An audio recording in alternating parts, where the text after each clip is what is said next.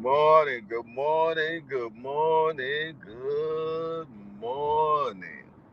It is Monday morning. Yes, indeed, the beginning of the week. And my question to you all today is what are you going to do different today to make this a better week? This is the actual seed of the week. Well, I guess technically Sunday is, but you know what I'm talking about, man. What are we going to do different that's going to make this week better? What are we going to do for ourselves that's going to make us better? What are we going to do with the given time that God has given us to make things better for us and our family? That's the question I asked today. What are we going to do to not procrastinate today? You know you've been needing to do a certain thing and you ain't did it yet. Talking to me first. What are we going to do today that's going to be different from yesterday? I think it all starts with action. You got to put some action to it, man. How everybody doing this morning? I hope everybody is fine and fabtabulous and having a good start on Monday morning. I'm glad to be back up in here in the hangout with my peoples. Yes, indeedy, for sure. And I see the people here. First one in the building is my guy, Mike Rim. That's him. He said, "Good morning, everybody. I'm glad you woke your ass up. Oh, ain't you funny?" yes. I slept good when I finally got to sleep. I slept good. Next, we got Ace Boogie in the building. Brother Love is in the building. What's up, Ace Boogie? He say, "Love, family." And we got all things hashtag AMCFSG. Peace and blessings, hardcore boxing family. And hit that appreciation button, you know. Make sure, let's see if we get 100% appreciation day. Everybody that came in here right now, since there's 10 people in here right now, can we get 10 appreciations? Can we get that off the jiffy? Let's get that out the way. First of all, it's free. So let's knock that out the way. Let's do that. All righty. Okay, who else in the building? We got Banks, the boxing fan. What's up, Banks? What you got going on this morning? And did you enjoy this weekend of boxing and the musical concert that we was so blessed to have? He said, "Good morning, family. Y'all have a beautiful Monday." Yes, indeed. I love how everybody comes in here and says family, man. You know what I mean? That is so important. You know what I mean? Because we have developed a family online of a bunch of degenerates that get together that loves this sport of boxing. You dig? And we close knit, and I love that, man. You dig? In the Apple chat, they be like the Waltons. You know how in the Waltons, well, I guess I'm showing my age. Some of y'all know about the Waltons, but at the end of the night, they always say, "Good night, John boy. Good night, such and such." That's how it be in the morning in the hangout shit. It probably start about 4, 5 in the morning. The twerk. I said the twerking. Oh my goodness. The word I guess I was looking for like a bird chirping. The chirping start early in the morning. All right, we got Doc and Lovely in the house. Melon Queen 27. She says, "Good morning, Jay." And the hangout. Happy Monday pieces and blessings. Good morning to you too, little sis. How you feeling today? Said don't forget to push that appreciation button as well. Y'all see I'm on a coffee run. Y'all know what I'm going to get. Going to get that good stuff. Gonna get that good stuff. Y'all know what I'm gonna get. Getting that right there. Where do y'all see that? Y'all see it? That Jamaican Blue Mountain. That Jamaican Blue Mountain is calling me, man. It was calling me. So I'm here to get it, baby. I'm here to get it. Let me set this up real quick, y'all. I don't want no ice brew. I just want regular coffee, man. Don't be playing with me. 24 ounces. Leave room for cream. No, black coffee. Make it look like me. There we go. All righty. Got my brother over there in California, my California Connect. Thomas Hill is in the building. Salute to you, Thomas Hill. He said, I don't know about fantabulous, but I am fantabulous. A little tired, though. Okay. Tim Layden, my brother from another mother in the building. What up with you? He said, good morning, Jay and the family. What's goody? It's all goody, my guy. We all made it back up in here. At least I hope we all made it. I see a Kilo up in the building. What up, a Kilo? Getting that goodness right now. Y'all see that? It's brewing. It's a brewing, y'all, for sure. Y'all know I got to have it. D for the win. DC homie, what's up with you? Say good morning, everybody. All righty, all righty. Did we get everybody? Next, we want to salute to my mighty boys. You know who you are, the ones that like to watch. Salute to y'all, man. And my peekaboo shorties. I know y'all in here too. With that close eye. For sure. Yes, indeed. It definitely had to make this coffee run, man. Because I am out of coffee. But I said, you know what? I want that Blue Mountain. That Blue Mountain calling me, man. I think I drink too much coffee. I'm going to start to believe that. I might have to go to Coffee Anonymous. I might have to go to Coffee Anonymous. What y'all think? He said, I called Royal Farm and they say, no, they didn't sell to consumers. Right. They won't sell the bag. The only bags they sell are these right here, the Colombian roasted. Oh, trust me, I didn't already check. I don't get it. They don't sell the bag to consumers. I mean, what they really got going on? They won't have a lock on it, man. They won't have a lock on it. See, she said, I called. See, that's being resourceful right there. She said she called. That's funny. Miss Mona. What's up, Miss Mona? See, you get to talking about coffee and look who pop up. Miss Mona done popped up in here. Yeah, Miss Mona, I'm in here getting that good Blue Mountain right now. Gots to have it. Real Prison Talk with Tommy's in the building. Tommy, we did not hook up like we supposed to at the end of the weekend or this weekend, man. We gotta do better, bro. We gotta do better. Thomas Hill said, yeah, I gotta eat crow on Pitbull and Morel. Yeah, man, you didn't show up for the crow show. You ducked the crow show this weekend, man. What you really got going on? Huh?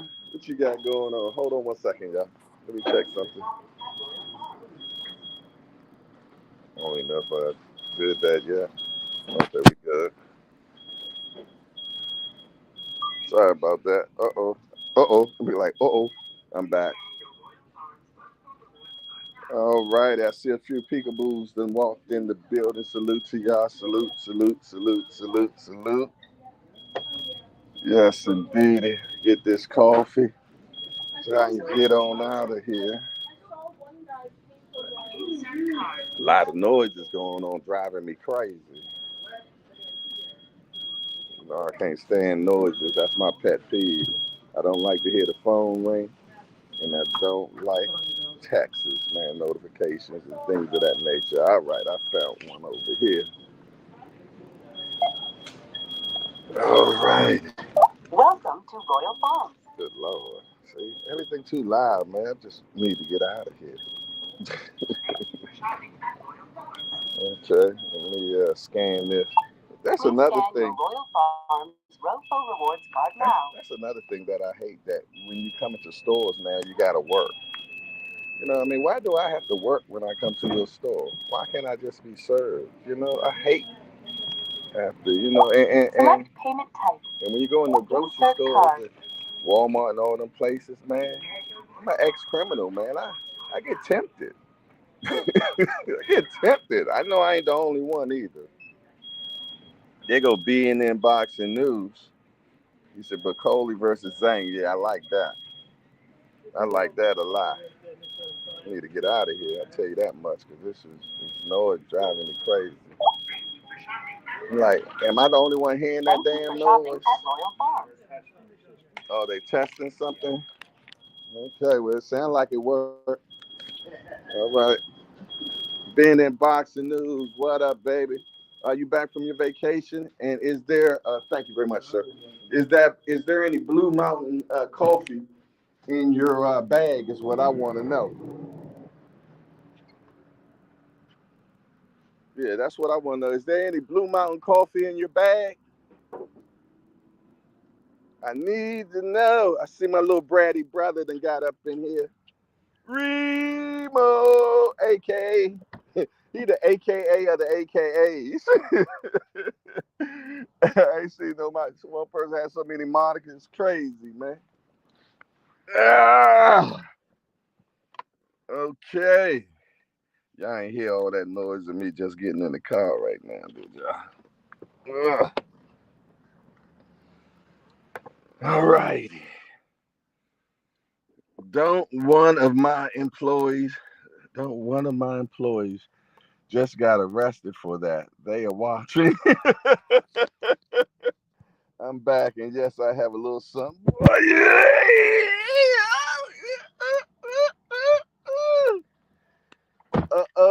See, it's the little things, y'all. He said a little something, boy. It better be some comfortable, man. You gonna box. We're in old school. What up, we're in old school?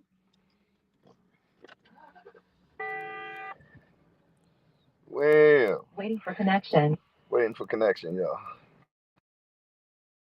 All righty.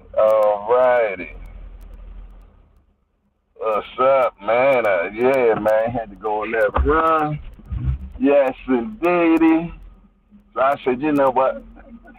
Let's take the family with me. Make it a family trip. You know, family road trip. That's what we on right now. A short mini one. Yes, indeedy. Instead of me being late, I said, you know what? Man, I told you, boy, I slept good, though. I slept good. Last night, though, I could not think of a topic, man. I really couldn't. You know what I'm saying? But, yeah. I'm going to be honest. And when it comes to the hangout, yeah, we got topics, this, that, and the other. We don't stay on them. But more than anything, I think it's more of us all just getting together this morning, man. Every morning. I think it's more about that than anything, you know, which makes us different from other places, man. You know, we look forward to seeing each other, you know, and when I don't see y'all, I be hunting, like, where you been at? What's going on? But, you know, sometimes, you know, y'all get cute and go into y'all voyeur modes and, you know, I'm watching, but I ain't texting. You know who you are. I'm still watching, though, but I ain't texting you. No, I'm up in here. Yeah, I do. Yeah, I do. BVO. Asiatic, black man. What's up with you? Good to see the Jolly Green John in the building. Where's security at, man? Where GP's at? I need to talk to that guy, man. What the hell he got going on? Yes, indeed. What else, man? But yeah. What do y'all think about the guy Bakole, man? I really think that, and somebody made a great point. We really can't judge it based on his opposition, man. But I got a strong inkling, man, that this guy can give the heavyweight division a shake-up, man. Now, I could be wrong. I could be wrong, but I think he can shake it up a little bit, give it a little wide tooth spit, you dig? Cause that big old Mount Never man, Jack, yeah. I told you when seeing him and Jared Anderson in the ring, it looked like David and Goliath, and Goliath won this time, Jack. And I ain't going back and forth with y'all about it, man. Yeah, for sure, man. I am not going back and forth with you. That's a big old joker, man. And I like to get him back in the ring before the end of the year, man. Yeah, put him in there with somebody, man, that'll give him a little boogie woogie, man. See if he give me really the goods, man. Yeah, for sure. Put him in there with somebody that's going to give him a little spot without, though. You know what I mean? Somebody just as big, that can rumble. You know what I'm saying? I gotta check his tank out though, man. I don't know, I haven't watched him enough. I just went by when I decided that he probably would beat Jared. I was just going by, his win streak, man. Because to me, he's really undefeated. He lost to Michael Hunter, but he lost to Michael Hunter because of a shoulder injury. You know what I mean? And Michael Hunter, a little teeny dude, man. Teeny wing dude, man. That's, yeah. Compared to the Sasquatch of the industry now, man. Man. I'm gonna be switching over. I'm getting out the car. It's probably gonna switch me into the house Wi-Fi. I don't know.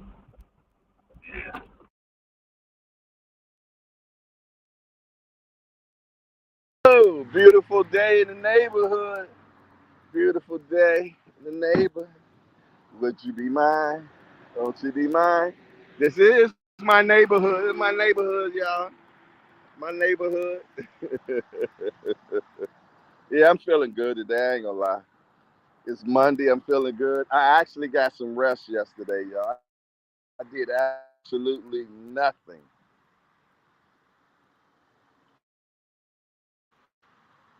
Yeah, I got some rest. Some, as Elmer Fudd say, some West and relaxation. I got some West and relaxation for sure. Anybody else came in the building so far? I think it's gonna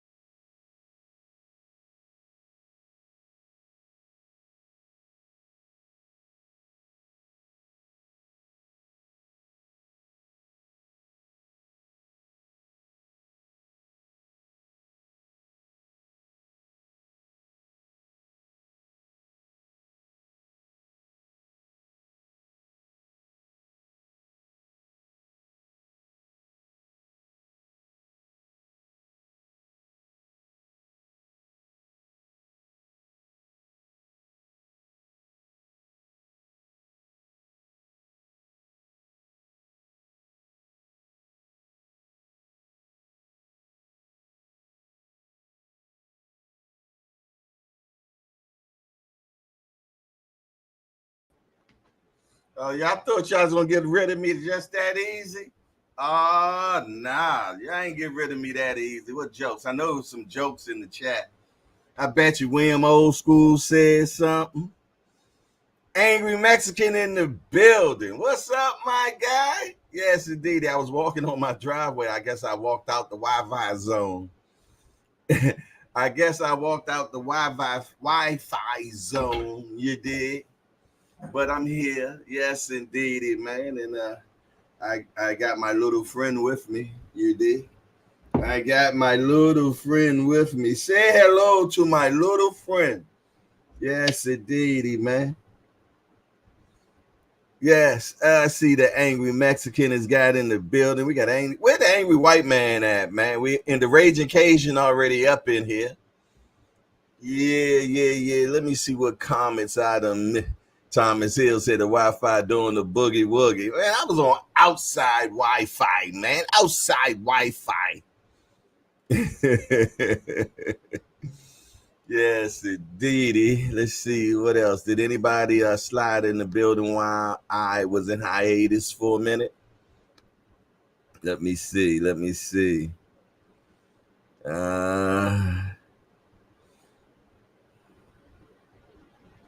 All righty.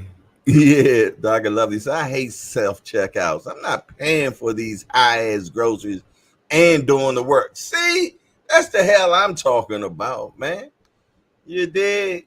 You know, it'd be tempting me too, man. You know what I mean? For some reason, damn steak don't get in the cart and lobster don't get in there. You know what I mean? But the vegetables do. I'm joking. Yeah, it is Jay out there still. Yeah. I'm just going telling you what's going on in my mind. You know what I mean? I'm just one that's the real one that's talk about it and actually say it. So few of y'all in here done had that thought while y'all was in that line to not put everything in the bag. I know it's a few of y'all. Yeah. But then that other thought come in your mind. Can you imagine getting arrested for stealing toothpaste? Yo, look, and where I live at, anybody that get arrested for dumb shit like that, they put you in the county paper, man. Yeah. They put you in the county paper, man. Yeah. Oh yeah, man. You did. They sure enough do. They will put you in the county paper, man. I ain't going back and forth with you about it either. I got an AC guy working on my AC. It went out in the middle of the night. I'm on little sleepy. Okay. But get that thing running, Jack, because it's been hot lately. Station break me, please.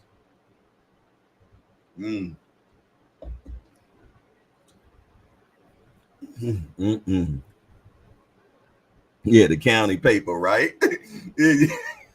When I first moved out here, man, it was like Mayberry out this. It was cows and horses, and my son got chased home by a goat. I kid you not. I can't make this up, man.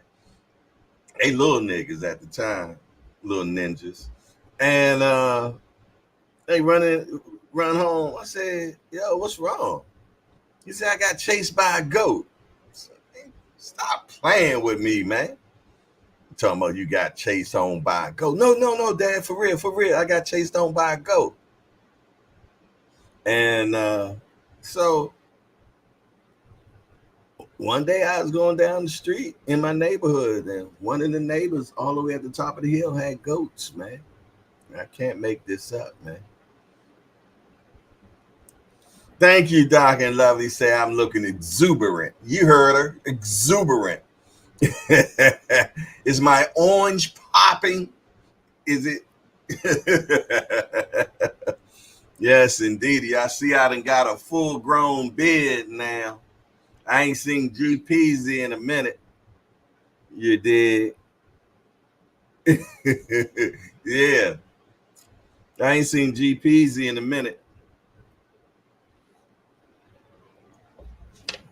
It ain't his fault, though. It's my fault. She said, you better not steal then. J Hardcore, the JBT network, arrested for stealing steaks. Then you have to take a picture with what you stole. You know, I do a show about it. Let me tell y'all when I got caught stealing steaks.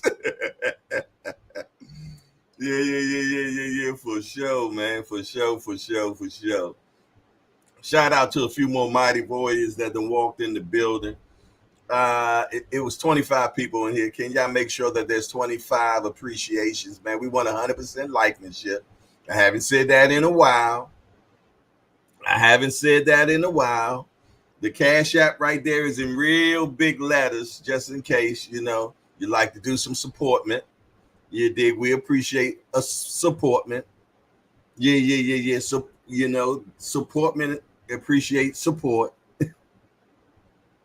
I don't know. For sure.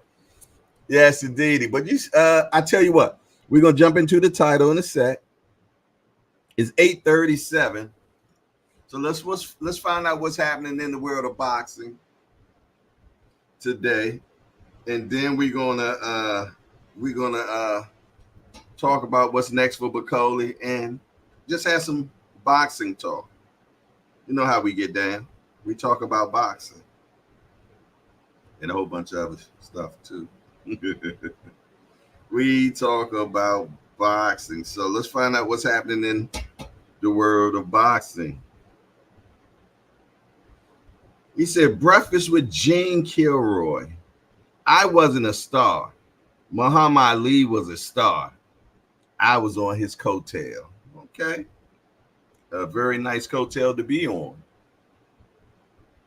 Who came in the building? I heard the door open. Money Mike in the building. Salute to you, Money Mike. Good to see you. He said morning to you, hardcores, and salute to you. And yes, you're right. It's been so hot, I could have sworn I saw the devil get in the snowball. I seen the devil go down the street on a skateboard with a wife beater on, man. All righty. Turkey Al-Sheikh was inducted into the Nevada Boxing Hall of Fame. For what? You know what? They better call me. They need to induct me too, man. God damn it. I just started hearing about the turkey. You did? You get it? The turkey. Yeah, I'm just starting to hear about him no more than 2 years ago. He already in the Boxing Hall of Fame. You know how much eyes I done gave to this event? This sport? Yeah, no, he make a few fights and now he inducted. You know what I'm saying? You want some milk and cookies, huh? Hey, smash that appreciation button as y'all come in the door, man. I heard the door open. 2 more people came in, man. Shut the door behind you, man. My AC is on right now. You did? My AC is on. Shut the door and hit the appreciation button. You're going to be in or out. You ain't going to be going in and coming in and out of my house. You did? Stay in or stay out. You remember your mama used to tell you that? My mom, stay in or stay out. Don't be letting my AC out the door. I'm like, I'm going to go get it.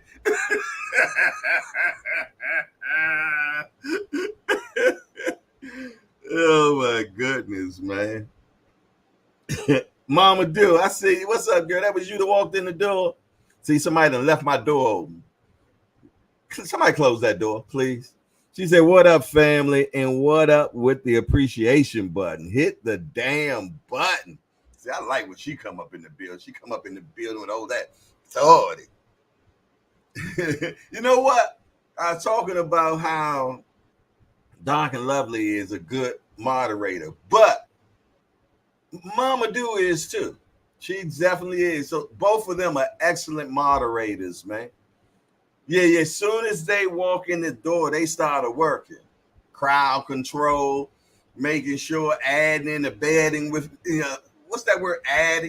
Aiding in the bed. You know the hell I'm talking about, man. Helping out. I always trying to use some special word, man, and shit be all dead wrong. It is, but yeah. Mama Do and Doc and Lovely, they do be handling that business, man. They handle that business, man. Yes, indeed. That's two moderators.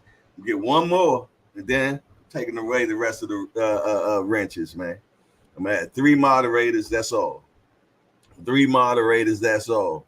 So we'll see who the third one is. But yeah. Action speaks louder than words. I'm a firm believer of that. You know what I mean? And in the Bible, it expresses it this way: you will know them by their fruit.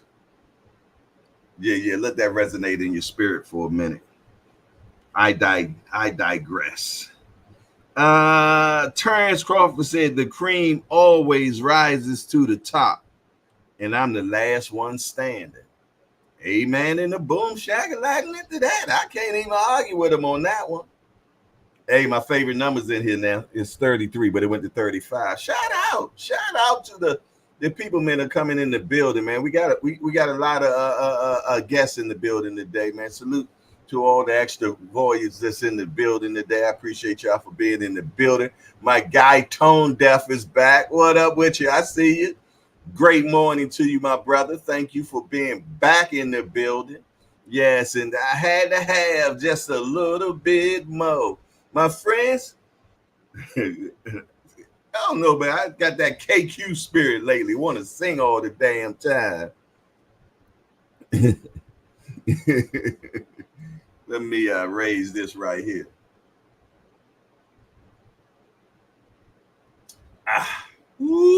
Check him out. Yeah. Got me speaking in tongues up in here. That coffee's so damn good. Lord have mercy. Where you been at my whole life? No, sorry. I was having a moment. I was having a moment, man, for sure.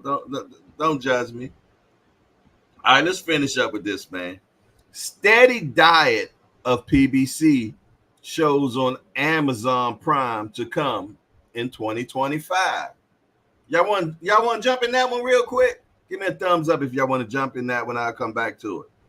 You did. Yes, indeed. Instead of Manny Pacquiao, what about Barrios versus Stanionis unification? What do y'all think about that? Serhii Boachuk, go ahead, Jay, fighting for a title and for his country. And I think he's fighting Virgil Ortiz, if I'm not mistaken. Earl Spence versus Sebastian Fundora. A really intriguing fight, says PBC spokesman. Wow, PBC spokesman. That must be Tim Smith, the president. I think he's president or vice president of PBC, because PBC don't do too much talking. But one thing I do like about Tim Smith, he will answer an email and he will interview. You dig? If he's in the public, he will interview. He is the VP or the president of PBC, and that's the only person I've ever seen speak from PBC. You know, except my guy, can't think of his name right now. I need to give his ass a call too. They got the two twin-looking sons. They're not twins, but they look like twins. I've been trying to get his ass on the show forever, man. The face of PBC. What's his name, y'all? God damn it, man. I can't even think of his damn name right now. Somebody help me out in the chat. What's the guy name that got the two sons that look like twins that's always photobombing everybody from PBC? I gave y'all enough. There you go. Sam Watson. Thank you, Bisexual Shawty. Kenneth Johnson in the building. Salute to you, my guy. I'm telling you, the chat is undefeated, man. Yeah. Thanks, Remo. The chat is undefeated, man, for sure, man. It's just a wealth of knowledge over there, man. Think tank. Yeah, for sure, man. So yeah, I've been trying to get Sam in here forever, man. It's so funny. I'll call Sam, right? I would call. What time is it? No, it's too early right now. And I call him, and he'll always say, "Who this?" I said, "It's Jay." He said, "Don't you owe me some money?" And he already know who it is because the name pop up shit, but he always say, who this? And he like, don't you owe me some money? I said, now you know if I did, I would be calling you. But yeah, man, that's one thing I love about that guy, man. I met him about 12 years ago, man, and we've been cool since then, man. And he's one of them real ones, man, because he's definitely multi-millionaire. But yeah, he always the same the whole damn time. Always will answer the phone, and if he doesn't, he'll call back. You know what I mean? So I salute guys like that, man. That keep it real. Keep it real, but I can't get his ass on the interview. He been having me on Promise Street forever. Shout out though. At least he's consistent. For sure, he consistent. All right, moving on. Matter of fact, it says Tim Smith, why Shakur Stevenson gets a bum rap. Okay, so yeah, it was Tim Smith. Tim Smith, the one out there, and he probably was at the PBC. I mean, at that, yeah, well, that's half PBC event. A lot of people don't know that. PBC helped put that Turkey Alashiki card together. I'll tell y'all the story on that. Turkey came to this is how it was told to me. Turkey came to Eddie Hearn and said, I want to do a show in United States. And he said, get some stuff together.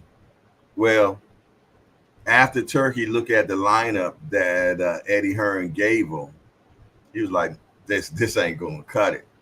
So they end up getting in contact with PBC. And PBC gave him a lineup. He's like, yeah, that's what I'm talking about right there. This is what I need. And then he said also, oh, we're going to be doing some business from now on. You know what I'm saying? That's inside scoop, man. I got told that about a month ago. So, it's cool to talk about it, man. But yeah, so look forward to seeing more PBC and Turkey Al-Sheikh stuff going on. Trust me. You know what I mean? You're going to see more. So look out for that. What else? Jose Valenzuela rematch? Isaac Cruz has better come prepared. It's not saying that it's a rematch. It's a question mark. So we might get it. I don't want to get it. Let's move on. I see if the fight was just one of them fights that was very, very controversial. But do y'all feel like that was a controversial win by Rayo? Talk to me quick before I forget. Say he wants to. Furman Garrett, welcome. Good to see you, my guy. He wants to retire without any loss, especially by KO. Any loss, especially by KO. I would rather see him versus Shakur. It would be nice to see who has the better skills. Are you talking about Rayo right now, Furman? After Saturday's upset, Martin Bakole already has eye on next target. Okay. That's what I'm talking about. For sure.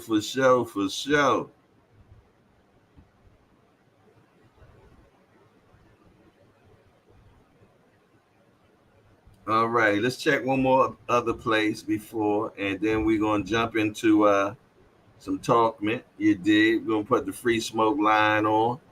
We're going to rap a taste. We're going to talk it over. You know what I mean? We're going to have some boxing talk. We're going to talk some shiznick.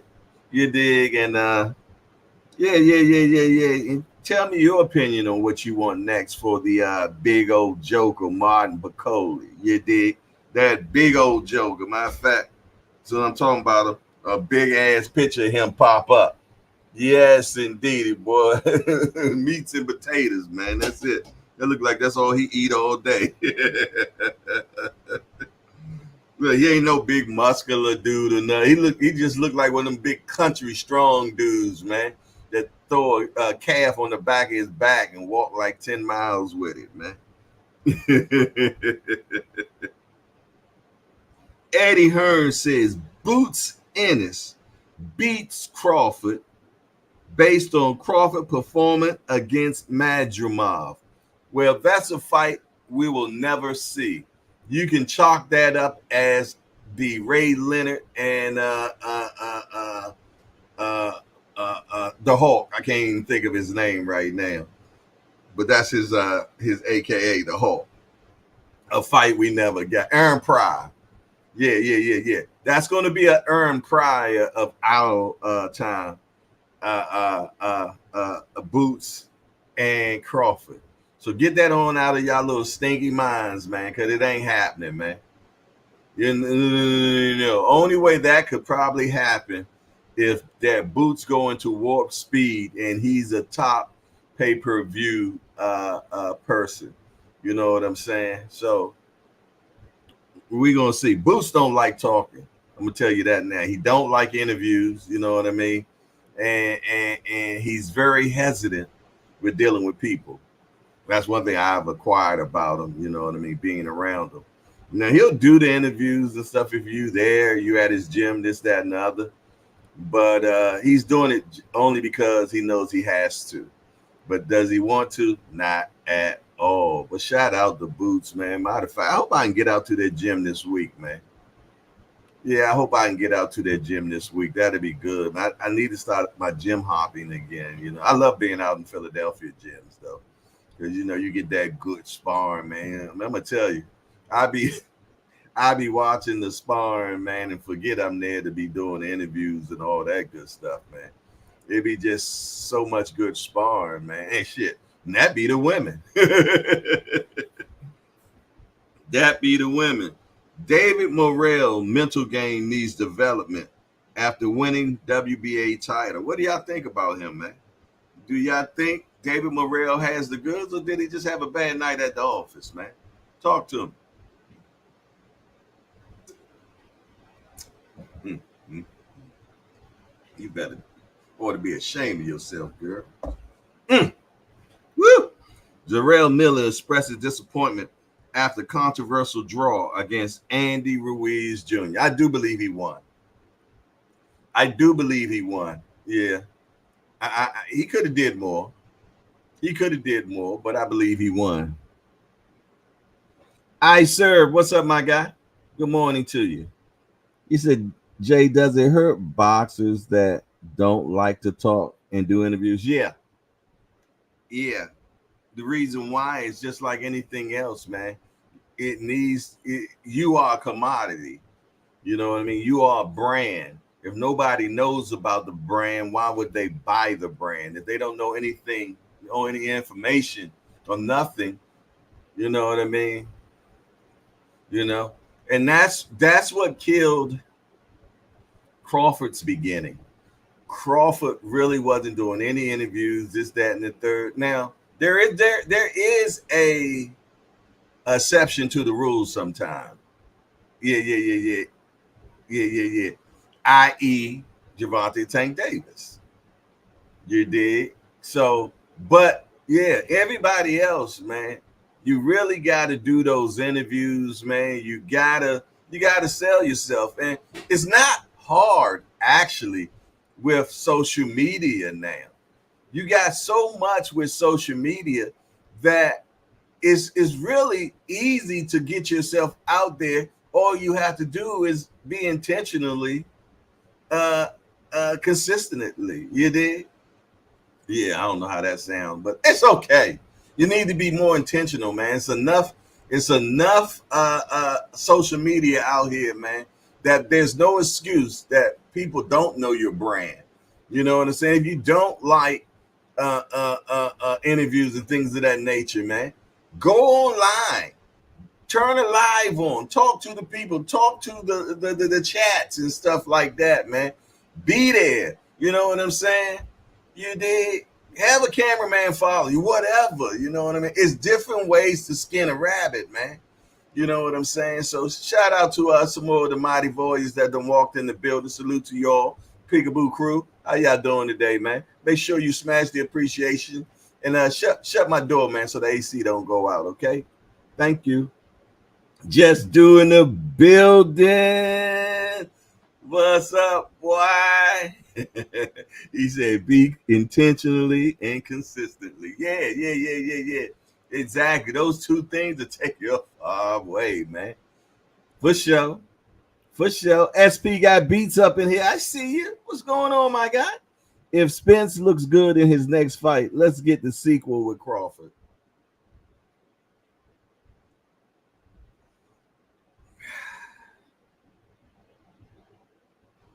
Spence is my guy. That's my guy. I appreciated everything that he has done, but he's stick a fork in Shorty. He's done. I'm sorry. Spence is done, man. Yeah. You know, he never took any damage, man, but he self-inflicted. That accident did more to him than we all know, man, for sure. Trust me.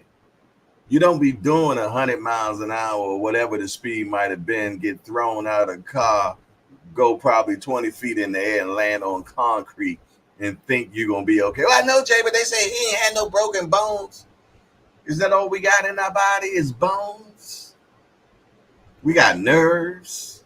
We got all types of stuff in there, man, that you can't see, that they didn't tell us. Yeah. My understanding was he was shot before the fight. They knew it was just, man, get your bread, man. It's too late now. Go ahead and take this fight. Get your bread. He was shot. I don't want to see him against Fundora. I don't. He ain't training right now. He ain't training. That man out there kissing dolphins and hanging out with his family, man. Let that brother become a promoter. Whatever he gonna do. Open up some businesses. I don't want to see the industry retire him. Walk away a G right now. We all respected everything, man. I know personally that wasn't his best, and I know it couldn't be his best because he wasn't at his best. That was a shell of Spence that fought Crawford. Crawford just a lucky dude, man. Not to say that Spence would have beat him, because every time I did the math, I still came up with Crawford being a better boxer. You know, I was relying more on grit and determination for Spence to win that fight. But I felt, though, that Crawford, every time I did my math, man, between him and Spence and who was going to win that fight, the math kept saying Crawford. Yeah.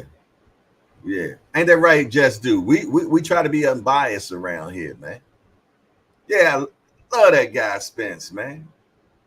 But the math was mathing, man. Simple as that. And when you're doing that math, man, you had to add the accident into the equation. You got to add the eye surgery into the equation. You know what I'm saying? You got to add all that stuff, man, being in the division too long. Yeah. All that got to be added into the equation before you can come up with a good hypothesis, because that's all it is, an educated guess. You did to who you think is going to win. Jess Do said something. Let me read what Jess said. I missed it.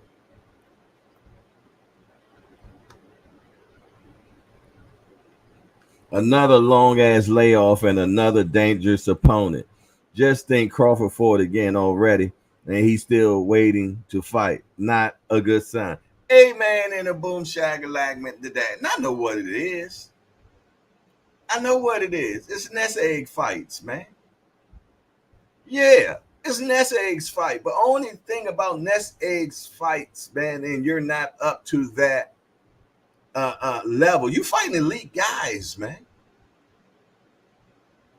that know how to throw a punch, know how to land a shot, man. And that one shot can take you some crazy places, man, that you might not want to be. Don't play with this sport they call boxing, man.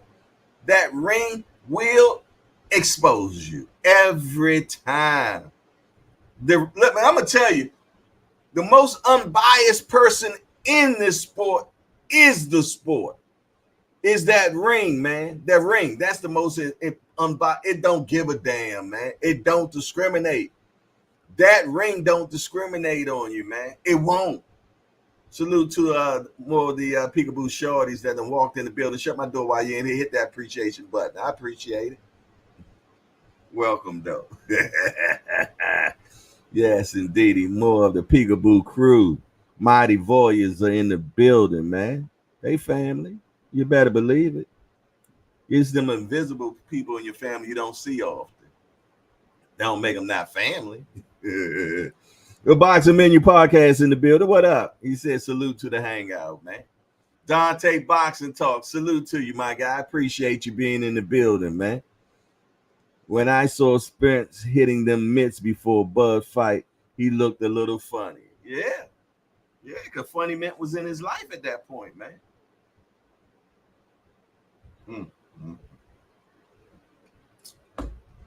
Every swig of this Blue Mountain coffee, boy. Better get yourself some. Yes, indeed. All right, what else we got? All right. That's enough of me talking, man.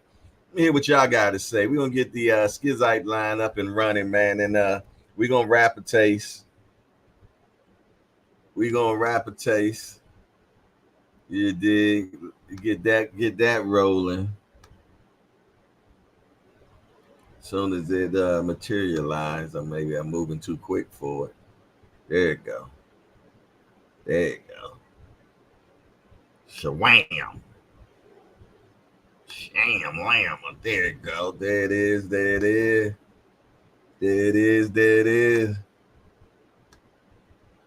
Yes, indeed. When is the super chats broken? Maybe the super chats are broken. I ain't seen one since last week, middle of last week. Y'all think the super chats are broken? Anybody heard anything about the super chats being broken? Or is it just mine that's broken right now? Somebody let me know, man. I think the super chats might be broken, man. I really think so. 443-687-9806 super chats. I hope the super chats ain't broken, y'all. Super chat. Let me see if the Cash App broke too. Let me see.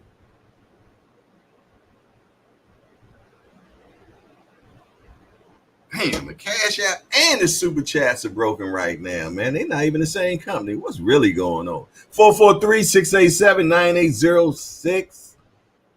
Somebody check and see if these are broke or not, man. Somebody let me know if the super chat is broke or the Cash Apps are broke, man.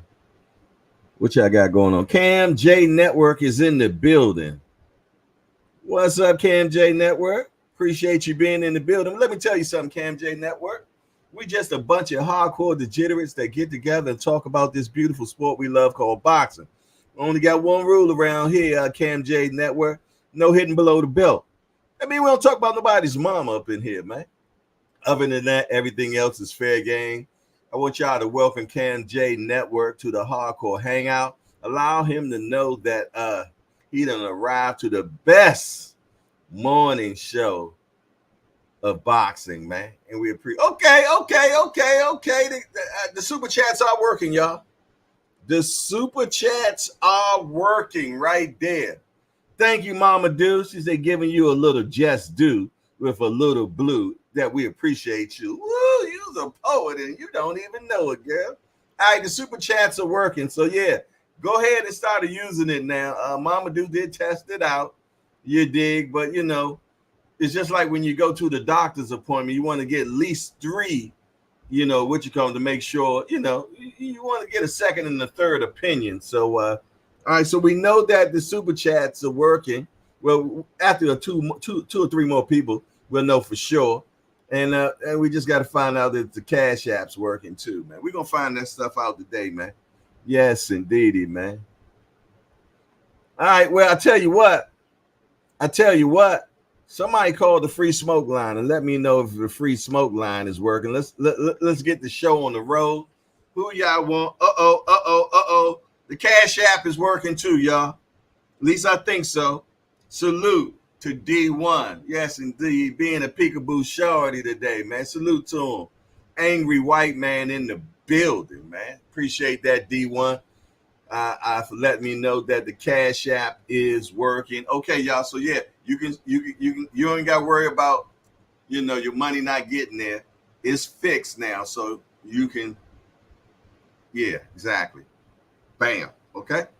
Appreciate it, man. Yeah, 443-687-9806. Talk to me quick before I forget, man. What's next for Bakole, man? What you got next for Bakole? Or what's on your mind this morning, man? I need to know. Give me a call. We're going to figure out some stuff. We're going to get some figurementation this morning.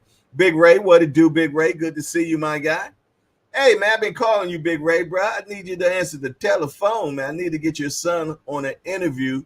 Man, on Mondays, man, we try to rep out amateurs, man. So salute to Big Ray and Fun, man. For sure. Lewis 4500 is in the building. Salute to you, Lewis 4500. Appreciate you being in the building. Yes, indeed. Yeah. Yes, indeed. All right, this Lexus crew trying to dial the phone, dialing it backwards. I guess that's why the phone ain't ringing. You did, because they got dyslexia, man, and they can't get it right. We got a bunch of can't get rights. I get it. Want me to call it out to you? 443-687. Slow down. Okay. 9806. There you go. Free smoke line is available. There goes security. Well, goddamn. Welcome, GPZ. Welcome, man. People that came in the building with all types of stuff, man. You just getting in the building, man. What's going on, man? Shout out to GPZ, man. Security is in the building. My right-hand man, Jack. What's up with you, boy? You see, I'm woofing, boy. I'm woofing, man.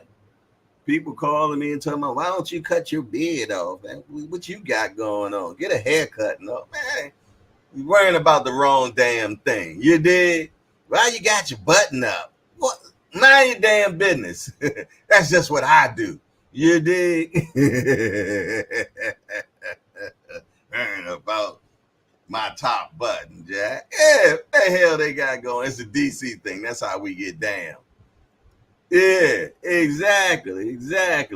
I ain't getting no haircut unless I see my barber, Jack. You did. We loyalists around here. For sure. Worrying about the wrong damn thing, man. You did. I get all cut up and get right and everything. Then Big Sexy in the building. We don't want that. We don't want that right now, man. You know what I mean? It won't be scruff but gruff right now. Oh my goodness.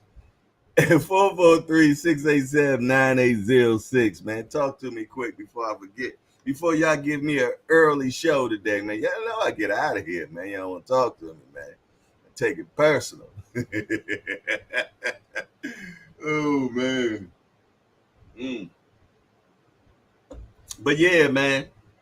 We were talking about Spence and them, man. And I just don't want to see Spence fight anymore. I don't think it's left. When it ain't left, you need to leave it alone, man. It ain't there no more. Leave it alone, man. Because this sport will retire you, man. You stay in it too long, man. That ring will give you a little squat. Look at Bernard Hopkins. Stay too long. I never let a white boy beat me. Words, man. Words, man. What happened?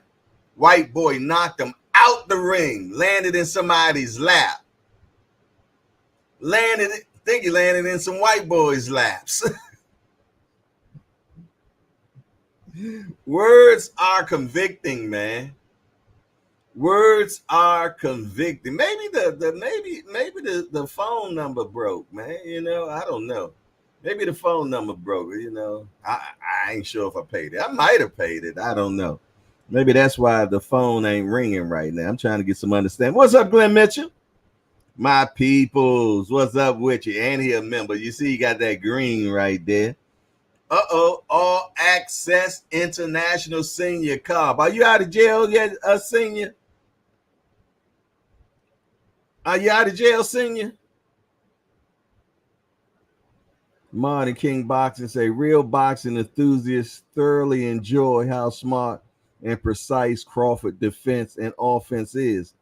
Tank ain't fighting no champions at all. Crawford, the greatest American boxing gladiator alive. I love that guy, Martin King Boxing, man. Salute to you, my guy. There we go. There we go, man.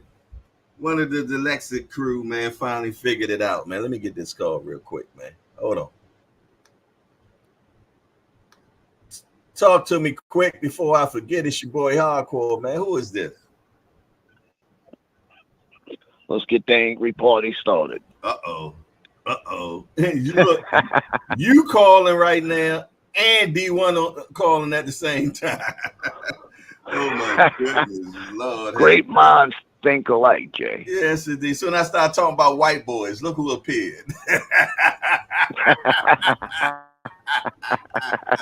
What the hell going on with you, Wham Old School?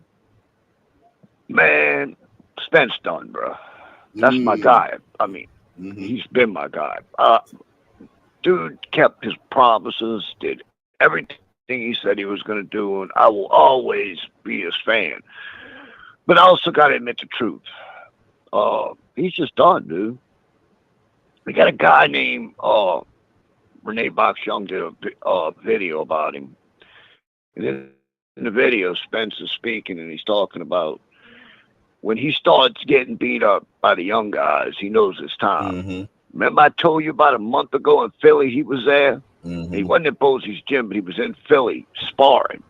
He was getting beat up and sparring badly by the young guys. Yeah, he's pretty much done, dude. I don't even know why he's taking this fight with Fundora unless he wants more money. But yeah, he's done. That's my guy, but he's just done. That rep took everything out of him. I think so. Yeah, you don't hit the concrete at that kind of mile per hour, flipping over, getting thrown out of the car, and your face is all messed up, teeth knocked out, and no internal damage happens. You know what I mean? For sure. He just needs to go into retirement, enjoy his family. You know, he's got his little promotional company. He's got Frank Martin do the promotional deal. But as far as his boxing career, he's done, bro. I think so. But, you know, only he knows. I will say, Crawford in this past fight, Crawford's looking a little old, bro. I noticed he slowed down a little bit. Remember what I told you about Madrimov, right? Refresh me. When we were doing the predictions. Refresh me. I told you, I said, after watching him on all the fights I went back and watched, I had a feeling it was going to be a damn close fight, and I was telling you that. Okay. And I even picked him to win. You did. I said I'm probably wrong, but I'm picking him to win. That kid's got a future, Jay. Think about it. He's only 10 fights into his pro career, and he looked that good.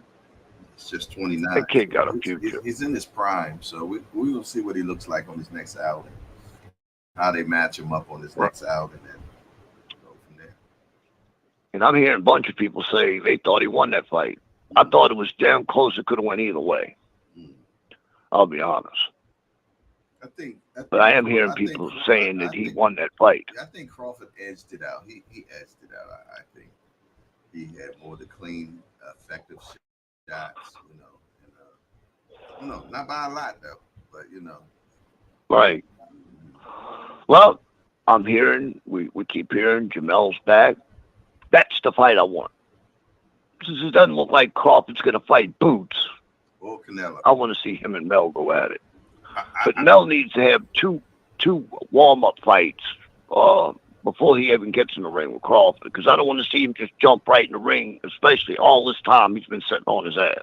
2 fights is a year away, man. Crawford, I don't know if he got a year left, man. So I think that kid, man, if he don't get that Canelo fight, I think he gone. I don't think he's getting the Canelo fight. I think he's gone then. I really don't. I don't think that's happening at all. He said he wants the big money fights. What else is a big money fight? Yeah, but Canelo ain't going to give it to him. Look, bro, you got to look at it Canelo's point of view. Canelo won't fight him for one, because God forbid he loses. If he loses, that tarnishes his legacy because he lost to a little guy. Mm-hmm. If he wins the fight, he don't get no. He's supposed to beat the little guy, so he don't get no praise for that. So there's nothing to motivate Canelo. You got a better chance of getting Benavidez in Canelo than you do than getting Bud in Canelo at this point. It's just too much of a risk for Canelo if he loses that fight. I don't see it happening at all. At all. I just think you got a better chance of getting Benavidez. All right, well, appreciate that, old school. You did. Hi, my guy. See you all on Fridays at 10 o'clock. Yes, sir. Angry White Men, man. Yes, sir. Show. I appreciate y'all show, man. Hi, my guy. Peace out. Then get off my damn phone. Yeah. Later. 443-687-9806. Talk to me quick before I forget. Yes, indeed, man. What are y'all talking about, man? Look, Modern King over there shaking up the chat right now. I know he is. That's what he do.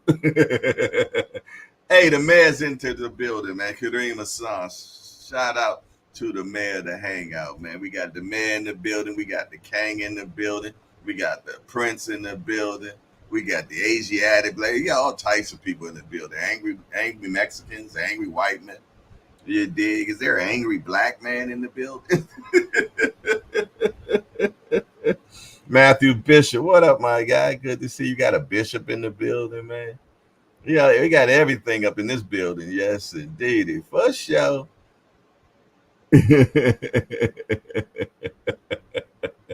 Look, don't y'all get Miss Mona started, y'all. Do not get Miss Mona started. She don't be playing, man. 443-687-9806. Talk to me quick before I forget, man. The boxing industry, man, is something else, man. But yeah, I like to see Spence just, gone up in the retirement, man. Enjoy his beautiful cheering. And there you go, man. Matthew Bishop say, get angry and hangry, huh, man? Huh, man? That's what I'm talking about. But what's next for Bakole, man?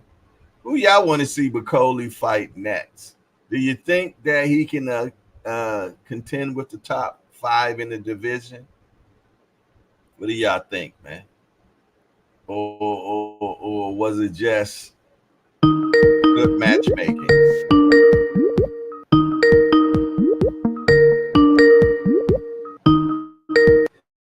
Talk to me quick before I forget.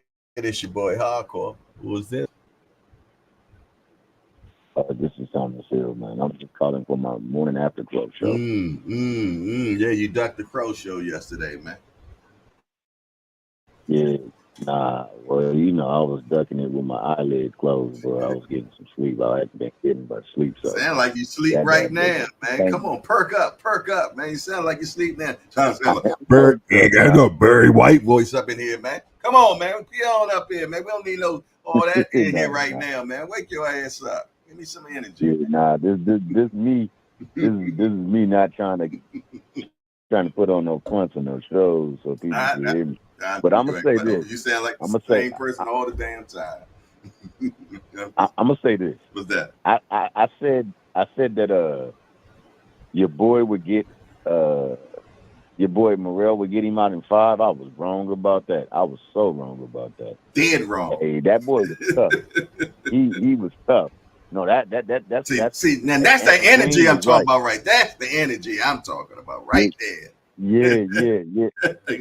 My man Ant McQueen was definitely right on that one because I remember saying that Andy Cruz was gonna make a statement and Morrell was gonna make a statement. Mm-hmm. Now Andy Cruz definitely made the statement. Mm-hmm. I mean, he put the 135 division on notice that I'm here.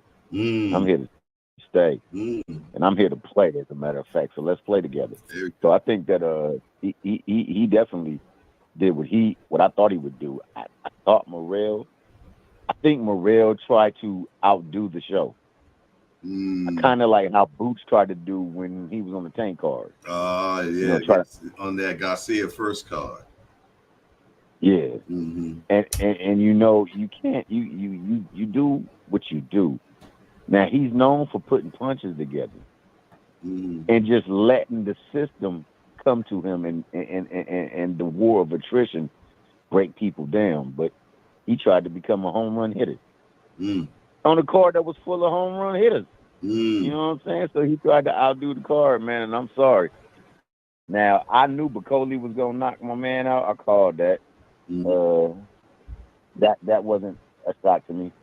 Forgot about me saying that Crawford was going to knock out Madrimov between 9 and 10.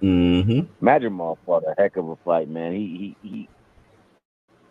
had him befuddled by his movement. His movement was different, and it stunned a little bit the offensive ability of Crawford with his counter game. On top of that, man, I mean, he was moving out of the way. I thought, honestly, going in, I didn't see the last 2 rounds, so I guess Crawford won the last 2 rounds. But I thought going into around 11, it was tied up. It was 5 rounds apiece. So I imagine him off a lot of credit, man. He went up in there and he fought well. I just think Miller got. I don't know why they gave it a draw, but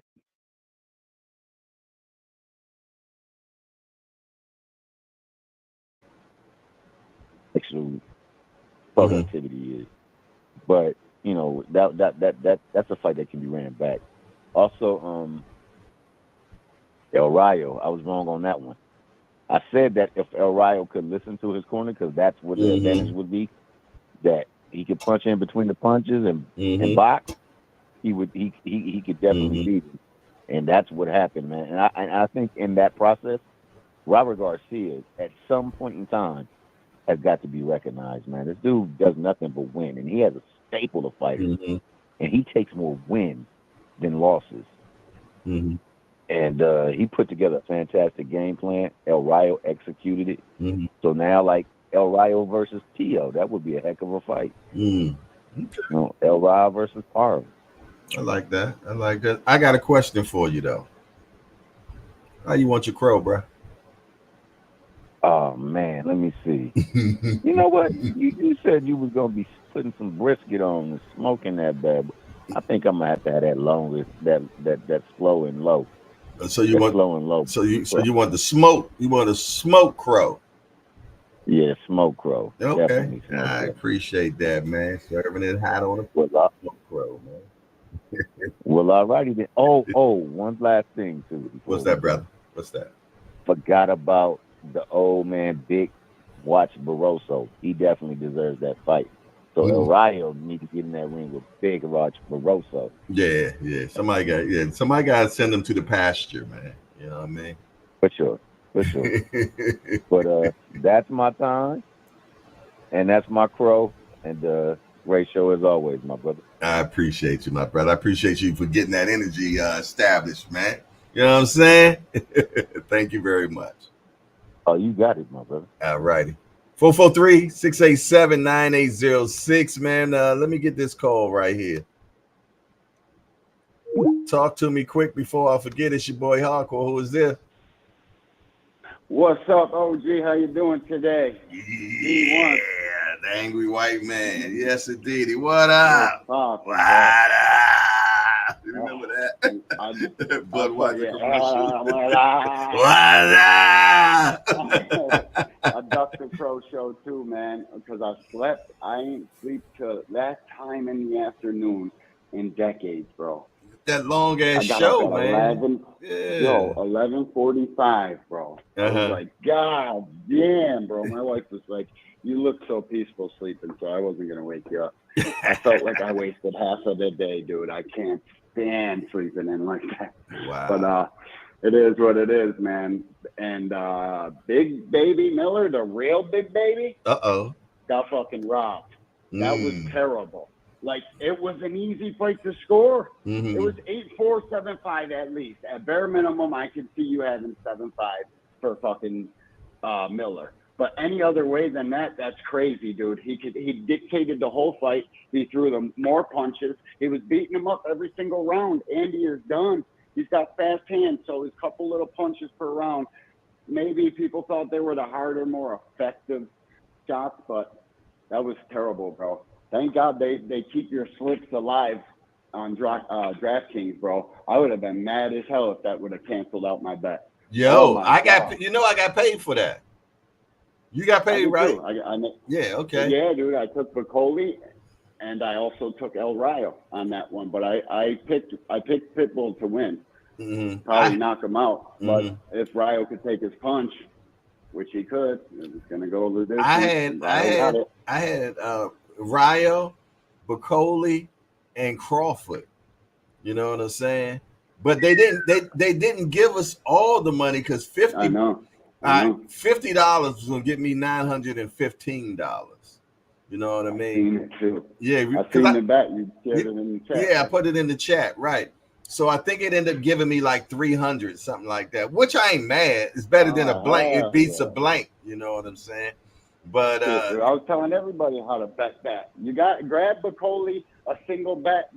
The odds were 980 the day before the calling show when we were making our predictions. The day of the fight, it was plus 110 either way. Right. That's crazy. He overcame that many odds. They must have been listening to us. Yeah, they've been listening to us. We've been talking. We talked about it all. We said Bakole, man. Yeah, no doubt. I knew it as soon as that fight got made. I said, "Oh shit." That's what happens when Big Turk comes around and starts throwing that money. Don't be surprised if your favorite fighter gets knocked the fuck off messing with that guy. I wonder. This shit is a business. Oh man. Everybody gets moved accordingly. I wonder how many people actually grabbed that bet that I put in the Apple chat, man. Shit, I seen it as soon as I seen it. I said, hell yeah, Jay Mike, what's up? We've been listening because that ain't the real Big Baby. That's the child.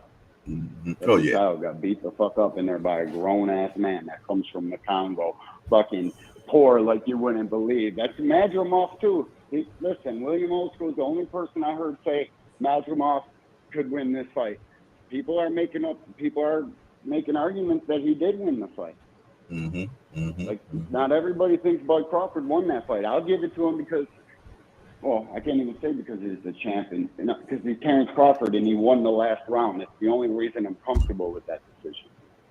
That's a 37-year-old man. He's not Superman.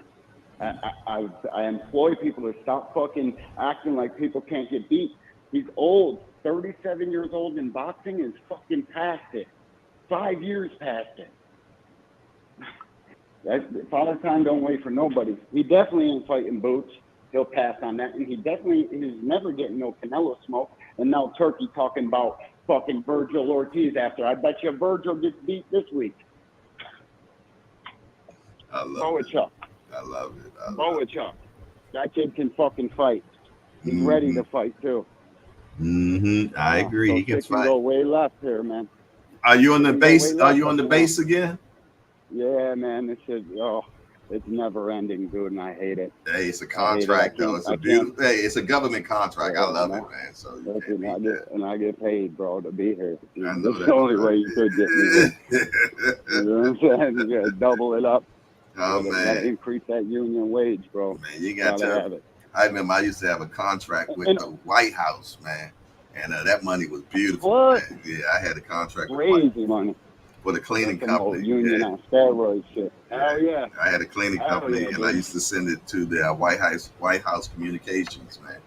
And man, that was some bread. Yeah, shit. I thought about opening cleaning businesses fucking 10 different times in life. I almost did. I got my own painting shit. Mm-hmm. I do my own work on the side, but I clock in every day for the union. I get crazy money to do this shit. So nice. It's a necessity. All right. And William Old School, you got to plug in the Angry White Men, my guy. You got every click, lick, you clink. You got to fucking tell them what we're doing, dog. Fridays, 10 o'clock. And we're probably going to add a Tuesday show because I need watch hours. If I don't, we're not going to ever get monetized. So, man, I got a short that's up to 150,000 views now.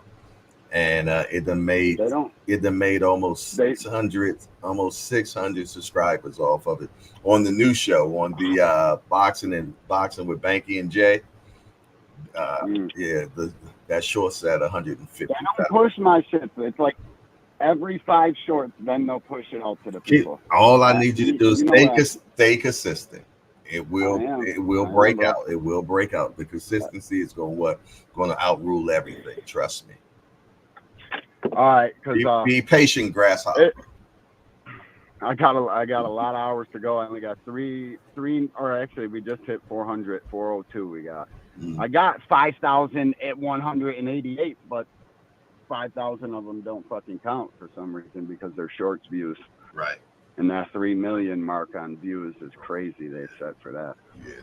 And I'm sorry I missed the meeting yesterday. The link wouldn't let me in, dude. I hit that link 45 times. Every time I had to sign into settings, it kept just kicking me off. No excuses, brother. Get off my phone. Hey, Angry White Man, Friday at 10 o'clock. Hey. Peace. 443-687-9806. Talk to me quick before I forget, man. Yeah, we're talking about Bakole, man, and some of the other. We still got residue, y'all. We still got residue from the fight this weekend. Are y'all playing nice in the chat right now? I ain't really been reading, but I want y'all to play nice. You know what I mean? I know we family. Hey, Martin King, don't be coming up in here, man, throwing too many jabs, man. You know, I'm gonna put you in the headlock and give you a noogie, boy. Y'all play nice in the sandbox. Hey, G Peasy. You handling things in the chat, man? What's going on, man? You dig? I see smoke coming from Miss Mona's remarks and stuff. What the hell y'all got going on in the chat right now? Oh my goodness. One thing that I do know is that Javante Tank Davis don't care what you are complaining about for real. Amen. He said I'm a jab artist. Be nice. Be nice. They down there. I'm sitting. They got sparring in the chat right now. They over there sparring in the chat. Man, what the hell going on? It's not sparring Tuesdays. We ain't had no good sparring lately, though, y'all. We ain't had no good sparring. You know how we get down. Sometimes you gotta get some sparring and get the rust off. You dig? Hey, Ashley. What's up, Ashley? Good to see you. Ashley Corners, y'all. Subscribe to it if you haven't. You dig? She in Maryland. We got to see each other. How you gonna be in Maryland? Talk to me quick before I forget. It's your boy Hardcore. Who is this? Coach Tom in the line. Good morning, Jay. Top of the morning to you, Coach. What you got for me today? Yeah, I was just looking something up, man. I gotta imagine Marv, man, as good as he was, man, not taking nothing from him, but he threw less than 300 punches. The man threw less than 300 punches. It's a reason why he kept his hands at home. Them shots come back from Terrence hurt. He respected Terrence Crawford power. You know, and I think that fight showed a really good display of Crawford showing, because everyone was saying, oh, whenever Crawford gets hit, he gets reckless, then he starts getting hit too much. He ain't do none of that. When he got hit, he fired back. He was sharp. He was clean. He was in. He was out. He dominated that fight, man. The hate for Crawford is very, very real, man.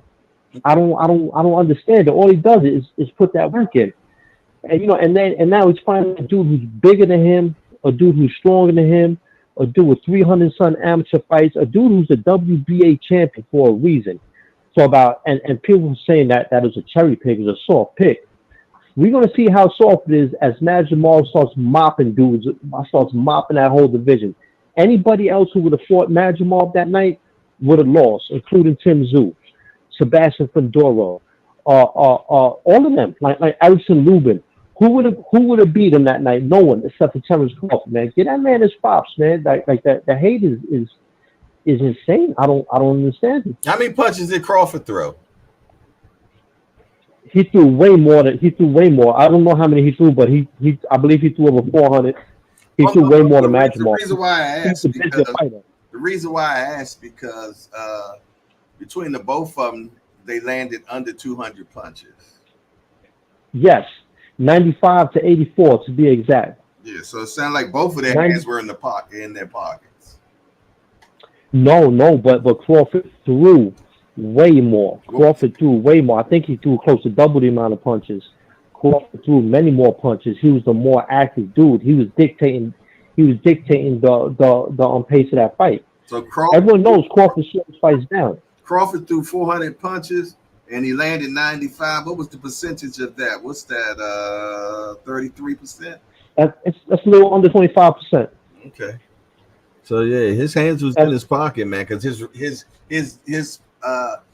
punch landing is normally much better than that.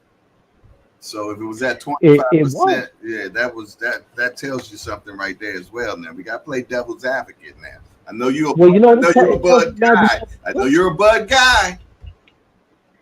No, it tells me Jamal is good. He had a herky jerky style. Okay. He was off with him. There we go.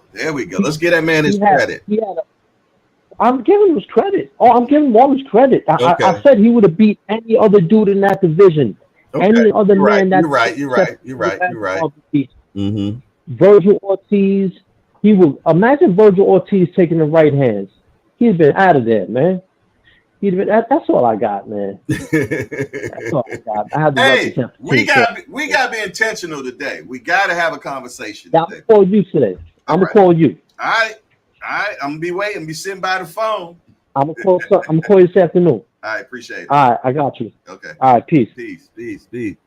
Ashley Corner, I think he lands about 30 to 33 punches a round. We're talking Tank.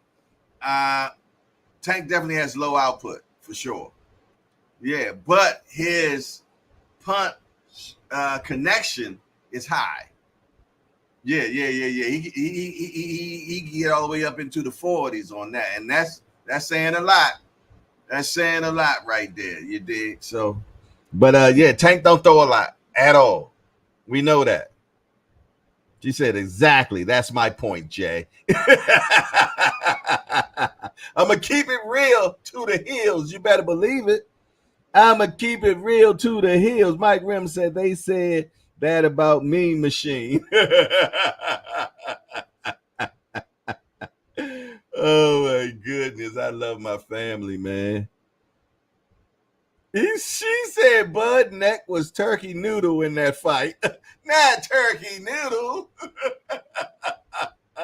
Yo, y'all wrong this morning, man. What y'all on, man? What y'all on this morning, man? She said, I know everything about Tank. I know that's right. Hey, sis, we got to connect, though. I need to come on the show. Yeah. I need some women's on the show. I like to talk to women that know boxing. So you got to come on the show. I know you work a lot, but you got to find a little bit of time and slide in the building, okay? Yes, indeed, without a doubt. Even if we do something pre-recorded, we can do that. No, I ain't talking about a call in. I'm talking about panel. I'm talking panel, Ashley. I know you called before. I'm talking about a panel. You dig? I appreciate it. We're in the same town. Same state at least. I'm at work right now. I get off at 4:30. All right. We'll do something pre-recorded. We'll do a pre-recorded show. How about that? We'll talk about a trending topic. You dig? And we'll pre-record it. There you go. Y'all see it right there. There's the receipt right there, y'all. I got you, Jay. I'll be on the panel. Amen. And the boom shagalaga to that. Yes, indeedy, man. Yeah, I had to put her on the spot, y'all. Y'all seen that, right? I had to put her on the spot. Yes, indeed. We need more women talking about boxing, man. Because they be knowing what the hell they talking about. Yeah. They be upshining these men sometimes too, man. Well, I'm telling you, boy. Yeah. Key Alexandra, another one out there that knows her shiznick. You know what I'm saying? You know, I wanted that show where I had a women's show, man, but that never materialized. I guess it's more because of me, because I didn't make it happen. You dig? So I'm going to take all the blamemanship of it. You know what I'm saying? And maybe it just wasn't time yet. Maybe the time wasn't right. You dig? Time, oh, give me time. Where my bratty little brother Remo at? Hey, Remo, give me a call, man. And we need to hear some of Remo rant right now. Give us some of that knowledge of yours, my brother. You know what I mean? You've been paying peekaboo shorty lately, man. What you got going on? You know how guys get, man, when they got two shows. You know what I'm saying? And hell of a production person and everything. You know what I mean? They get bougie. You know what I mean? They forget about the little people, man. You know what I'm saying? You know what I mean? Because he got an excellent show now called The Casuals. Him and Aunt McQueen, they've been movie stars since then. I ain't seen Aunt. Where your ass at, man? You know what I mean? They do the show The Casuals, man. Everybody love it now. You know what I mean? They movie stars. They walking around with sunshades on inside the house and shit. Bring your ass back down into the hangout, man. Give me a call.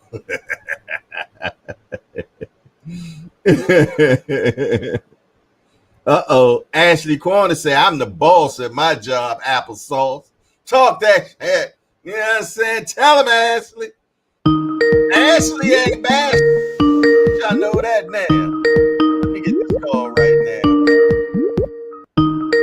Talk to me quick before I forget. It's your boy Hardcore. Who the hell is this?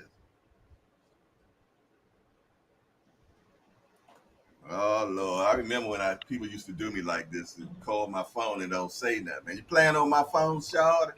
I ain't hear you say nothing. You requested it. I'll call. All right then. Good morning, sir. How you doing, everybody? This is the king. We ain't even going to say it all. AK. I'm the AKA king. What's good? Oh Lord, not just the AKA king. Period. That's where we at now. Yeah. That's until Hollywood snatch me up and so you know the white folks coming to get you. They coming to get my ass. What's going on though, man? I woke up stressed today, man. What's up? I stood up all night editing and cutting video and doing all this. I woke up this morning, the shit was just gone. Oh no. Yeah, so you know what I mean, we still got a couple days, so I like getting a jump start on it, So, I'm over here playing. What you think you didn't save it? I don't know what happened, to be honest with you. I don't know. Was you drunk? Was you drunk? No, I was sober. I told y'all, other than Friday, I've been drying out. I go to the Bahamas in 2 weeks, so I gotta, do a Ryan Garcia weight cut. I need some Ostrine. You need some Ostrine? My goodness! But honestly, I've been just on my voyage mode because boxing fans like some crybabies, man. Like I get it, they fans of fighters, but they gave us a good ass. Come on, give it to us. Come on. Because I was at the concert, on Saturday, but when I got a chance to review some of the fights and I seen the last fight, like what's the complaint? They gave you good matchmaking. We had upsets. They had the drawers in between. They played with emotions. They gave you a white boy that ain't been a top star in years performing at midnight. Like what more you want? What more do you want? I said Pitbull wasn't it. Not that concert. That's what we wanted. Not that concert. I tell you guys to take the concert off the table. We could have sent that concert to New York with you, man. That's a fact. That's a fact because we was up. It would have fit too. Busta Rhymes, Missy Elliott, and Eminem. That'd have been fire. But I digress. Exactly. That's what. Hey, you and your lady look nice that night too, man. Salute to y'all, man. Y'all was doing y'all thing. Y'all was looking like stars and shit that y'all are. You know what I'm saying? Standing up. I appreciate it, man. But like the card was a good card, bro. Like I don't understand.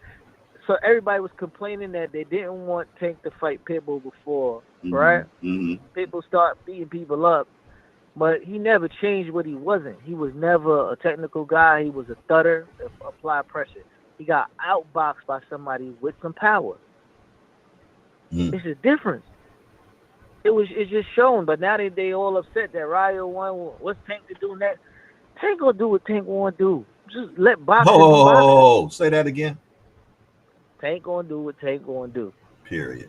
Wherever he end up, you still gonna watch because he's an exciting kid to watch. Mm-hmm. But other than that, it's still fights around there that's making sense. Let's say, for instance, you get a Ryo versus a Tio. 140 still hot. He don't gotta go back and fight Tank at 135. I don't understand why everybody's all up in arms. Like, you know what I'm saying? Big baby. I'm so happy he got his ass whooped finally. Because I've been begging from the top of my lungs. Stop putting these kids in front of me and telling me that they the next thing to Michael Jordan. I got a question to ask you, man, because, you know, I love your points of view. You know what I'm saying? It's a fresh perspective, you know what I mean? Because you're coming from the other side. You know what I mean? Why is it that Tank really don't do any interviews or anything, this, that, the third, but yet he's the face of boxing. He knocks everybody out, this, that, and the other. Crawford doesn't really do any interviews. His last 11 people he knocked out, he didn't knock this guy out, so he broke his streak. But why doesn't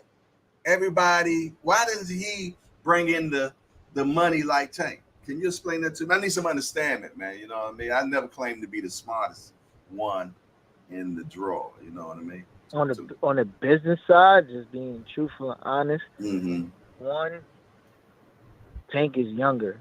His demographic kind of fits into the realm of what these kids like right now. He's flashy, he's flamboyant, the cars, the jewelry, everything kind of falls into place with one another. Okay. He's a handsome kid, you know, and then he's you know, Crawford's an older guy, the dreads, that kind of like, you know what I mean? That don't really lend to, you know, the younger kids. Now, I know some. You say look like somebody that works on your car, right? Yeah, he looks like a mechanic. But, and then you got to remember, they're both excited in the ring. Yes, I'm agree on that. That's the only thing that's kind of they parallel with one another. But the stark difference is Tank has been deemed the people's champion, right? When the people grab you, it's not really much choosing and picking in between them. The haters going to hate, but you're still the guy that the people have chosen to mask, right? So, an instance like that, he doesn't really have to do media like that. He's kind of like, almost like Jay-Z. Jay-Z was the guy that everybody wanted to get on their platform. And then when he did get a chance to jump on a platform or hop on the radio and do a freestyle, everybody stopped and watched. That's the effect that Tank had. But when he's not involved in anything, he gets out the way completely. He might tweet here and there. So it's like trying to catch lightning in a bottle. And they know every time we speak about him, the YouTubers, the bloggers, the Instagrammers, all of these people are going to get big numbers following behind this kid. So he moves the market in many different ways. And then now he's on his fashion shit. Like, I got the call directly. 25 beans dropped in Balenci. Like, you know what I'm saying? He's really doing what he's saying. And you see the custom jewelry. And, you know, the only thing that's missing from him is the legacy aspect. But he's still young enough to capture that. Crawford is at the end of it. So now Crawford has the legacy, but now he's looking for the following and the money. But that's not a lot of time because he didn't do it in reverse, you know. Another question. Yeah. Can Boots be that? No. Why? He young, but he dressed bad. He don't speak. Tank don't speak. Yeah, but when he does little catchphrases and it's funny, like, you know what I'm saying? He'll fool around on the podium. He'll push somebody on stage. It's something that will go viral. Okay. If it's not just speaking. Boots doesn't have. So he has charisma. So you say Tank got charisma? Yeah, I would say charisma. Yeah, maybe charisma. He has little nuances and antics that'll make you tune in or keep tuning in. Okay. And I'm telling you, once the girls follow, that's where the money will follow. Where the money. That's right. Yeah, because the girls get chased by the guys. So yeah. It's only 2 boxes that the girls really check for. And it's Ryan and this kid. See, Shakur can be that guy. Shakur got the look. He got that look. Got the dimples and all that. You know what I'm saying? He got the little Coochie Frito hair on top and all of that. Yeah. But it's just a matter of how you gonna market him for the masses. Do he go the Mayweather route and play the black hat? He can. He could do a lovely job at it, but he has to really buy into it. And not play around like that, like his boy that got knocked out the damn ring. Yeah, he can't. Yeah. You know, but if you're gonna do it, but see the money aspect of it, he gotta have the money and talk shit where it makes sense. Yeah. Well, you know, you had Pretty Boy first, and then you had Money. You know what I'm saying? So yeah, but Pretty Boy was knocking shit out, so he was looking at that for that. You know? Well, we're not gonna get that. We're not gonna get that, and no swipe against Shakur, you know what I mean. But you'll know them by their fruits, like I said earlier today, man. You're gonna apples don't produce oranges. You're not ever gonna find an apple tree that's gonna have an orange on it, man. You're gonna know them by their fruits, man, and that's not one of Shakur fruits, man. You know what I mean? So. You know, I might have to start a new segment of the show called Ask Remo, man, because you be having some insightful shit, youngster. You know what I mean? It's a fresh point of view because you're not a regular hardcore. You know what I'm saying? But you are. That's why I never took. No. But you are, but you're not. You know what I'm saying? Listen, the reason that I don't take that moniker is because there's no enjoyment of the sport. They just want to talk about individuals. I said from the longest when I first got on your platform, I said they gotta stop padding these guys' stats and show me what they are later. Show me what they are earlier. Big Baby in my eye was never that, and he was screaming at everybody else that I don't really want to be a boxer. Guess what? You just got your ass laid out on the floor. You had your little Tootsie Roll in the air because I hate all of those guys that wear those little cape things to boxing. Everybody that recently wore those, they didn't have their little panties in the air. Cobra had his panties in the air. You talking about the Aztec Warrior thing, little skirt they wear? Yeah, I don't like that either, man. Barrios had the shit flipped up over his head when Tank flipped him up over the ring. We got to stop wearing those. But he always have a secondary career in being the bodyguard for Jay Prince and the family. So, you know what? Get off my phone, man. How you gonna disrespect that man like that, man? The bodyguard. All right, Jay, before I get off the line, let's keep it real. Let's keep it 100. Oh, we're gonna go all the way to 100, not 98. We're gonna do let's do 100. Go ahead. If they deemed him that he was supposed to be the next great American heavyweight boxing star, what did that performance show you? It's far from it. Mike Tyson was a heavyweight champion at what age? 21. This kid is how old? He's not a Mike Tyson. And he ain't Shakur. So he's sitting there trying to box like Shakur. You figure it out. Come on, Mike Tyson was an anomaly, man. Come on, man. That's like the sighting of Bigfoot, man. But that was the last time. That was the last time somebody deemed to be the next American great heavyweight young star. and he lived up to it. Don't put these labels on people because Bob Arum and them tell you that. That's all I'm saying. And from the casual eye, this is what they built them and told me this is what I'm supposed to be looking at. Casually and then I've speaking. seen them casually speaking, and I look on my Twitter feed, and this man and got punched underneath the rope. Correction. I gotta go. Tyson was 20. Bruce Gas has corrected me. Even better. The boxing actually got it wrong actually, because these people that used to box in the 90s and 80s rolling over in their grave watching these sumo wrestlers fight. There's no reason that they should be coming to 300 and something pounds and watching these dinosaurs. Come on, man. Yeah, I gotta go, man, because I'm getting triggered. Yo, Jay, holla at me, man. Later, man. You gotta love the kid, man. Yes, indeed. He definitely he's speaking some good shit. I can't even argue with him, man. You know what I mean? It ain't like he just talking out the side of his neck, man. You know, it makes a lot of sense, man. And I like listening to people, man. You know what I'm saying? I like getting all different aspects of people that love this sport we love called boxing, man. You dig? And we've been deemed him a hardcore, but he would never take the moniker at all. But you know, he's a hardcore at heart that's masquerading as a casual. Let's do it that way. 443-687-9806. Who else? Hey, D for the win, man. I ain't talked to you for a minute, man. Give me a call, my brother. If I know you're dealing with your father right now, but if you got some time, give me a call.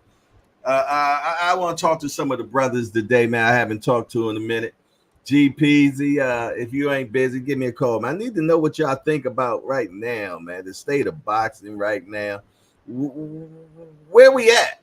Where we at? Bruce Gas, boxing, jazz, and more. Everybody's granddad in boxing. I mean, Bruce Gas is the triple OG of boxing, man. You know what I'm saying? That's grandpops right there, man. You dig? That's my big homie. You know what I'm saying? And I salute him and I respect him, man. And he's I'm blessed to be able to have access to Bruce Gas, man, because he has a wealth of knowledge, man. You know what I'm saying? And it feels good to know if I need to know something, I don't know something, I can get him on the telephone, man. You dig? And he'll break it down to me. So I appreciate it. Fonz B is in the building. Salute to Fonz B. What you got going on today? You dig? Modern King Boxing, man. Appreciate that two-piece, man, that you hit me up with, man. Thank you very much. Let me go back to that. I was running my mouth a lot, Jack, so I didn't get a chance to read it. So give me a second. I'm going to get to it. Let me see. Here it go right here. I'm learning how to get to things quicker now. Modern King Boxing. Appreciate the color, man. He said, we talk today. Peace. Yes, indeedy, man. And I love the talk, man, that we all get. The chat got a little heated. Yeah, I was in the sandbox playing a little rough, but it's okay. It's all good. We need a little squabble dabble these days, man, and I appreciate it. 443-687-9806. Talk to your boy quick. Y'all know I might forget, but it's okay. Yes, indeed. Talk to me, man, before the white people come and get me too, man. Talk to me before the white people come get me, man. Yes, indeed. I get that from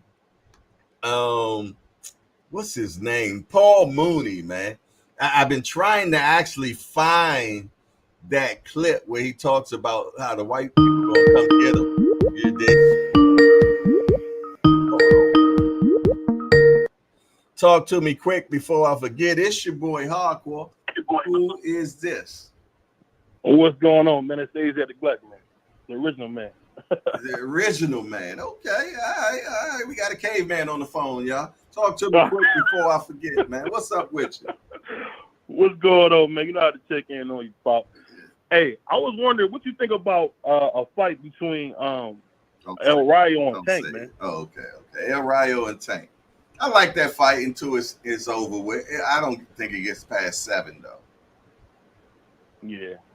Yeah, I think so too. But I think it'd be a good fight. I think he should fight him.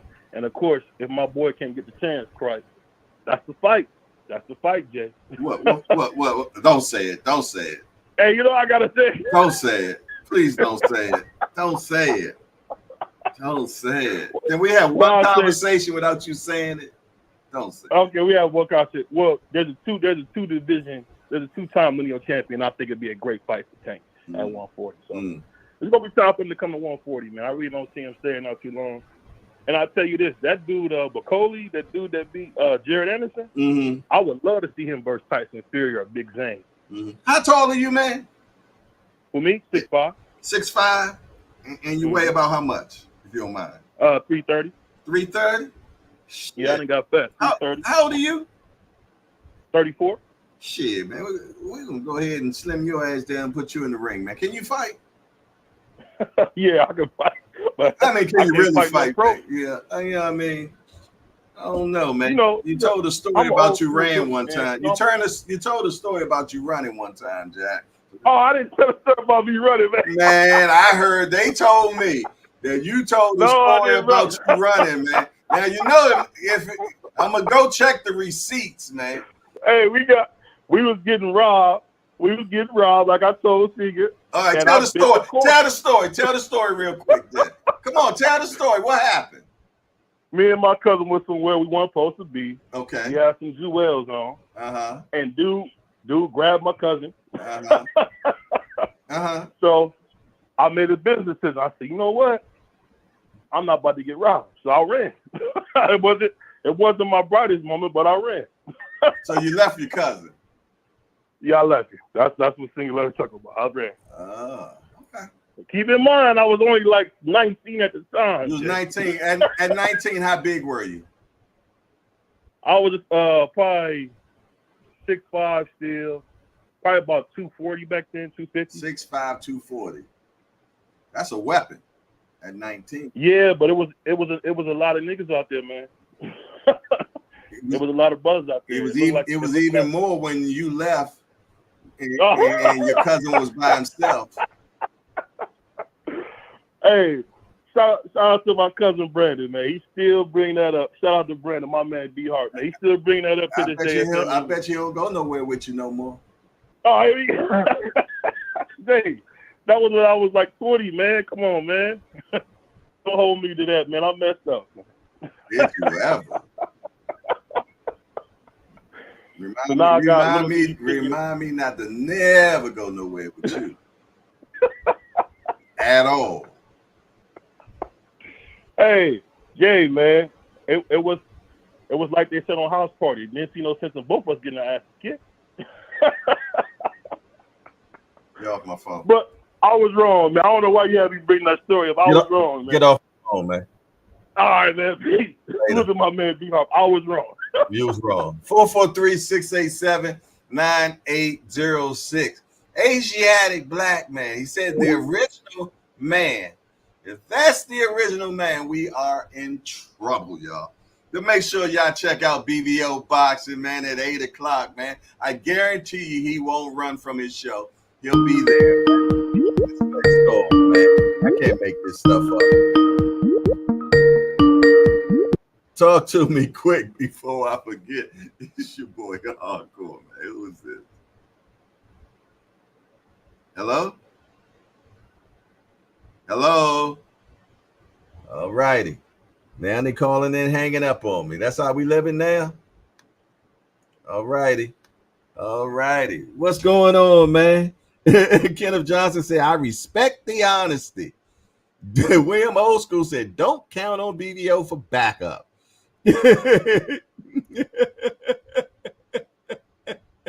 Yeah, I appreciate the honesty too. Big Dre, what up, Big Dre? That's my big homie. Big Dre ain't running. He about 6'5" himself. But Big Ray from DC, I know he ain't running. He going down with the crew. He going down with the crew, man. Let me get this call, man. Stop calling, hanging up on me, man. Talk to me quick before I forget. It's your boy Hardcore, man. Who is this? This is Thomas, man. I mean to hang up on you. The phone just disconnected. Okay. Hey, I was calling because my man BVO out there leaving his cousin out there on Front Street like that. surrounded by Mickey Frickies that he said was too tough for him to stand by his side, man. BBO, what's wrong with you, player? Don't be doing that, man. Come on. We got to embellish that story. You got to put that buttery-ish that the writers do. But, hey, one last thing I wanted to mention. Okay. I love the energy that Loma and Shakur was given at the fight. Oh, yeah, that was cool. I hope that will be the next fight. Maybe so. Because that brings that Tank fight.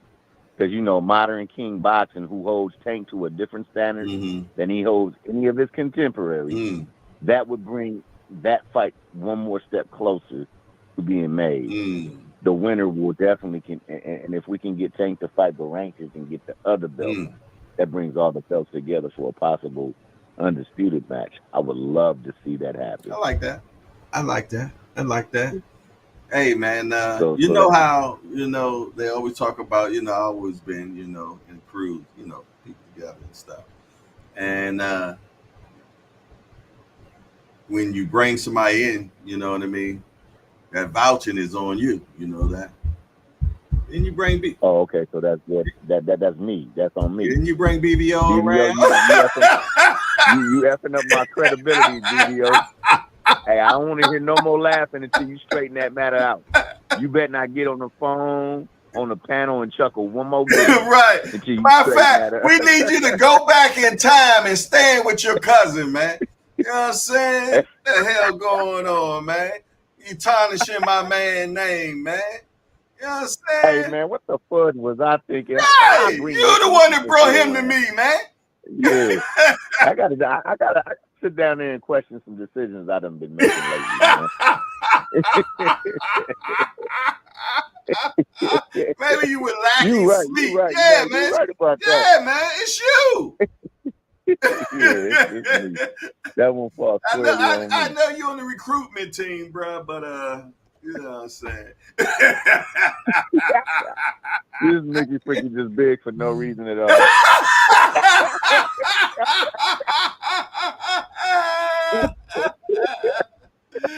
Bad excuse for bigness, man. Oh, Lord have mercy, man. It is. Look. We put him in the ring. I told I wouldn't get him fighting, right? We put him in the ring. He messed around and do that. What that dude did when he was ready to fight, he came in the ring. As soon as he hit the bell, he walked out the ring. oh yeah, when he was gonna fight a Jogba. Yeah, Jogba. Yeah.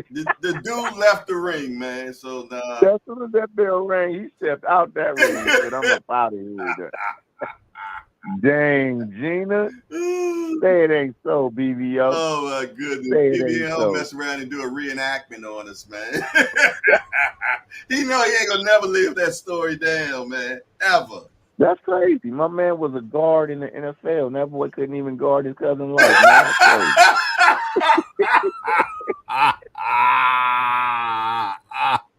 Talk about the blind side.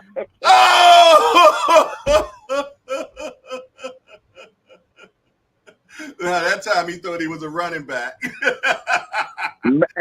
definitely wasn't a safety. Hey, so that explains what happened to the NFL career. My man was trying to be a running back. Instead of blocking for protecting. I'm out, man. You too funny, bro. All right, bro. Take it easy, man. Yeah, Ashley, I almost said something crazy like that, didn't I? Gathering. 443-687-9806, man. Talk to me quick before I forget, man. Hey, BBO, we love you, man. We love you, man. All 330 pounds of you, bro. We give you an emotional hug right now, man. We just poking the bear right now, man. You dig? You deserve it, though. Famous Ace, where the hell you been at, Famous Ace? I ain't seen you in a month of Sundays. Lord have mercy. Okay. Smash the appreciation button as you come in the building. Also, y'all, the Cash App is still working. If you want, let me check. Well, maybe it is broke. It was D1. How did you get in, D1? I see your Cash App made it. The rest of the people that have been trying to send Cash Apps, obviously, it didn't get through, man. Hey, D1, tell them how you did it, man, so we can get the rest of the Cash Apps through. Because obviously, it must be broken again. Yeah, super chats. I know YouTube been having problem with super chats as well, man.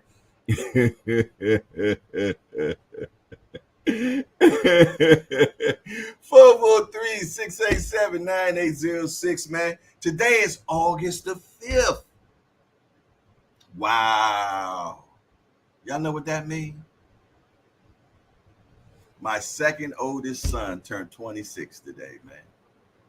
Yeah, today's August the 5th, man. 26 years ago, man. My second oldest son came into the world, man. Happy birthday to my son David, man. Yes, 26 years old today. Yes, indeed. That's my MMA son, man, that loves getting kicked in the head and stuff like that, man. You know, shout out to David. You know what I mean? I might have to hit the bag for my son this morning, man. Might have to hit the bag. I don't even know if he's here. Hey, David, are you here? I don't even know if he's here or not. You here, David? That's how we named him, too. We named him after David in the Bible. We named him David in the Bible. Yes, indeed. Yeah, for sure. I don't know if I think I hear somebody. Hey, come here, man.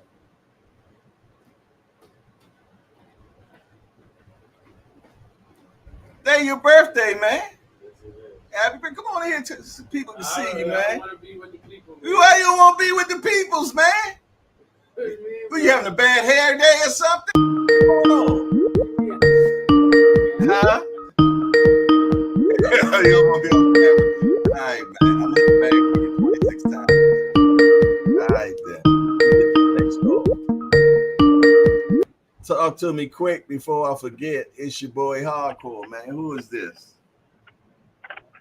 Hello, good morning, sir. Can you hear me? Yeah, I hear you very well. Who is this, sir? Hello. Hello? My phone just went stupid. Big Dre. Is this Big Dre? That's Big Dre, man. What up, Big Dre? You wouldn't run if we was getting robbed, man. I was getting robbed. Would you run? Oh, hell no, man. I got your back, baby. At least you're going to stand there and get robbed with me, at least. I'm hitting somebody. Yes.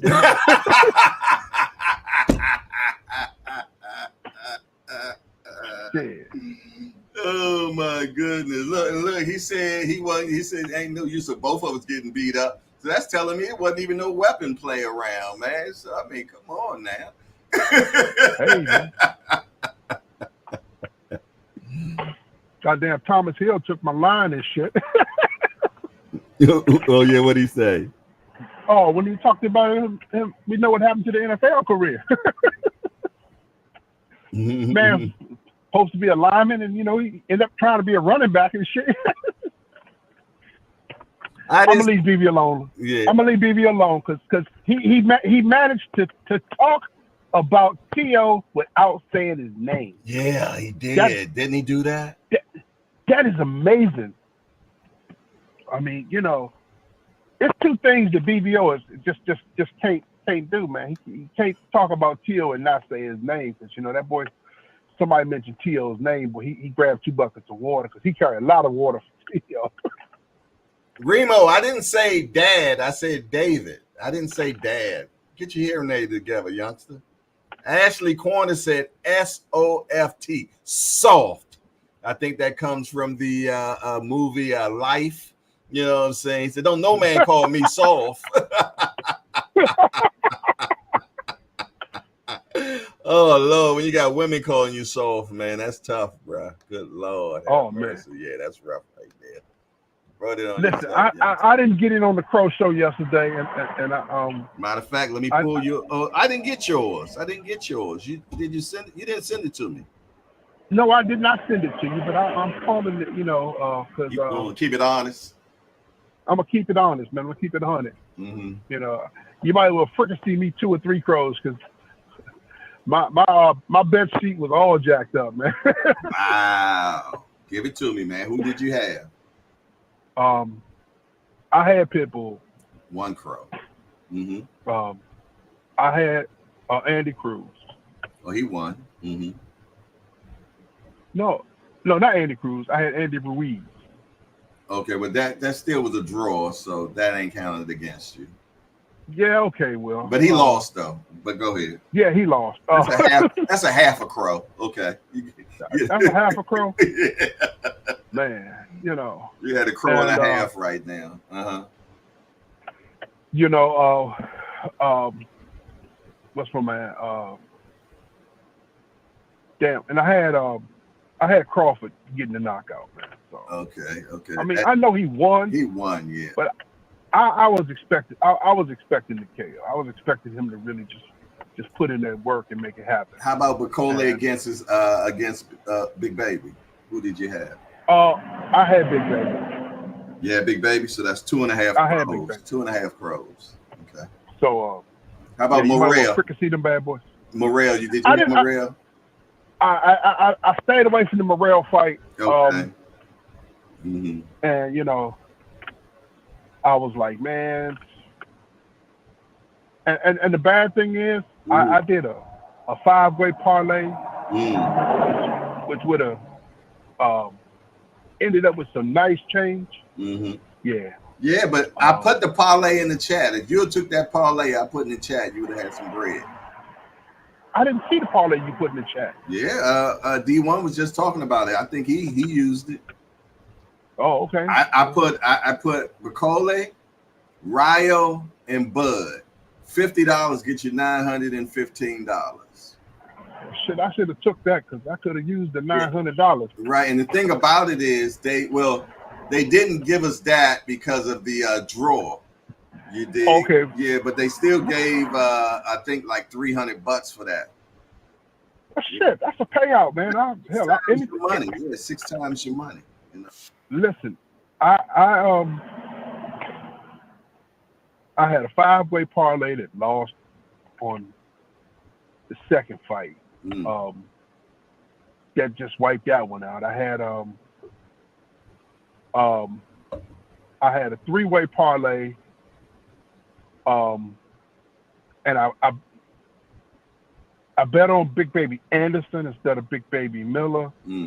And man, it's a confusing card, man. We had 2 Big Babies, we had 2 Cruzes, and 2 Andys. What the hell supposed to? I got in there and got confused, man. So I'll just accept my crow fricassee and I'll be out. Okay, cool. You know. Today I'm going to the post office. So I'll be getting that out to you today. All right. Okay. Hey, can you manage to send my book with me with that? Can I what? It's got some information. Can I what? My book, my notepad. Oh yeah. The one that you picked up from. I forgot all about that, man. Hey, now you got me spending money, bro. That thing heavy, but I see what I can do, bro. I got you, man. So just let me know what it is. I'll cash app you. Shit. Later. Just because it's got some information that I need. All right, that's cool. That's cool. I'll make sure I get it. You know. All right.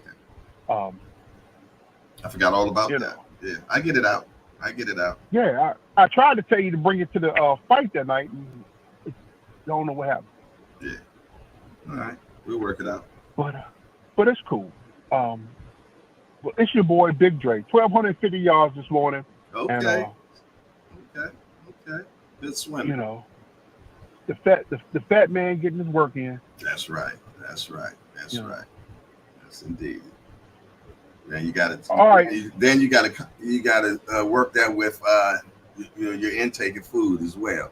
You know what I'm saying? Because I ain't used to doing a whole bunch of all that swimming if you're not eating healthy. You know what I mean? Well, I'm working on my portion control. Okay, and, cool. You know what I found out? Smaller plates work. Get instead of having the big plates, get a smaller plate, and that way you can't put as much food on it. Right. So instead of the 9-inch plate, get 7-inch plate. Yeah, or maybe even a 4-inch plate if you want to get funky. That's a damn saucer, man. I know, man. Sacrifice, man. Listen, I'm working on it, man. I'm getting my protein in, you know. Trying to stay away from some of the carbs, so I can keep the energy without, you know, staying all blowed up. Cause I got a doctor's appointment tomorrow. She gonna get on me. All right. We definitely want to hear some good stuff from that doctor's appointment. Yeah, well, she gonna get on me tomorrow. The best thing will probably be my sugar numbers. So you diabetic also? Yeah, I'm diabetic. Yeah, me too. So, all right. But so we diabetical brothers, man. Hopefully my sugar numbers will be good, and I know my blood pressure should be good. All the swimming I'm doing. Good. But you know, take your blood pressure medicine. You gotta take it, man. Oh, I don't need blood pressure medicine. Oh, okay. My blood pressure's good. Oh, okay. Well, great then. That's great. I go in. I'm usually 127/79. Nice. See, I had high blood pressure, and I wasn't taking my medicine because that medicine messed with the yang. You know what I'm saying? So I wouldn't take it. You know what I mean? Yeah, that's what my boy said. And I end up in the hospital. You know what I mean, for congestive heart failure because of blood pressure and everything else. You know what I mean? Plus, you know, my father had the same thing. So I take that blood pressure medicine now, man. You know, I'm trying to live. You did?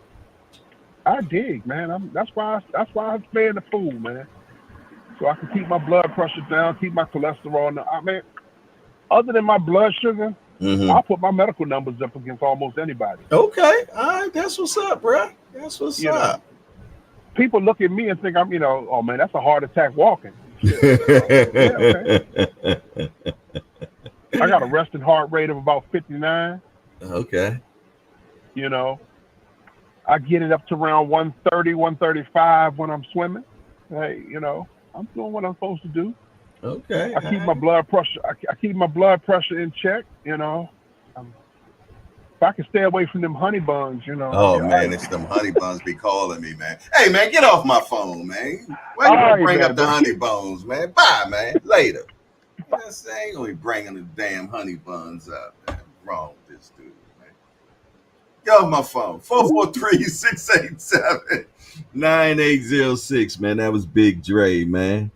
What the hell is going on, man? I've been trying to be honey bun free lately, man. You did? Yeah, honey bun free, man. Drink a lot of water so you can sweat it out. Okay. All right.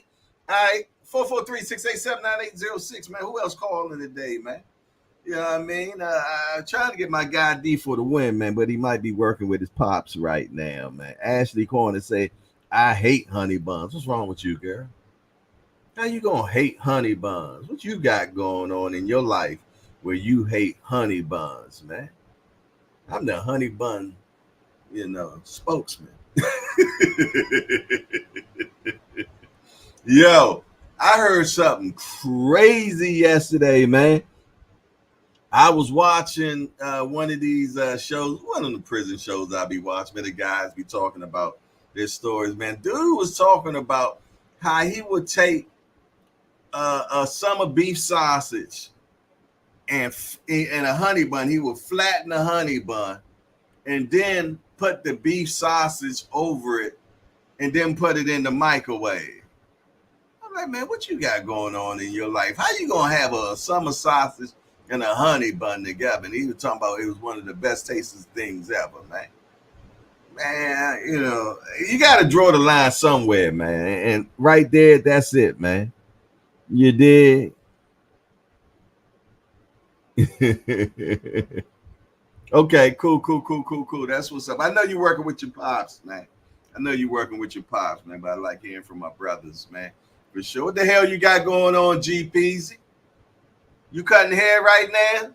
See you doing being a lot of Twitter fingers, man. Give me a call. He said that sound like Luther.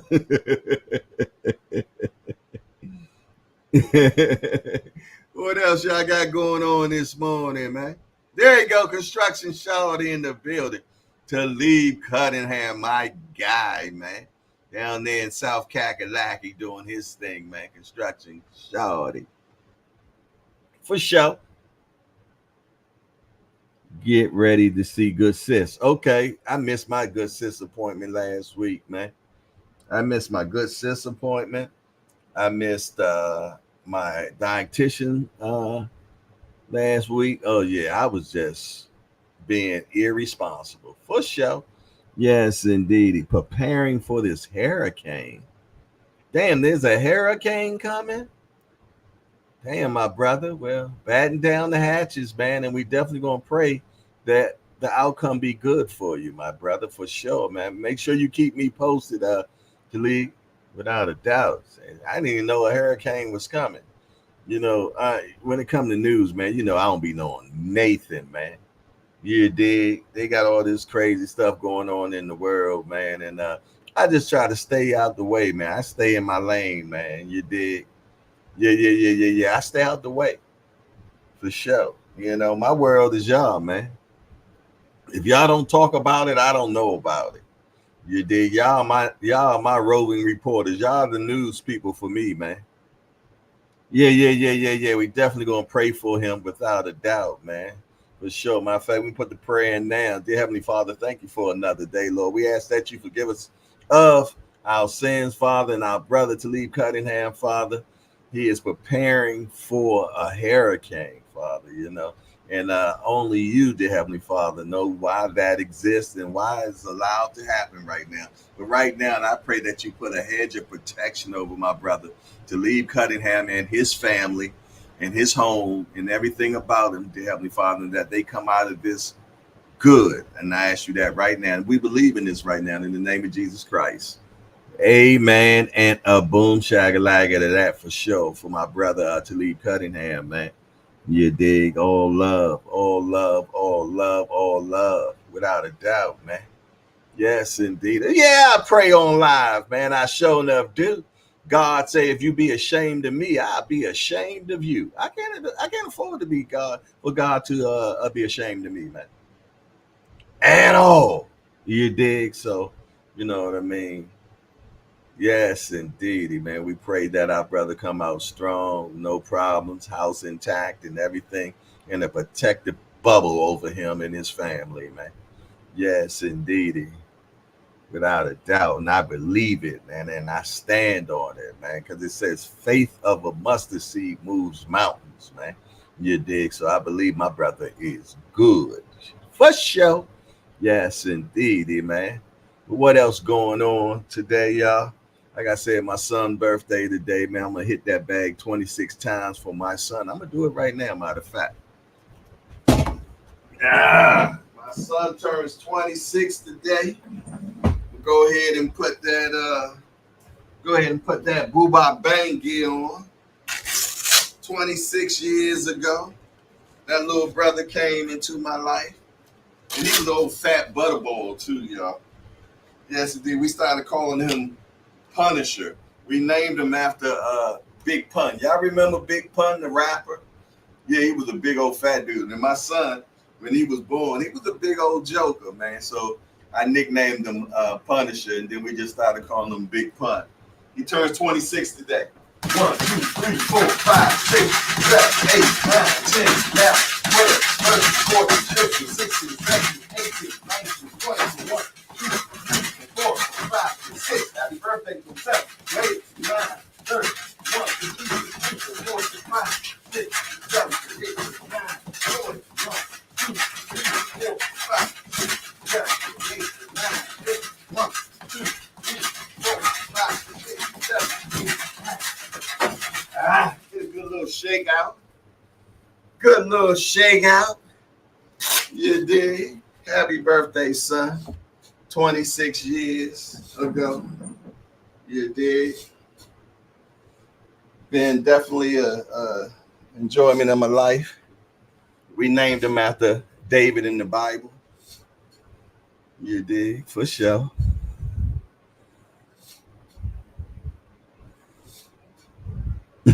As you say, I don't want to be a player no more. I'm Big Pun, but I crush a lot. Yeah, that's what we named him after that. For sure. Uh-oh. Cash App is working, y'all. Cash App is working for sure. The other 5, I got you. I make sure that I move that on over. G Peasy just sent money for his dues, JBT dues. I appreciate it. You know what I mean? And anybody else that want to make a donation to the JBT, you can do that directly at JBT Network 1. If you want to donate to the cause, to the channel. We're going to be doing another Raffles, y'all. It's on its way. We're going to be doing another raffle. Yes, indeed. Raffle. Look like raffle. Not scrapple, Raffles. And that's going to be, we're going to be giving away a 10th generation Apple iPad. Make a long story short, the new one. We're going to be giving away an Apple iPad on the next raffle, man. Well, yeah, somebody's going to be able to win a iPad. So be looking out for that, man. It is on its way. Yes, indeed, it's on its way. We're just waiting to get together the, whatever, the video and everything for it. But yeah. Somebody's going to be able to win a iPad, man. So look out for that coming soon. Yeah. Somebody's going to be an iPad shorty. Somebody going to be iPad shorty. Somebody going to win that iPad. I guarantee you that. And yeah. Going to get that 10th generational iPad. And them new iPads, man, they fire. Yeah, them new iPads are fire, man, for sure. So prepare for that, y'all. We're gonna be raffling off an iPad, man. He said, and on this day in the city of Baltimore, a child was born, and he shall be called Little Punisher. That's right, man. Celebrate him, man. Celebrate him. Little big pun. Yes, indeed. I'll let him know that you all said happy birthday to him. You did. For sure. But yeah, man, the Cash App is working, man. All you got to do is exercise it if you choose. You did. If you want to donate to the JBT, man, because I'm going to tell you, we depleted all the JBT funds, man, when we did this last event in Philadelphia. So we're definitely trying to get the stuff back into the horse, man. You dig? So we can, next event that we have, the next meet and greet, we be ready for it. You dig? So look out for that new contest, new raffles of the iPad. It's coming soon, man. Soon come. I'm pretty much sure that we'll have that kicked off this week. And somebody's going to win themselves an Apple iPad, man. You dig? 443-687-9806. Talk to me quick. You know I won't forget. Yes, I will. Give your boy a call, man. What's next for Bakole, man? Nobody told me what y'all want next for Bakole. What y'all want next for Bakole? Can he stand in with the top 5? Is he the next one? Talk to me. Because he sure enough treated that youngster like a rag doll, man. Yeah, he treated him like, hey, man, that shot was nasty, man. Mackle. Yeah, he hit him with the mackle, man. Yes, indeed. He knocked that youngster on his assicle, man. Legacy defined. What up, my guy? He said, hey, it's your boy. Salute. Mr. J Hardcore from Hardcore Boxing News in the Hardcore Hangout. You dig. Yes, indeed. We up in the building in here, man. We having a fine and fabulous time. Y'all see that I'm rightfully energized because I did get my rest yesterday. Yeah. Look. I stayed plugged up the whole day yesterday. You know how you keep your phone on the charger all day? Yeah. I was on the charger all day yesterday, man. Only thing I did, I cooked dinner last night. I made meatloaf, mashed potatoes, and collard greens, man. Yeah, meatloaf, mashed potatoes, and collard greens. When it was finally time for me to eat, man, they left me a slither of meatloaf about that big, man. That's how much they left me, man. You dig? And a spoonful of mashed potatoes. But I digress.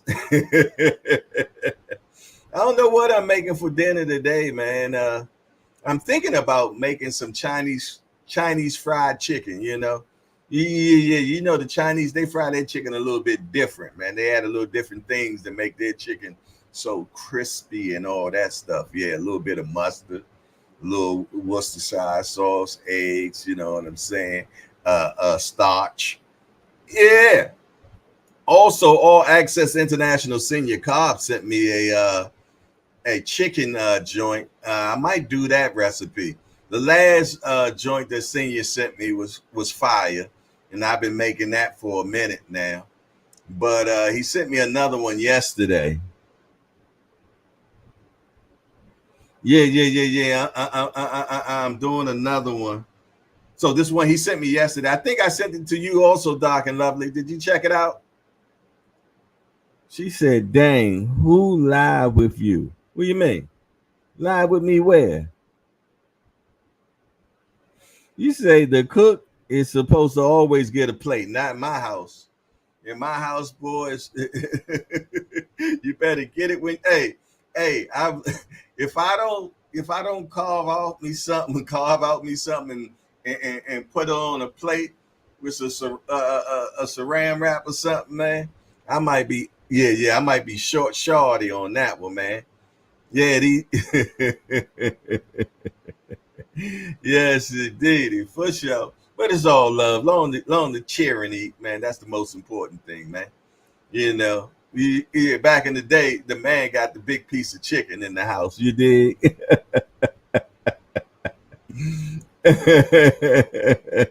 She said, "Who live in your house?" I shoot four of my sons. You know, and them jokers can eat. Look, the youngest son probably eat more than all of them. I can love say, if you like to show appreciation to the JBT network, let me put that up. Let me put that up right there. See, that's moderation at its best right there. That's moderation 101. You dig? And that's what you get from our Doc and Lovely and Jess and Mama Do. Because that's how they roll like that. See, I ain't had to tell her to do that. She did it. You know what I mean? Yeah, just did it. Yes, indeed, man. So, like I said, I truly got two real moderators, man. And we're going to go back to what moderation really is, man. So, like I said, enjoy the wrenches now, because I'm about to be the snatch, man. I hate to say it, but I guess this way we'll find out who really rock out with me, right? Because when the wrenches go, some other people going to leave. I know, but it is what it is, man. I'm going to get back to what, you know, how it's supposed to be, man. Simple as that, you dig? So Ashley Corner say, if I leave there, the man will get a plate. I know that's right, sis. Ooh, we talk your shiznit, man. I hear you, girl, without a doubt. GPs, you say, Ash, they do me the same way in my house. Yes, indeed. I'm going to leave that one alone.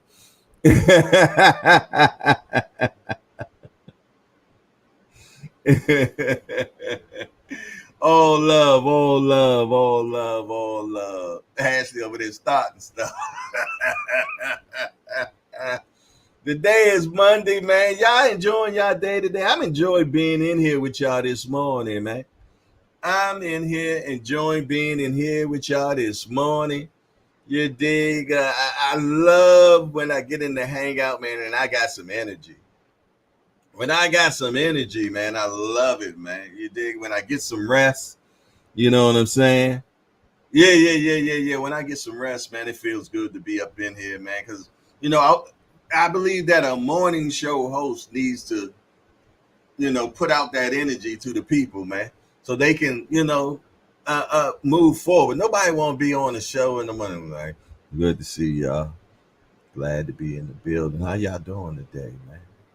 That's what's up, man. What y'all thought about them fights this weekend? Yeah. Me too, you know. I thought the fight was exciting. If I came in here like that, man, y'all, I'd be having like 4 people in here, man. 3 of them are family members for real.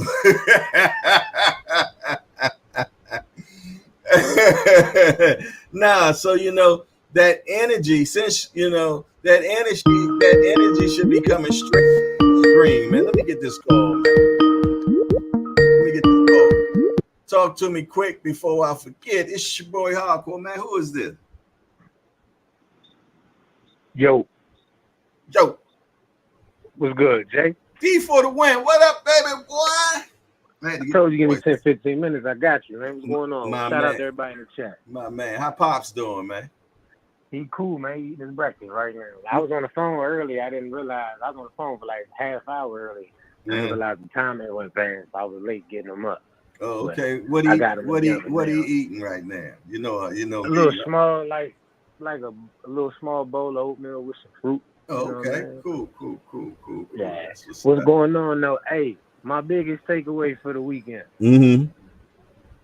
Bud Crawford is one of the most hated boxers in the world, bro. People don't like Bud, and I can't put my finger on it.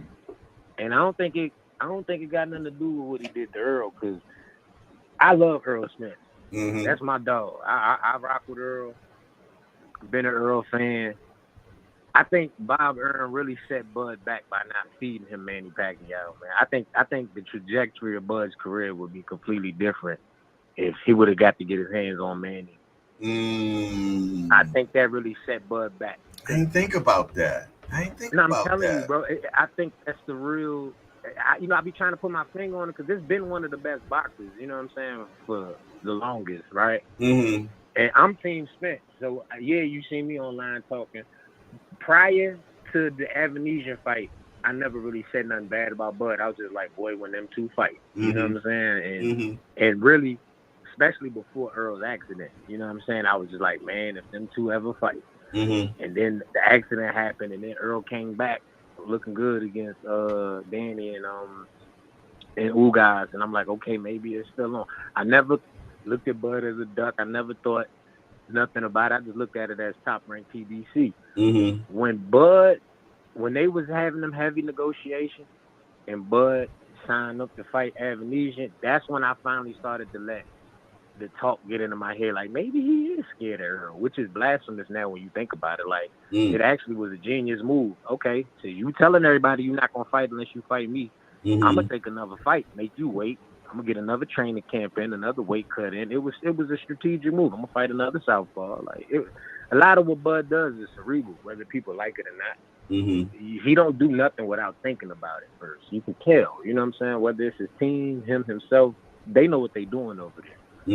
But I think after this weekend, I'm like, yo, bro, he might be the most hated boxer, bro. Like, how do people think he lost that fight is beyond me. It was a good fight. It was a competitive fight. I liked it. I thought it was, whether you had Bud up or down through 9 rounds, I said this fight is only 1 round apart in my mind. Through 9. But he swept rounds 10, 11, and 12. So whether you even if you had him down 1, which in my mind I think Bud was probably up, and that's how the judges had to see it to say he won by 4 rounds. They had to have him up by 1 to start the 10th and sweeping the last final 4 rounds. Eddie Hearn talking about the scorecards ain't right, and then people on the internet saying that Bud lost. Bruh, the dude, which Majimov, I like him. He gained some fans. I got more respect for him now, but the dude would not throw a combination. He would throw 1 punch at a time, which I get it, because just like Bud wouldn't just run in, you know what I'm saying? Bud felt something on them punches, and which he touched Bud a lot. And you ain't seen Bud get touched that often in a fight in a while. I got a lot of respect for Majimov. But yeah, because I mean, look how Bud looked after the fight, man. He looked punched on. Time you seen Bud look like that? Yeah, he looked punched on, didn't he? Come on, man. You know what I mean? And I think people are confusing that about a loss. That fight ain't even in question. But I'm starting to think Bud got a lot of hate. And this is coming from an Earl Spence fan. I never was a Bud hater. I just was an Earl supporter, if that makes sense. You know what I'm saying? But I got a homeboy I could call, and this is the proof in the pudding for me. The day of the fight, he was like, all right, so I'm trying to bet 500. You know, my boy, he'll call me on certain boxes, you know what I'm saying? Because he know I pay more attention than he do. So he was like, so you betting on Earl? He's like, I got 5 I'm trying to bet. I was like, man, bro, I'm not betting on that fight. He was shocked because he know I'm an Earl guy, right? He's like, you not betting? I said, hell no, I ain't betting. I didn't either. I said, that's Terrence Bud Crawford, bro. I said, to tell you the truth, I said, if you held a gun to my head and told me I had to bet, I'd bet it on Bud. I said, I just can't bet on Bud knowing I'm going to be cheering for Earl. Like, that's where my heart at. I want Earl to win. I was like, I can't bet. I was like, but if you made me bet, I got to take the dude that can do way more in the ring. I was like, Earl got one way to go. I was like, now that one way is a hell of a way. You know what I mean? Because I thought Earl's style would give Bud some issues. You know what I'm saying? And if you watch that fight, Bud said it. He said he hit me with an overhand left in that second round. And he said, I said, that's it. And if you pay attention from round 2 on, Bud just turned up because he wasn't worried about what Earl had for him no more. Now, if that overhand left hit Bud and Bud feels something, we might have a whole different fight. You know what I'm saying? I know exactly what you're saying. Yeah, I think Bud, after this weekend, I'm like, okay, yeah, you do get hated on, bro. Like a little pass. Like, I don't know if it's because he's real dark. I don't know if it's because he's from Omaha. I don't know if it's because he's an asshole. Because he is all 3 of them things. I don't know what it is, bro. Like, but he gets some unnecessary vibes, in my opinion, bro. Like, you know what I mean? Like, I'm starting to get it. Now I see why the dudes that love Bud go crazy in them comments and all that. Because it is startup. He has a cult. His cult following. And I'm starting to understand them a little more now. You know what I'm saying? Like, okay. Because how you can think he lost that fight? I see a couple. I don't see how anybody could watch that fight and feel like he lost. I don't see how you can watch that fight and think it was a draw. I watched that fight and see a good ass fight that went down into the championship rounds, and then the fight was still in the air, undecided. But I see a guy who swept the championship round. That's that to me. You know what I mean? That we gonna miss Bud when he gone. Though. I said that to my boy yesterday because he didn't watch the fight because he couldn't. He wasn't trying to download his own and all this other stuff. He like, so how the fight go? Because he knew I watched. I said, man, Bud won. He said, because people telling me he lost. I'm like, man, that man ain't lose that fight, bro. I said, people probably want him to lose so bad or something. You know what I mean? Like, but like I told my boy, I said, Bud gonna be one of them dudes a year or 2 after he done fighting. You gonna miss him when he gone. You gonna miss watching somebody that's you don't see too many people. Like I keep telling people, they fight different, but they super similar. Bud and Tank is very similar.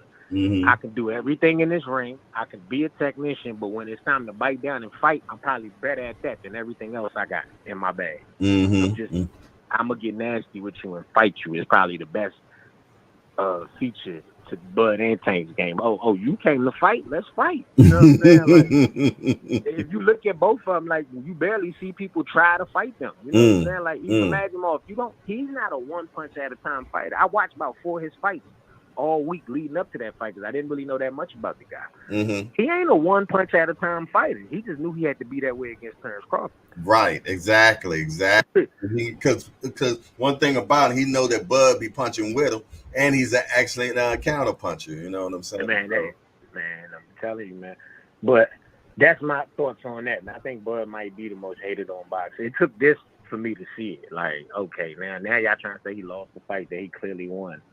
Okay. You know what? Because he didn't dominate and he didn't stop him. And that's what I'm fear for. That's like the Pitbull fight with Tank, to bring up that comparison. If you watch that fight, there's no way you can have a score outside of 8-4. But people who in their minds believe Pitbull gave him a run. How can you watch that fight and believe it? I don't even think it should have been close. Me personally, man, it took me a long time, and maybe I'm just slow. But it took me a long time to put a stamp on Crawford, man, because me too. It took a minute, man. I for some reason I just wasn't sold on the Kool-Aid, man. You know what I'm saying? Right and I think it had a lot to do with the competition. You know what I'm saying? Which is not his fault. You know what I'm saying? But when he was at 135 or 140, it might have been the 140. The competition that he was against was subpar to me. You know what I'm saying? You know, so, and then when I seen him have trouble with certain guys, now I get it. he had problems with the little midget kid. Gamboa. I'm sorry, y'all. That's not politically correct. Little people. Gamboa buzzed them up real good. Yeah, until he switched southpaw. You know what I'm saying? But then when he fought Kibbles and Bits, they're like, who the hell is Kibble and Bits? Cavalicious. That's an inside joke I had in one of my chats. We called them Kibble and Bits, man. But Cavalicious also was putting a little bit of hands and feet on him as well, man. You know what I'm saying? Then you had the one-leg bandit, man, Benavidez, man. When he fought Bud, it was always something with his competition. Right. Give him 100% credit, even though we wasn't looking at what he did with that competition. At the end of the day, if you pay attention to what he did, you coined the phrase, that man ain't never played with his food. Nah. You coined the phrase. You know that? Well, that's first, you know what I'm saying? Like, I was like, if don't play with your food was a person, it'd be Terrence Bud Crawford. Exactly. You know what I mean? So you're right. And that's one of the things I say about he never played with his food. He did exactly what he's supposed to do for that competition. You know what I mean? Now, when you get him against Porter, I feel though that Porter now is speaking more about how he said in his mind. I watched the interview with him and Andre Ward. Yeah, where he says Spence supposed to be my last fight. In my mind, Spence was my last fight. I told my wife before she was my wife, she wasn't my wife at the time, that Spence was going to be my last fight. So when a fighter started entertaining those type of thoughts, man, they're 1 foot in and they're 1 foot out. Some people ain't gonna like this conversation we having, but they're 1 foot and 1 foot out. So when he finally fought Crawford, man, I just don't think he was 100% Sean Porter either. It seems like Bud always catches people at the right time, and we know damn well Spence. I found some inside information about that. Spence was not Spence that night either, man. Now. Trying not to take anything away from Crawford, because Crawford only did what Crawford always does, win. You know what I'm saying? But I just wonder, man, if these people, okay, they said he became undisputed at 140, but against who?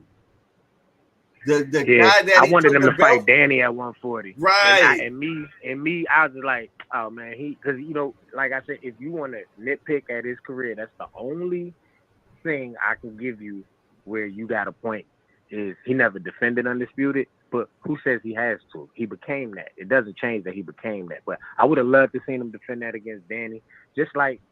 You still hold 2 belts at 147 right now. I'd love for you to defend it against Boots. You know what I'm saying? That's the only thing you can nitpick about his career. Right. And I'm not saying that Bud ain't him. I'm not saying that. I'm not saying that Bud ain't him. You know what I'm saying? But what I am saying is the times that he fought his opposition, they weren't them. You know what I'm saying? Okay, let's go back to what's the dude that Spence took the his belt from? Brooks. He called Kell Brooks. Exactly. I know what you're saying. Kell Brooks. Let's look at him. Man, Kell Brooks was up at 154. He couldn't make 47 by the time when he finally was ready to fight Spence, man. But he did. He had just came down from getting beat up by Triple G. Triple G. Yeah, broke his orbital. Exactly. Well, some people can say, well, Jay, he wasn't the same either when he fought Spence. I can't argue with you there. At all. But what I'm saying is that fight when he fought Kell Brooks, man, definitely a shell of himself. You know what I'm saying? But look what he did with him too. You ain't yourself, and you ain't supposed to be in here with me. Get up out of here. I'm not gonna play with my food. What was that, round 2 or something like that? Yeah, I'm not gonna play with my food. And didn't he knock him out with like a jab or something? Like he hurt him with a jab. But look, that first or second round, I think he might have got rid of him in the third. Because Kell was looking good. Yeah, he did look good the very first round. Second round. He did look decent. But another thing too, Kell didn't have his trainer. His trainer wouldn't train him. If you remember, that was I can't remember what it was. His trainer didn't come to America to be with him for that fight. It didn't train. But no matter what, he didn't have a chance at all. Yeah, Bud would have beat the best version of Kell Brooks. Yeah, it might have been a better fight. It would definitely would have been. Let me tell you something. Kell Brooks at 47 around the time when he fought Sean Porter was that dude, man. Hey, he was that Sean dude, Porter, yo. for a person that got some losses, man. Sean Porter got a hell of a career, man. Never done no one everybody shorty. at their best. Right. The same way you say it again. Say it again. Say it again. Sean Porter caught everybody at their best. He fought Kell Brook at his best. He fought the best version of Errol Spence. He fought the last version of Errol Spence that was the best version of Errol Spence. Because Errol got the accident, wasn't it like a week later or something like that? Yeah, something like that. Crazy. He fought what's my guy? He fought shit, I'm going blank. Everybody. All of them dudes, all of them. Everybody was at the best. All of them, right. All of them, but it was Thurman. He fought the best Keith Thurman out of all of the Keith Thurman. And Thurman wasn't no joke. Thurman wasn't no joke. And that was a hell of a fight. That was a hell of a fight, man. He caught Keith one time, Thurman in his prime. You know when he was one time. Yeah, that Sean Porter, and it'll get glossed over by younger people because he got that L. And we was talking about that. I can't remember who said it. Somebody said it on the chat. It's the younger people that O means something to. It's not the real boxing fans, bro. It's not to real boxing fans that O really means something to. It's to them. It's to the casual that O means something to. Oh, he lost. Like, bro, how many fights you lost in your life? If you ain't lost a fight, you ain't been in one. Well, wait a minute. My thing is, when did the disposable boxer show up? I lose and now you throw me away. When did that happen? Man. We got disposable athletes now in boxing? Like I'll give you this one. The young boy just lost Sunday. Big baby, Jared Anderson. It's something about me, bro. Listen, it's something about me that makes me like dudes better after a loss, bro. How you lose. Like I said, I was already an Earl fan. I didn't think I could gain more respect for Earl. Watching Earl get beat on by Bud, but never continue to keep coming forward. Then look at the ref and be upset that he stopped it. You know what I mean? Like that just makes me, you got that war. And like I like a warrior at the end of the day. You might got to be the best skilled warrior, but you in there, like bro, this is modern day. This is the Coliseum from the Roman times. It's just not a lion and a bear that these dudes fight. They're not fighting to the death. But we in the Coliseum watching these dudes. It's just the world is watered down now. And when I go to these arenas and I'm watching these boxing matches, I'm in the Coliseum, just like they was back in them days. I want to be entertained, and I want to feel like I'm watching a warrior fight. I watched Jared Anderson get dropped in the first round, and he boxed a beautiful first round. He just went bad in the last 10 seconds. But he kept getting back up. I like that he got up. Man, I like the heart that he showed. So what about his skill? I like the fact he didn't cower up, but that showed me whatever that interview he had with was my boy Roy Jones when he was like, I'm only 23 and all of that. I don't want to do this. I'm like, okay, he ain't soft though. Because I was wondering if he was soft listening to him talk and wondering if he had dog in him. You can lose. I don't care. You've been pulling your head straight back in the line every fucking fight. So I didn't expect that to change in one night. You know what I'm saying? But I seen something that I didn't know existed in you. You showed me you got dog in you. So he gained me as a fan now. He might don't have to be the best, but you ain't got to be the best. It's a sport. It's only going to be one best in every division. It's only going to be one best. We got to understand that. We just so used to not seeing the best fight the best that we comfortable thinking these three dudes is the best and never really finding out until they get old, which is why I want Tank and Shakur so bad. Yeah. Now, because that fight could become a trilogy. You know what I'm saying? I think Tank spanks him, but that don't mean Shakur can't stay away from that bomb. You know what I'm saying? And let's say, like, that could be the trilogy. We don't get trilogies no more, bro. Like, you know what I mean? Like, boxing. I like what boxing is right now. In the last 2 years, boxing, I feel like, has gotten its mojo back.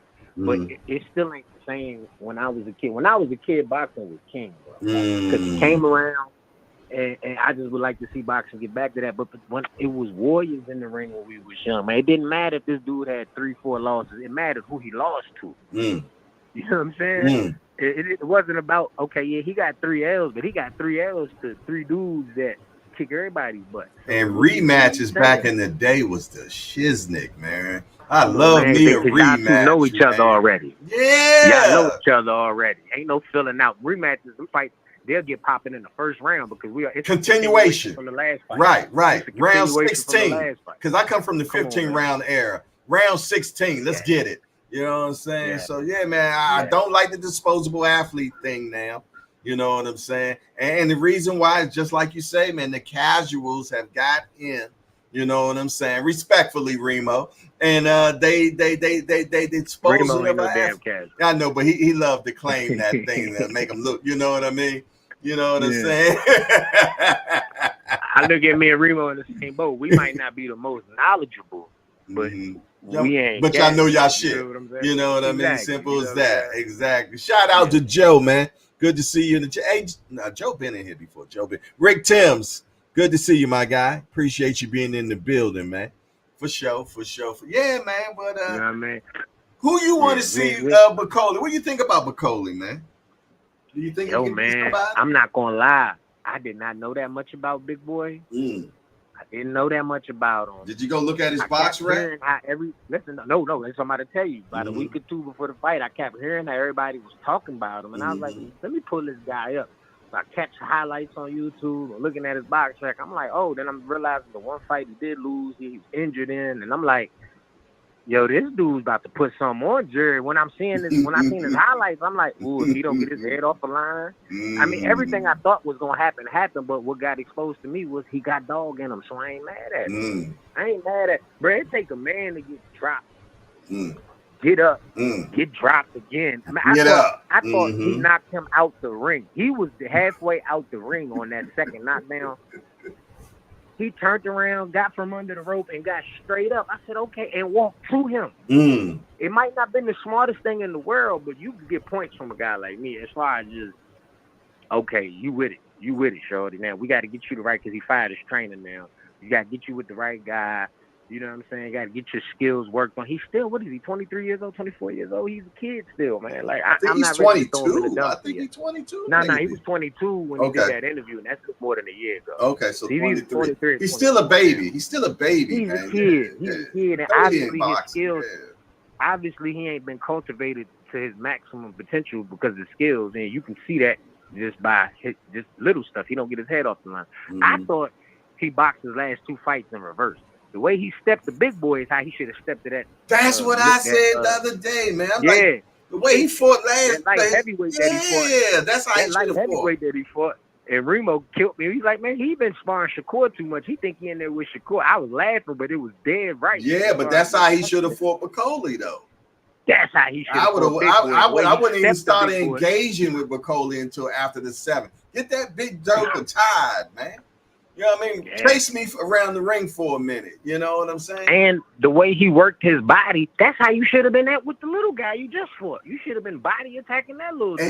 Exactly. So I didn't understand the game plans. The game plans were off. But he had, like I said, he got a new trainer. He fired his trainer. You know what I'm saying? Wasn't he with Ronnie Shield at one time? No. He definitely wasn't with Ronnie. Oh, okay. Who? Ronnie. Not Ronnie. I think it's a guy from Ohio. I can't remember his name, but then now you don't know. You know what I'm saying? Like, is this new trainer gonna stick it out with you now that you got an L? Who is this trainer now? I think it's Sugar Hill that was just training. Oh yeah, that's right. They did say he was Sugar Hill. One thing about Sugar Hill, they into that punching. You know what I mean? So you know they into you know how he got Tyson Fury, you know, punching and standing on his punch. So maybe that's what he was trying. So they the ones got you knocked out because you shouldn't have been trying to punch you. Your last trainer would have been the perfect trainer for this guy to do that had you moving around. What you should have done, and I won't take credit for this.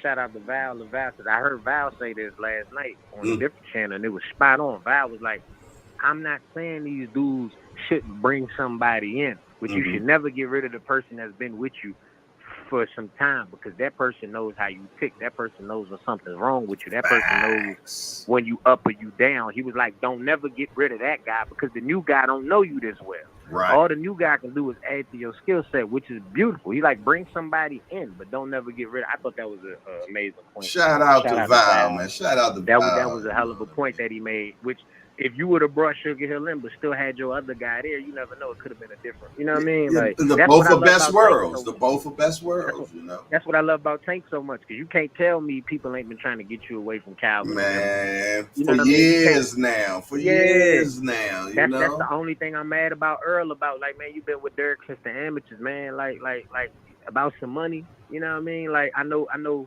like about a couple dollars, man. You know what I mean? Now look at you, like you trying to get another fight. And I'm hearing the reason why him and Fundora ain't going through because Earl still don't got a trainer. Mm.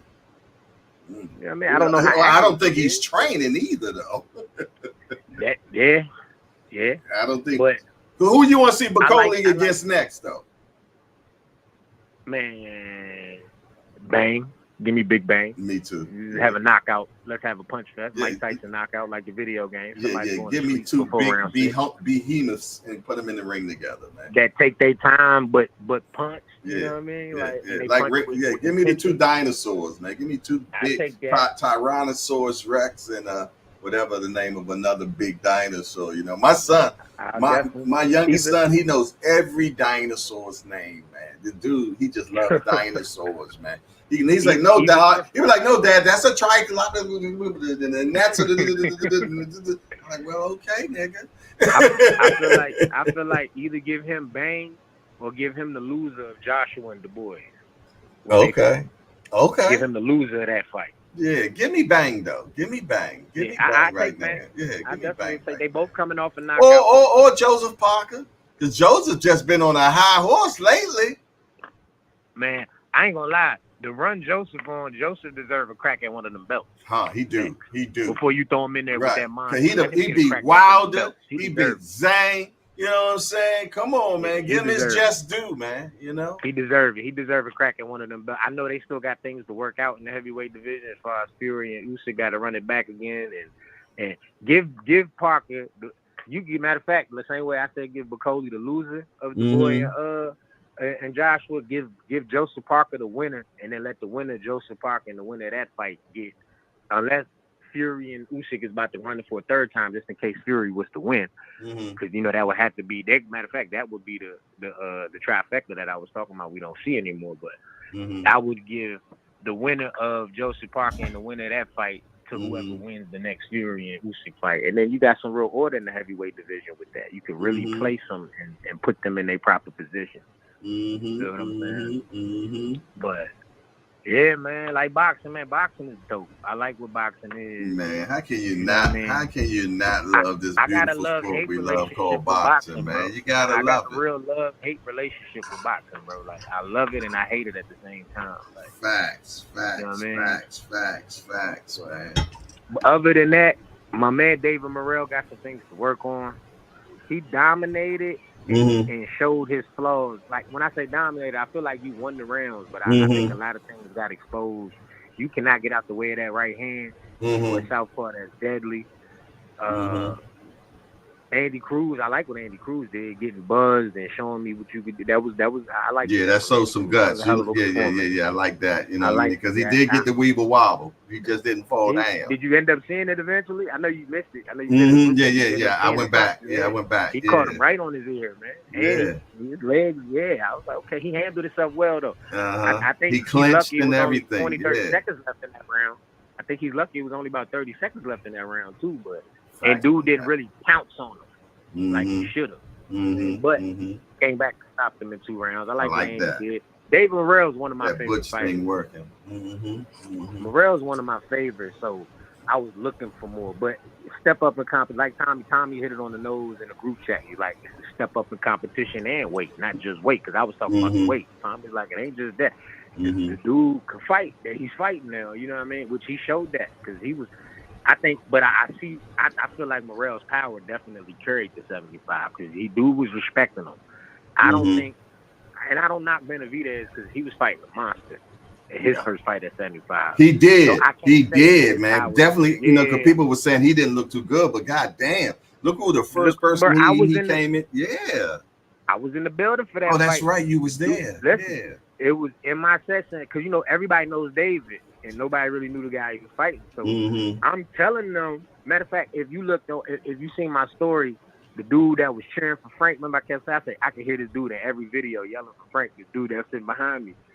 He had bet some money on Benavidez, and I was like, yo, this dude he fighting only lost to Arthur Benavidez. Right. You know what I'm saying? Like now, this is what I'm saying about the casuals love Tank. Dude don't know who Benavidez is. He don't know nothing. So like I'm explaining to him everything. I'm like, nah, bro. He's older. He's 37. He only lost one fight. He got knocked out by a guy that knocks out everything moving. You know what I'm saying? Like, I was like, that's not no easy fight he's in right now. I was like, I actually respect him more for taking that fight, his first fight at 75. But iron sharpens iron, man. So it's exactly. Say he didn't want to come in there with a soft touch, man, because he know he might get the winner. The winner of Bakole and Beterbiev. You know what I'm saying? I got to push myself to the max if I'm even going to think about stepping in the ring. Exactly. Me personally, I think we done seen the best of Beterbiev. You know what I'm saying? Due to, I just feel though his body is falling apart, man. You know what I'm saying?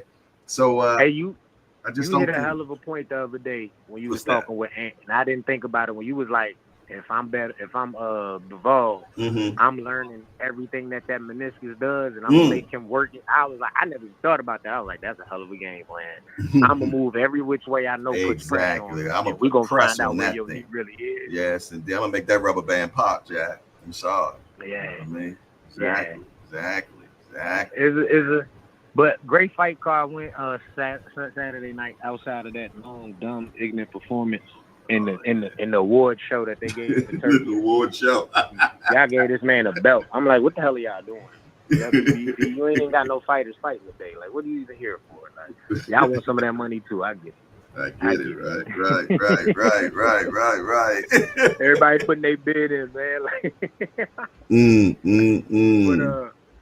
yeah, man. Let me ask you something though. Yes, sir. I had this, call me casual, call me what you want. I'm gonna talk about my boy. Y'all know Tank, my man. I was having this conversation with my man. I told him, I was like, I would love for Tank to get back in the ring for the end of the year because he took them 15 months off. But what if Loma, let's say it's one or two things. When Coach Calvin did that interview on Finance the other day, he said all these dudes think they're going to get $30 million. And everybody took it like he was talking about Shakur. I think that went over your heads. I think he's talking about Lomachenko. I don't think he's talking about Shakur. I think he's talking about the dude he was just in negotiations with. Because whatever deal they offered him, them lawyers and them top-ranked people thought it was fair to present it to him. The Loma did. He just walked. The Loma didn't want it. Yeah, because I'm going to tell you something. Let me interject real quick. Because he came in town for a reason, okay? You remember they saying that Lomachenko is coming in town to talk about the fight, right? To go over the deal. Exactly. So obviously, if he wasn't planning on fighting, he wasn't in the mood. Shit, you could have told me that over the phone. Thank you. That's why I said that spend time with my kids and shit ain't really it. That's a lie. Yeah, what did you do on the flight halfway across the country for? If spending time with your kids to say I'm not in the mood. Why ain't you with your kids? Man. And you still in America because you was at the fight. I'm pretty sure you just been here the whole time. Right. So what time are you trying to spend with your kids? I respect what Greg Haggard said. Greg was like, I think Loma wants some more money. Yeah. You know what I'm saying? He's like, stall tactics. I believe that's stall tactics. Exactly. But if I'm gonna get knocked out, pay me for my knockout. Pay me for my knockout in my belt, man. That's what he's saying. I believe it's either you want some more money or you don't mind the fight Tank or Shakur. You just don't want to fight them both. So you like, why don't y'all two fight? Let the elder get the winner. Which I could respect either reason because it's all about it's prize fighting at the end of the day. If you want a couple, if you know, this fight gonna make $100 million, I'm not leaving with 20. Like, you know what I mean? I can get that. I can understand that if that's how you feel. Yeah, because they want to see since they seen how much Ryan got. Everybody trying to look at that as the starting point. No, y'all don't bring what Ryan brings to the. Y'all don't bring what Ryan brings to the table. Listen, don't ever break the law around Ryan Garcia, boy. That boy can't hold water to save his life. He talk about everything. The worst thing happened to boxing was him saying he made $33 million or whatever against Tank. Like that made. That he don't realize the fork he threw in a lot of. He threw a monkey in a lot of other people's records when he said that. You know what I'm saying? And it gave Bill Haney and them a starting point. Bill said, "Well, let's start there first." Like, no, how are we going to start there? What constitutes you getting $30 million to fight Tank? What have you done? But for me to play devil's advocate, come on, you know what their argument is? What is their argument? You know what their argument is? Ryan wasn't on pay-per-view before Tank. And his next fight after Tank wasn't on pay-per-view neither. That's where the monkey and that's where their argument can come in at. Even though common sense tell you, y'all ain't bringing what he bringing to the table. Ryan probably had teenage girls making their daddy, I want to watch this fight. Right. His Ryan fight. You know what I'm saying? Ain't no telling where these million people came from. Right. Because what Tank just do with Frank? What they do, like 400K or something like that? Yeah, well, we don't know. They never said exactly, but yeah, I heard that wasn't. I even asked the peoples. I even asked the Alphabet people, and I said, "Was y'all happy with what?" I didn't ask how many. So I said, "Was you happy with what?" And they were like, "It could have been better." That's letting me know that. Yeah, exactly. Yeah. Exactly. I know when they were reporting 350, and Coach Calvin was like, "That's still just America. That ain't the numbers from all around the world." I was like, so in my mind, I'm like, well, I projected the right as 4, right? And I can see why 4 ain't enough, because you got to face a boxer. You know what I'm saying? Like, nah, nigga, at this point, especially coming off a million pay-per-view performance, you probably expect him to crack a $500,000 every time he comes in the ring now. Yeah. So it could have still did good, but not what they were waiting. And Tank number doesn't change. His number's going to stay the same unless he loses. Whatever you got paid the last time, I'm gonna need that or more next. You know, and that's how it works in boxing. It shoots and ladders. Now, when you lose, that last number you got, you're not getting that no more in boxing. You know what I mean? Yeah. So it is what it is. Tank is also different because he sells more than these dudes and takes a smaller guarantee. I guarantee me $2 million, but I'm gonna just take a bigger chunk of the back. And so, like with Tank's money, just from the outside looking in, I obviously can't know, but it looks like he's willing to bet on himself. Like, all right, let's get it in here, and then as long as I get the bigger of my percentage out of what comes back off of it. I think that's why he had an issue with the promotion. If you remember, he was mad at the promotion leading up to the fight, which I can feel him. Bro, we on Amazon Prime. How come the first time you turn your Fire Stick on, it ain't a picture of me and Frank Martin with the date right there? That's simple.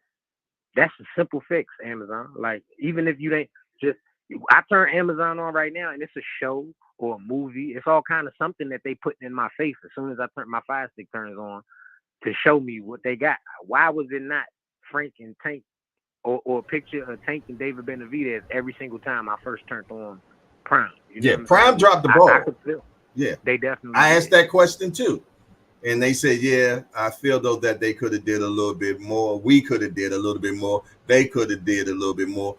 We could have been." Basically, we were saying we needed to be more intentional on that last fight, and I agree. Yeah, you know, but I'm gonna tell you something. Also, I think they were doing, seeing what could happen with the less of what we said or done. You know what I mean? So when we do put that machine behind it, what we should get. We looked at what we can get with a butt naked special. This the butt naked special. Yeah, for sure. This is the floor level right here. We should never do no worse than this. But now let's see what we can take it to. They said the butt naked special. I feel that though. I feel that though, but I'm glad. I'm not glad Pitbull lost. I'm just glad that the rematch ain't on the table no more. I say that much. Yeah, I can say that. Bro, Tank beat him handily, bro. I don't care what nobody say. Go watch that fight again, bro. That fight was not as close as people think. Like, it was good. Pitbull it was your first time you seen somebody pressure Tank and not go to sleep. Okay, good. That's dope. You know what I mean? Like, it was an entertaining fight. Yes, it was definitely entertaining. Pitbull have a following? Yes. You see, they booed Rayo for beating him. And he's Mexican too. Like, that's how you know Pitbull is a fan favorite. I get it. Was it a money fight? Yes. I didn't want it because I know the ticket prices was going to be jacked up and I'm trying to be there. So I was cool on that.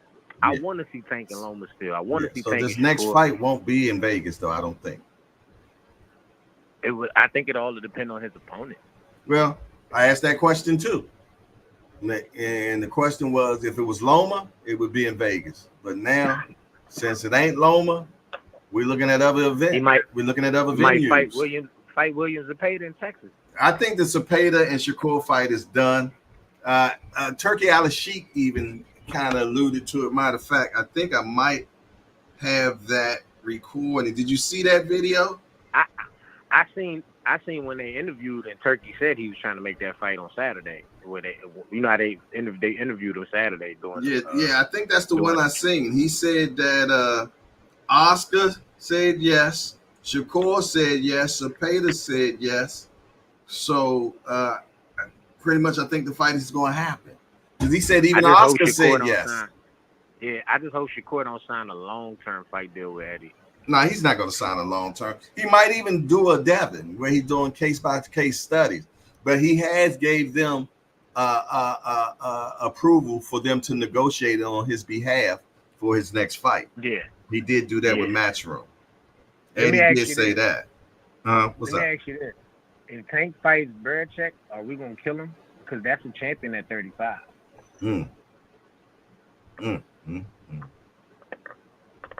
Are we going to kill him? We'll see. I don't know how that we'll see a fight live decapitation, probably.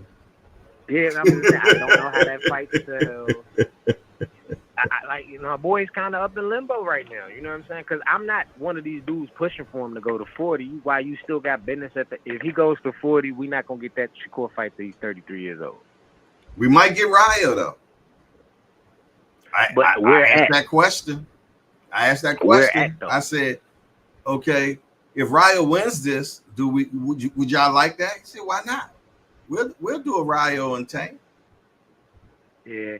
He's gonna flatline Ryo in about 6 rounds. I can see Tank going to 40 and go ahead but then that opens up the narrative. Okay, Tank came up to fight Ryo at 40. If you go to 40, you gotta stay there. Yeah, exactly. If you go to 40, you gotta stay there. That's my only. Exactly. That's what they're going to say. You're going to have to stay there now. Exactly. You go there and take his belt. You gotta fight T.O. next. Like Mama say, you come in the house or go out there. You come in the house, you stay in the house. And I wasn't mad last time because he jumped up to 40 from 30, and then settled down at 35. I ain't mad at that. You know what I'm saying? He had 3 fights at 3 different weight classes. I get it. He settled at 35. I ain't mad at that before, but you won't be able to pull that one again, bro. You go up there, you got to stay there, in my opinion. Because there are fights up there now. It's just the fight I really want is the Shakur fight, and I feel like that's gonna kick that can so far down the road. Like I rock with Tank, but he needs every bit of his athleticism to do what he does. He's already fighting from a deficit as far as height reach goes. Yeah. Physical. The last thing I want to see you do is fight Shakur and not be the best version of yourself. You see what I'm saying? Like, and this is one of my favorite fighters. I just got a bad feeling whenever when Floyd took a step back in athleticism, Floyd's frame allowed for Floyd to be fighting at them higher weights. Even though I don't fill out that much height reach wise, Floyd wasn't that far off from me. And his skills. His skills paid the bills. But his body mass didn't match fighting at 54, but his height and reach was okay for his intellect. It was okay for Floyd. And his length. Floyd had long arms. People don't realize that Floyd had long arms. Like his bone structure allowed for him to move up in weight like that. Tank doesn't. So I just like when Tank say I got these 6 fights and I'm getting out of here, I actually love to hear that. Like, go out on top, brother. Go out the best version of you. I don't want him boxing after 32. Go ahead, run up 200-300 million, man, and get out. Grab this last 6 fights, man, and go buy an island and chill, man. You know what I'm saying? Yeah, whatever you want to do. You know what I'm saying? Like, the world will be at your disposal. But I just don't.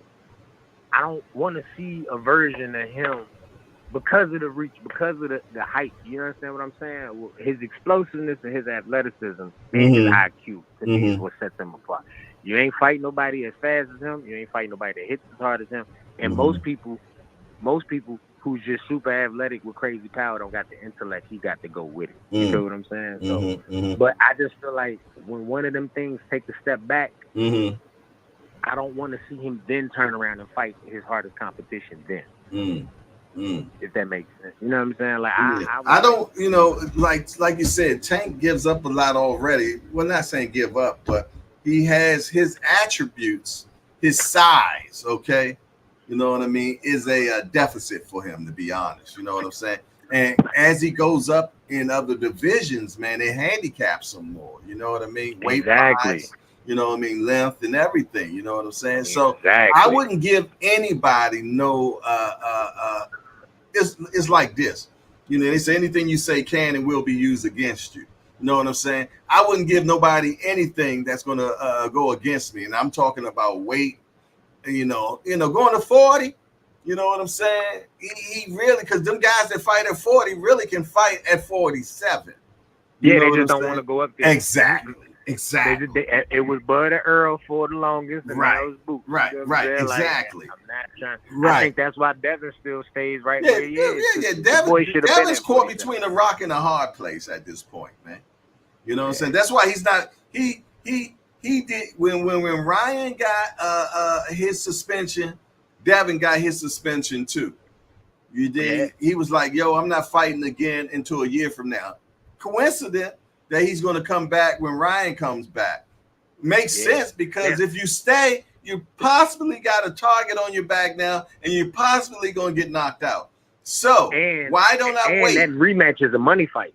Right, that's what I'm saying. I don't care what they sold this last fight. They may do $1 million with that next fight. Exactly. So why blow that bag? I'll come back when Ryan come back, and we'll talk smack, and everybody gonna want to see it. You know what I'm saying? Yeah, and definitely I'm gonna want to see it. And I'm gonna get my bag off of it. You know what I'm saying? Yeah. I fight Sando Martin. Right, and then Devin Haney Promotions will be in full effect at that point, man. And it is what it is. He ain't got nowhere to go, man. I was glad to see him in public this weekend, though. It was good. But he got booed. You see that? Man, I saw that. I don't know. I saw that on one dude channel, but the dude hates him. So I was like, "Is this real?" Nah, he really got booed. Damn. He got booed, man. That's crazy, man. That's like the disdain people got for homie, man. Like, wow. Different. Like I just didn't believe you was the one. I was never sold. I thought you were good, but I never confused you for being the best at lightweight, even though you was undisputed. And majority of the people, even though Ryan cheated, they still look at it as Devin lost. You know, Ryan cheated against the perfect opponent to cheat against. If he would have cheated and beat Tank, he'd be hated. You cheated against Devin, and people act like it didn't even happen. Right. And I'm not behind cheating at all. You know what I mean? You know what I say about cheaters, man. I told them they should be cheating baseball. Yeah. You cheat baseball, I don't give a damn. Mm-hmm. You cheat in certain other sports like football and boxing, your ass should go to jail. You should go to jail, bro. Like, for real, bro. Shakur Stepdaddy is in the house. He says Shakur Bright like Stevens on Tank. Whenever they fight, boxing, hit the little buddy ass, pause around the corner of that jungle. What the hell is you talking about? Stay away from Val, man. Val stay on his square, man. Val staying on his not Val, man. Always. He's Val consistent. staying on his square. He's consistent. Yeah. He ain't disrespectful with it, though. That's why never disrespectful, man. I've seen Val get disrespected online when he's just talking regular. Val ain't disrespectful, but he just stand on what he stand on. Yeah, Val he stands on, but he Val came in the building, man. You need the opposition. He about to get checked, man. He about to get checked because he come in here and he never comes in here and speak to people first. He just come in here and started talking that Shakur mess, man. He don't know Doc and Lovely gonna get him. You come in here, you don't speak, salute, hello to everybody or anything. You just come in here and start talking about Shaka Khan. You know what I'm saying? You did. Stop playing, Val. The queen will lay down the law, man. Yeah, just come in here, just talking some Shakur Bright Light Stevens. Hello. You know what I mean? God damn, when you come in people's houses, when do you come in people's houses that don't speak, man? Yeah. You know what I mean? I know you got better manners than that. You know what I'm saying? Man. I digress. Fat Steel. See, he came in here and said, yo, salute. How you doing, Fat Steel? The first person to ever be in the hangout, man. Salute to Fat Steel. Fat Steel's the only name I can remember that was here before me. Yeah. Like, whoever else was here before me ain't around no more. I forgot who I was saying that to. I told myself, I was around there when Jay was like 3 people in there. Yeah.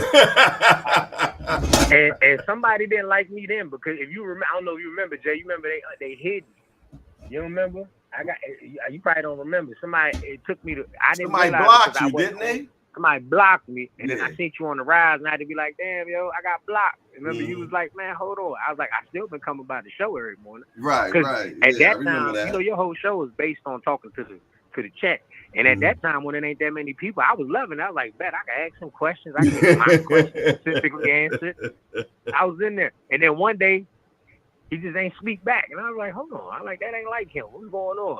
But I didn't realize, I didn't know all you got to do is go out the channel, come back, and if you don't see the comments, that's how you know you've been blocked. I didn't realize that. And I was like, oh, I'm blocked. And then when I caught you in the rise and I told you, that's how I got my wrench, matter of fact. You was like, hey, you ain't got to worry about that no more. boom. I was like, all right, cool. then it done matured into a dope family, man. Like I was telling somebody else, I said, my man almost had 50,000 subs on the low, quietly creeping up towards it. You know what I'm saying? Like, yeah, we on our way. That's crazy.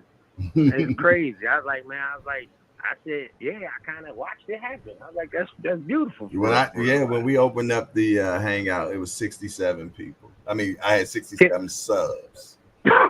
That's because I've been on YouTube. That's just because I've just been on YouTube. But I had 67. Okay, from other channels and stuff. I got you. Yeah. You know, because I've always, always talked boxing. You know, people knew me from being at fights and stuff like that. You know what I'm saying? And I've been invited to other people's channels and things of that nature. And my Instagram channel, people knew me from my Instagram. I used to be strongly posting stuff on Instagram, and that's how a lot of people learned about hardcore boxing news.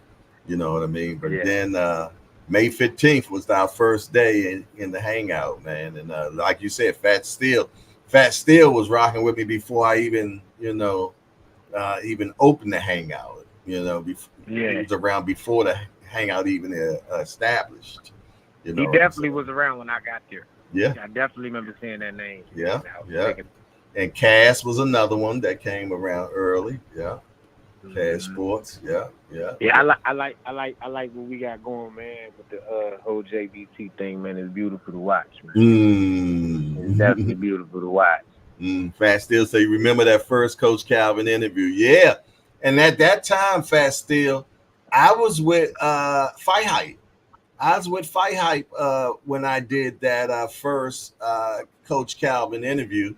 And it did 146,000 views, man. And everybody was like, yo, that interview with you and Coach Calvin, man, it seemed like y'all have been friends forever. But yeah, that was my highest video ever, 146,000 views, man. You know what? Bozy is my highest one on my channel. Me and Bozy did 149,000. And that's what got me monetized, the Bozy interview. It gave me 700 subscribers. See, the more views you get, the better chance you get subscribers. You know, and people don't understand that because a lot of people are like, well, Jay, how you got so many damn subscribers so quickly? When you have videos that go viral, which I had a couple of shorts that went viral, you know what I mean? You get people subscribed and they automatically subscribe. You know, like the video I got up right now on Boxing with Banky and Jay, I got a video with a little boy hitting a bag right now, and that's at 150,000. You know what I mean? And they got 600 subscribers off of it. You know what I mean? So people don't understand, right? People don't understand. You know, he's probably buying subscribers. Man, I wouldn't waste my money that way, Jack. You know what I'm saying? You know, viral videos will get you that, man. You know what I mean? But those are people that are interested in shorts. So are they going to be in your long form? Are they going to be in your live? No, they got short attention spans. They're not sitting around for 2 and 3 hours talking about boxing. They want a quick fix. Bam, thank you, man, and they out of here. Definitely. And not only that, the YouTube algorithm, once you've had something go viral, YouTube will place you. And you know, it's something about YouTube itself, because you know they can hide your channel from the masses, and they can project your channel from the masses. That is so he done had some things go viral. Let's push this out in more algorithms. You know, so let's put this in front of more people, because there's a chance they're gonna click it. We can run the ads off of that.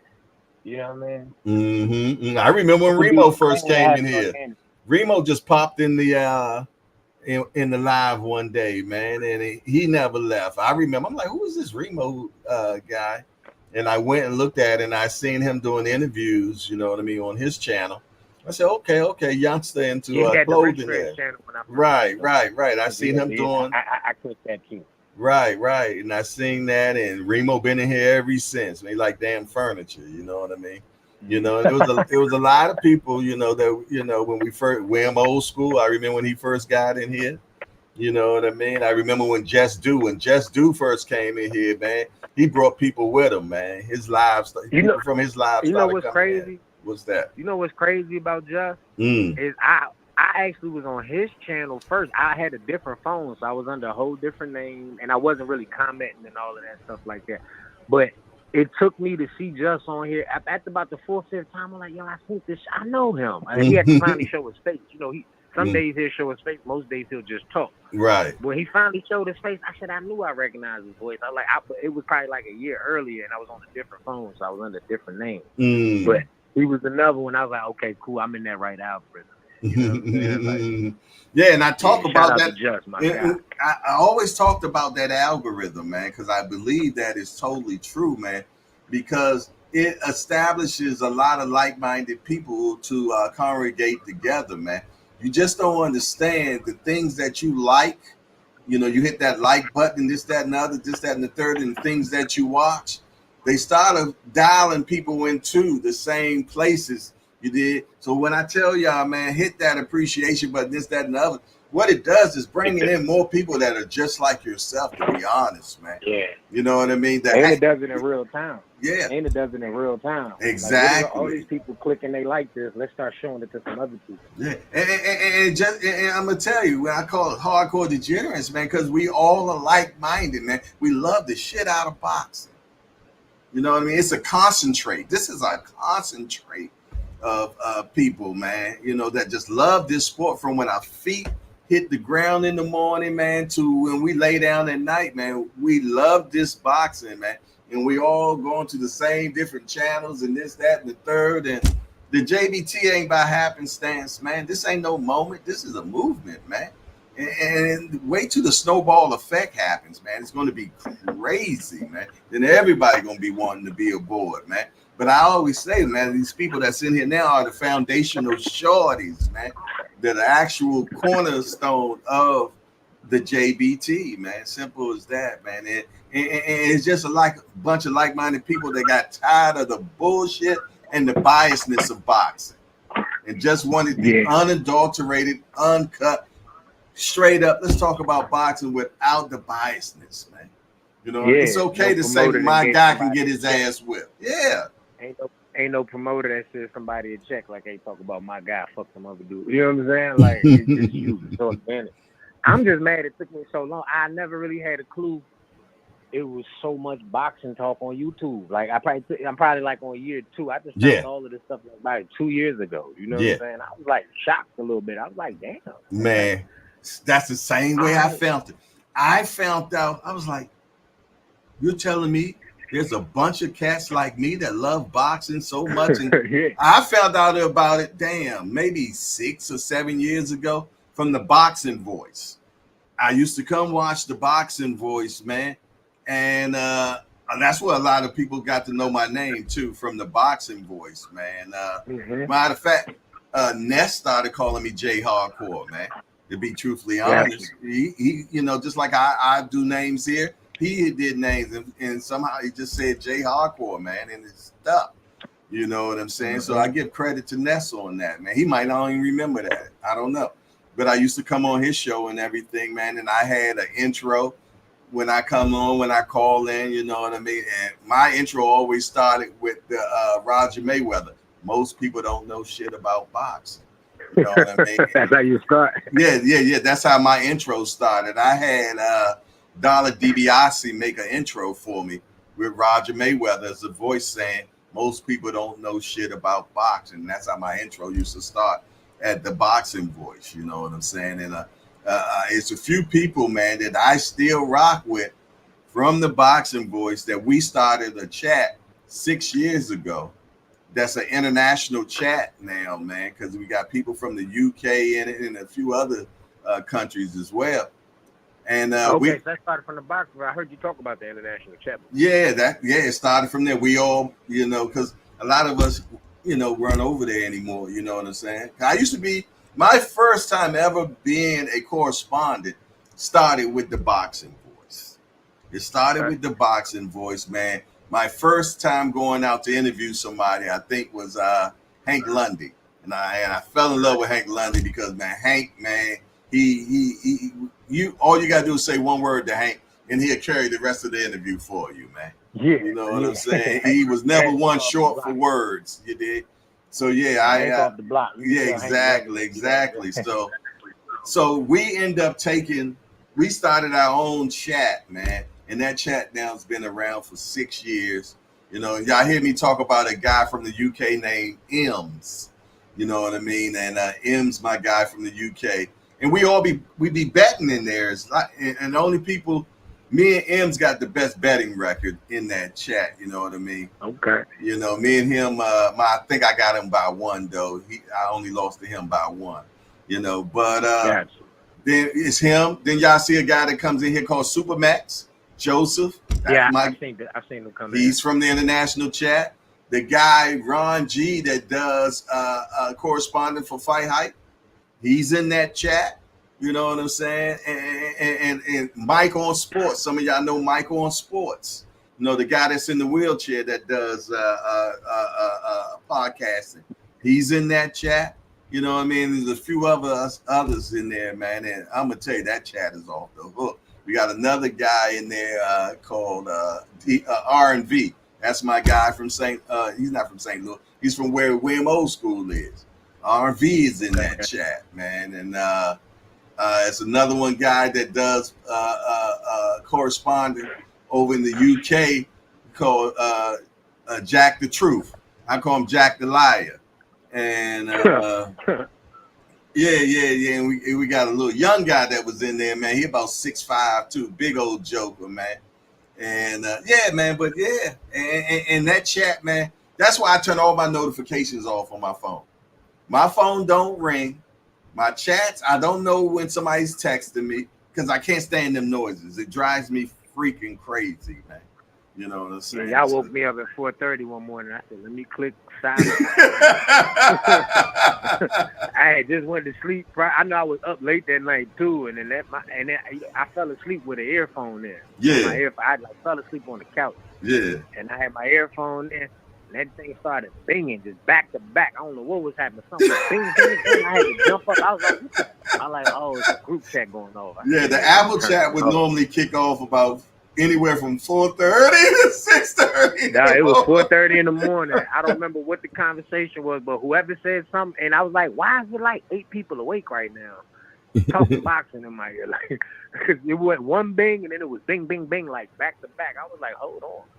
Look at say, Big Dre said, I picked up the hashtag JBT after hanging with Jay at the fight. I do almost all the channels, and I'm active and I support. That's where you do have the hashtag JBT on after your name. Now, just realized that, man.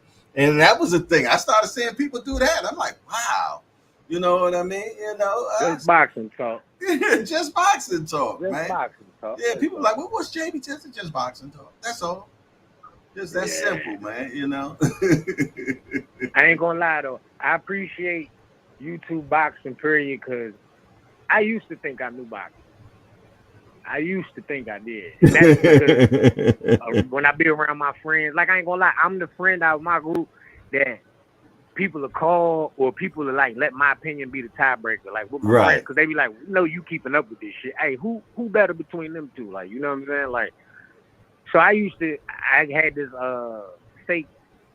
It was how do I word this? It was like a fake aura thinking I knew something about boxing because all my homeboys ask me what I think. And I get on YouTube and realize, boy, you hear people like Ant talk, you hear people like Tommy talk, you hear people like Thomas Hill talk. You know what I mean? Hear you talk, I hear it, and I'm like, but I love it because, like I said, I used to think I knew boxing, but like this last year and a half been like a crash course in boxing. What I've learned is how to look at things from a different opinion. Because I used to be stuck in what I think and be like, nah, that ain't it, it's this. But you never hear it from another angle. You know what I'm saying? That's what I appreciate the most out of it. Now I'm humble. Now I realize, okay, let me look at things now I take what I think or what I feel and I try to go opposite of it. Let me try to look at it from the other way. Just before I even form my whole opinion. This is what I'm starting to think. Well, let me look at it. Like, that's why I love Justice Channel. I think Justice Channel is perfect. He ain't gonna get up too high. He ain't gonna get down too low. Everybody's killing this guy. I'm gonna tell you why you shouldn't. Or everybody's praising this guy. Let me bring y'all back to earth a little bit. I love that about Justice Channel. You know what I'm saying? Like, and I love listening to whatever the wave is, whatever the wave is, whatever the narrative is, he's gonna bring it back to earth for you. Right. You know what I'm saying? And I love Ant McQueen. I love Ant McQueen because Ant McQueen loved this thing like I do. I know he loves it like I do, man. And when I call walking in right, exactly, a vast of none. That's why I call him Breakdown Shawty. You know what I'm saying? people, I give names based on the characteristics of that person. You know what I mean? And he's breakdown shorter than me forever, man, because he breaks it down to the lowest common denominator. Remember, math teachers are the lowest common denominator, man. You know what I mean? He definitely does. And I like Ant free spirit. He's free spirit. You know what I'm saying? Yeah. You're not going to put Ant in a box. Ant the type of person that's going to read the fine print on the contract. Exactly. All these words are real big. That little paragraph at the bottom that's like 1/3 of the size of the Ant's going to digest all of that. Like, okay, he fully grasped the concept of what's being done right now. I go one step further. Ant going to let you know what type of paper it was written on. See, this was papyrus. Like, you know what I mean? You gotta appreciate people like that, though, bro. Like, exactly. I can take you up. Like, I can blindly listen to his opinion on something because 1, I know it ain't gonna be biased. 2, I know he's inspected this from top to bottom. He's giving you an honest opinion. Like, that's why I've heard him say this 200 times. I don't give a fuck. My favorite fight is Edwin Barrett. Right? Like, so he's telling you, I don't have a dog in this fight. Right. Whose favorite fighter see. is Edward Vasquez? But no, it's like a punchline when he says it, but he's saying that to let you know I'm not being biased. I'm telling you what I honestly think. Exactly. You know, I can appreciate that about the brother. You know what I'm saying? I can appreciate, and he's he got good acumen, so he can articulate himself to the point where, okay, I might not. He ain't gonna. He uses big words, but he can use them in a way that you understand them. Like, I've done Googled, or I done had to Google dictionary a couple words. Like, okay, damn, that was a perfect. That was a perfect time to insert that word in that sentence. Like, it made sense. I just asked. I'm like, what the hell? What that mean, man? You know me. I'm gonna jump on it right there. What that mean? I be stealing. I gotta give Anders credit. I done stole his words a few times and use them and apply them in other things. Like, all right, cool. That fit for that. Make myself seem a little smarter when I'm talking to certain females. Shout out, Ant, shout out to you, man. Salute that. Yeah, that's my dog, man. I'm gonna tell you another guy's my guy. B3, my guy too, man. I love me some B3. B3 is good people, man. Oh man, he's funny too, and he gonna speak his mind. You know what I'm saying? I love that about B3. Yeah, I love that about B3, and he got the courage of his conviction. If he said. B3 will argue his point to the end of them. Like, all right, you're not gonna make me change my mind. But like, you know what? I like that. Ain't B3 a light skinned dude though? I'm not for sure. I think he is. Nah. B3 brown skin. Oh, okay. You remember he sent this picture? I ain't gonna say why. I remember he's in a group chat. I ain't gonna tell on you, B3. He sent this picture to a certain female, and he put it in the group chat. Yeah. I don't want to say. I don't have in a group chat. Say a group chat. I don't want to say. He sent it in the group chat one day though. Yeah, because when I think him as a dark skinned dude, but I thought for some reason he had said something about light skinism or something one day. You know, a lot of cats be claiming light skin, but they ain't light skinned, man. Yeah, you know he darker than me. Like Remo. Remo ain't light skinned. That's not light skin. Nah, that ain't light skin. I'm not light skin. I don't like when people say I'm light skin. Like, hold on, bro. I'm light brown. To me, light skin is Shakur. Shakur, that's light skin, man. You gotta get to the paper bag test, man. See, I'm from DC. If you red, you light. Right, anything that ain't. If you darker than this, man, you're not light skin. Well, look, I've been on the phone with you for an hour, man. Your time is up. Shout out to everybody in the chat. Don't nobody be mad at me. Yeah, he gave me more than 3 minutes. I damn sure did. He from DC. Favoritism at its exactly. Hey, all right, brother. I love you. Shout out to the chat. I love everybody. I see y'all around, bro. All right, I'm taking the last caller. Burning Desire now, y'all. Burning Desire. 443-687-9806. Talk to me quick before I forget. If you got a burning desire, call me right now. We've been rocking out for 3 hours and 38 minutes. Don't tell me I ain't give y'all time today, man. Yeah. I put it in for show today, man. So if you got a burning desire, you did something that me and D for the Win said that struck some you. Oh, you know what? Call me about it, man. Call us up. 443-687-9806. And all y'all fake light-skinned dudes, man, cut it out, man. Cut it out. You're not light-skinned, man. If y'all light-skinned, I'm light-skinned too, okay? And I'm not light-skinned, man. At all. Embrace your darkness, my guy. Embrace it. Oh, these fake light-skinned dudes, man, with these light-skinned poses and stuff. What y'all really got going on? Big Dre say, D for the win gets an hour and I get 3 minutes. Talk about favorite.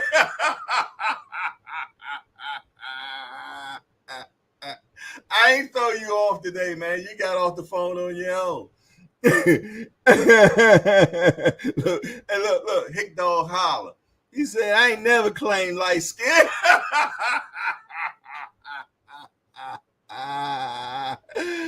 Oh, man, you gotta love the hangout, man. You gotta love the hangout. If you don't, I do. I don't care if you do or not, but I love it.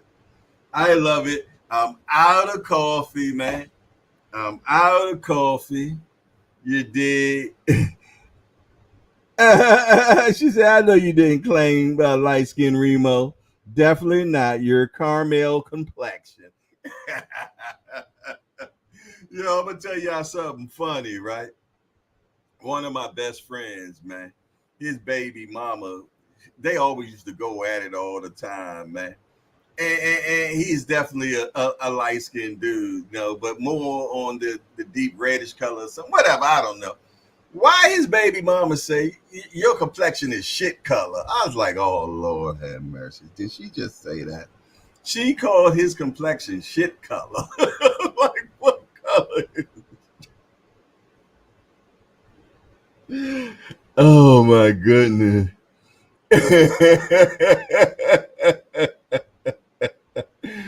Oh my goodness. 443-687-9806. Talk to me quick before I forget, man. Look. Big Dre a little sensitive, ain't he, y'all? Oh, big sensitive dude. He ain't give me a whole bunch of time talking about favorites. I be hearing you, Dre. Then when we was at the fight, you know, he come back. Yeah, Jay just left me, man. Yeah, stop being sensitive. You're too damn big to be sensitive, man.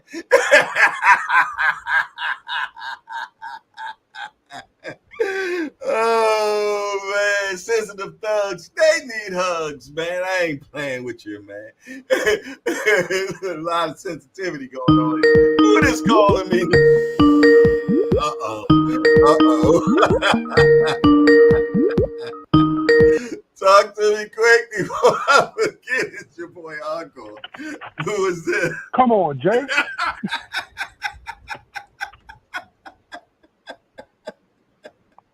But when we was at the fight, man, you left me, man.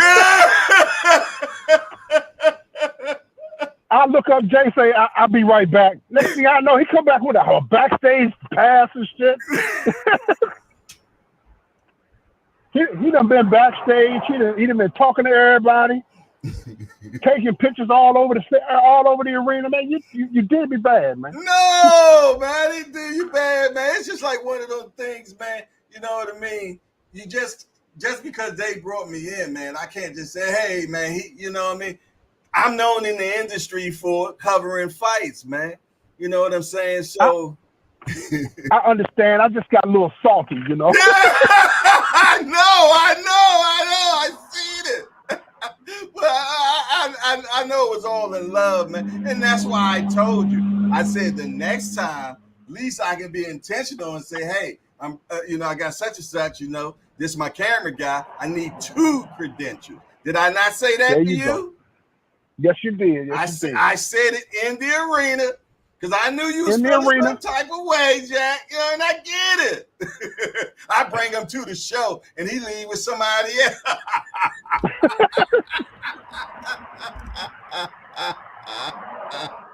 But that was a good time, man. We had a good time tonight. We saw some good boxing. Man, we had a great time. You know, man. And I thank you 1,000% for bringing me to the show, my brother. You know, and you and Dean were talking about Ant and Just. Mm-hmm. Man, that night at the meet and greet, mm-hmm. we started talking as soon as y'all got back. So that was about 12:30. At about 3:30, brother had to tap out. They kept going to 5 o'clock in the morning, man. I think it was 6 o'clock when just said it was 6 o'clock when they they decided to sit down and go catch a couple of Z's, I couldn't hang, man. I couldn't hang. Them boys, but it was great to talk to them boys because they brought truth and logic and to the conversation, and it wasn't no feelings. They didn't go on feelings.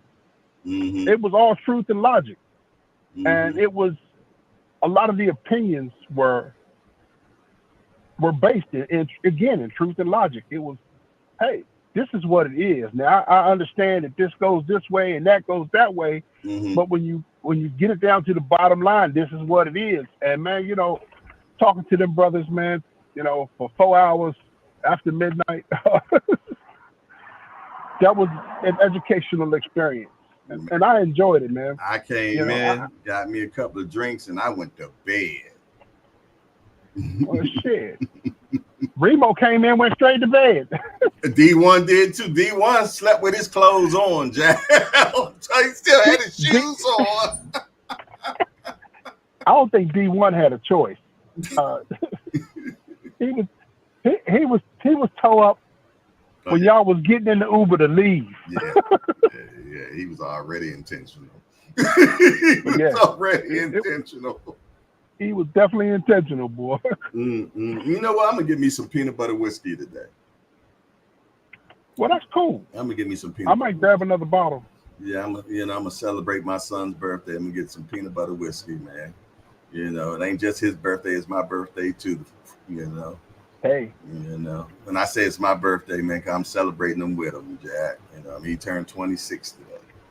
You know what I mean? So I feel whiskey, you know what I mean? I might smoke a doobie with him today. Who knows? He loves the doobies.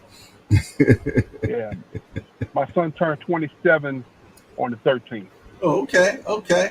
My birthday is the 22nd of this month, So we all a bunch of August babies. Oh, what day is yours? My birthday's the 31st, the very last. Oh, you the last day. Okay. You Virgo. Okay. Yeah. Yes, me and my oldest daughter. I'm last day Leo, and my youngest daughter's Leo, and my middle son, he's Leo. Yeah, so it's 3 Leos. Yeah, I can tell I'm a Leo. Y'all see, I got lions everywhere. I got lions all through my house, man. I love lions. Oh, okay. Well, that's cool.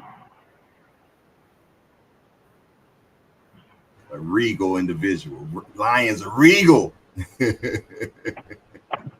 What's your plans for the rest of the day, man?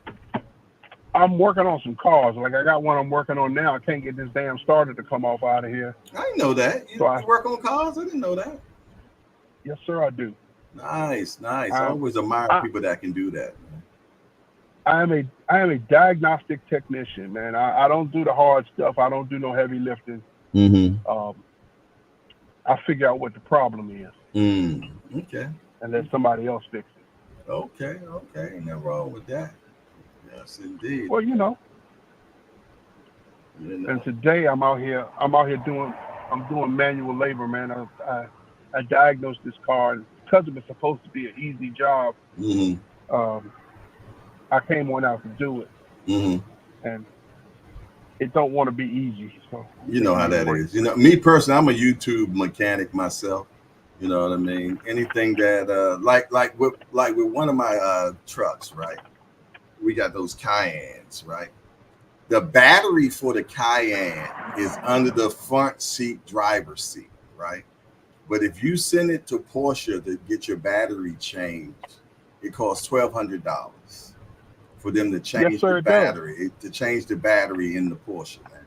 So I went on to YouTube Studios, man, YouTube University, and I learned how to do it myself. And you got to unhook both of the back nuts on the back of the seat, and you push the seat over, then the battery's sitting right there. But the trick to it is you still can't unhook that battery, because if you do, it throws the computer off, and then the computer resets. It's crazy.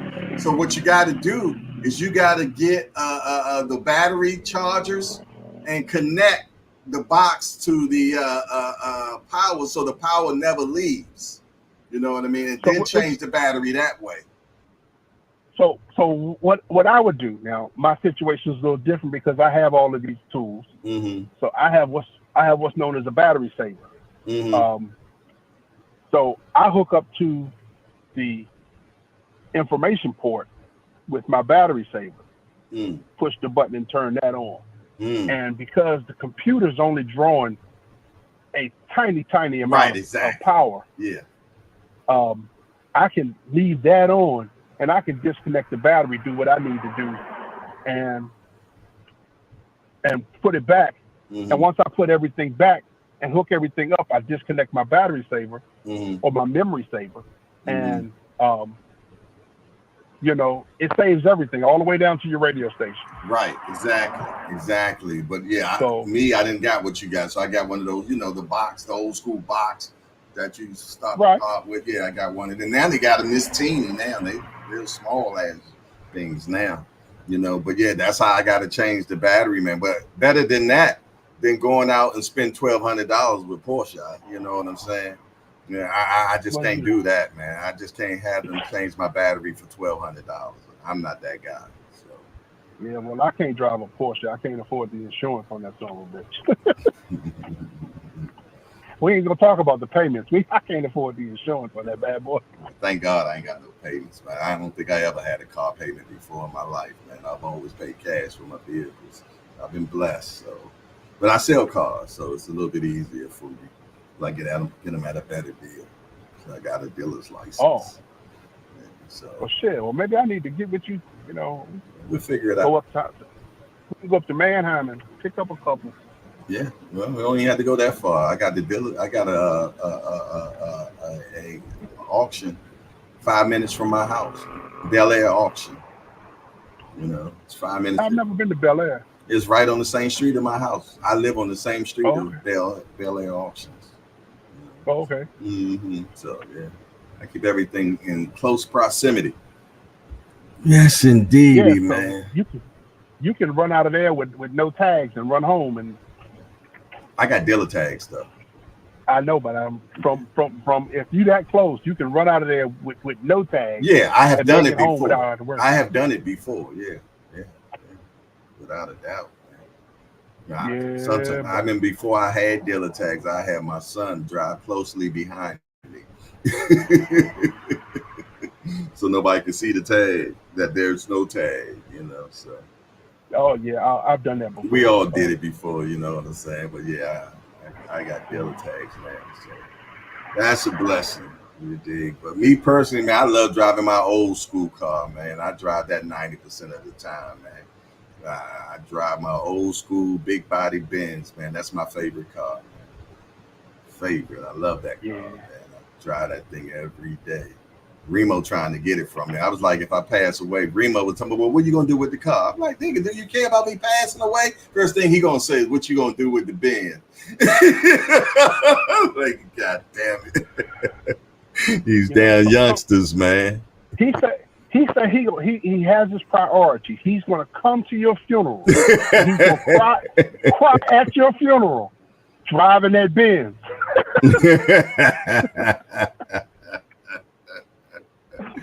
You know, that's the way he want to do it. You know, he, like I said, he wants to come to the funeral. Is that the plan? And cry at the funeral, driving that Benz. Yeah. Cry me a river. Damn, 3 hours and 53 minutes. It's 12 o'clock. I gotta go play my numbers, man. You know, I feel lucky today, man. I feel lucky. Maybe I'll call it in. I might not have enough time. All right, brother. Always a pleasure, man. Hey, and next time we go, man, I'm gonna make sure that I get credentials for 2, my guy. Okay? That's cool. Yeah, we got to do that. They're supposed to be fighting again in November. It's upward mobility. You dig? Upward mobility. We get better as time grows, man. All right? All right, bet. All right, love you, big guy. Take it easy, man. Right. 443-687-9806. I'll take one more burning desire, then I got to get the hell out of here, man. I got to get the hell out of here, man. Matter of fact, maybe I'll call my guy, man, get my numbers put in, man, because I really need to get my numbers put in, man. You know, get my numbers, contact, recent. I got to call, man, let's see Bernard. I got to call Bernard, too. I see I missed this call. All right, 443-687-9806. Anybody else? Are we finished? Did everybody get in what they need to say? If not, man, we can go ahead and close this thing on down now. You dig? You know what? Let's get an even 4 hours. Let's get an even 4 hours. It says we got 3 minutes and 54 seconds. So 6 more minutes, man. I want to get 4 hours in, man. Let's be intentional about the 4 hours, man. Talk to me quick before I forget. William Old School said the dealership charged my friend almost $300 to change a water pump. I showed him how the second time it only cost him the price of the pump. A long time ago, I used to be a mechanic. Yeah. Hey, man, I remember changing some spark plugs. I had this Benz, man. And they told it was hard to get to these spark plugs, so that's why they wanted to charge you more. All right. Like somebody else call. Let's see who this is.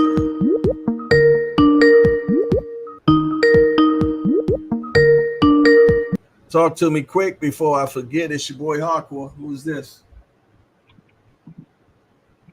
Talk to me quick before I forget. Is that Aunt McQueen? Yes, sir. Yes, sir. What's up, baby boy? What you got for I've been me? a damn peekaboo shorty. I knew you was there. Yeah, I'm out here driving and thriving, wheeling and dealing. Okay, making them moves, making these man. twos and fuse, making them twos and fuse connect. Out here making these little deliveries. Nice. Trying to scrounge up some dough because I'm gonna be on the Liberty of the Seas in about 2 weeks. The Liberty of the Seas. Where you going on a cruise? Yeah. Is that what you're saying? Yeah. Okay, all right. The Royal Caribbean. Oh, you going on the bougie one? Something like that. That's the bougie one. You know, most people do Carnival.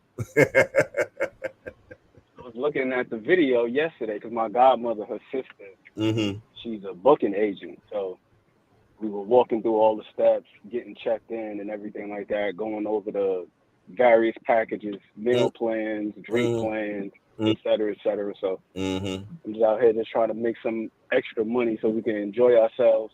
Yeah, them drink packages be expensive, man.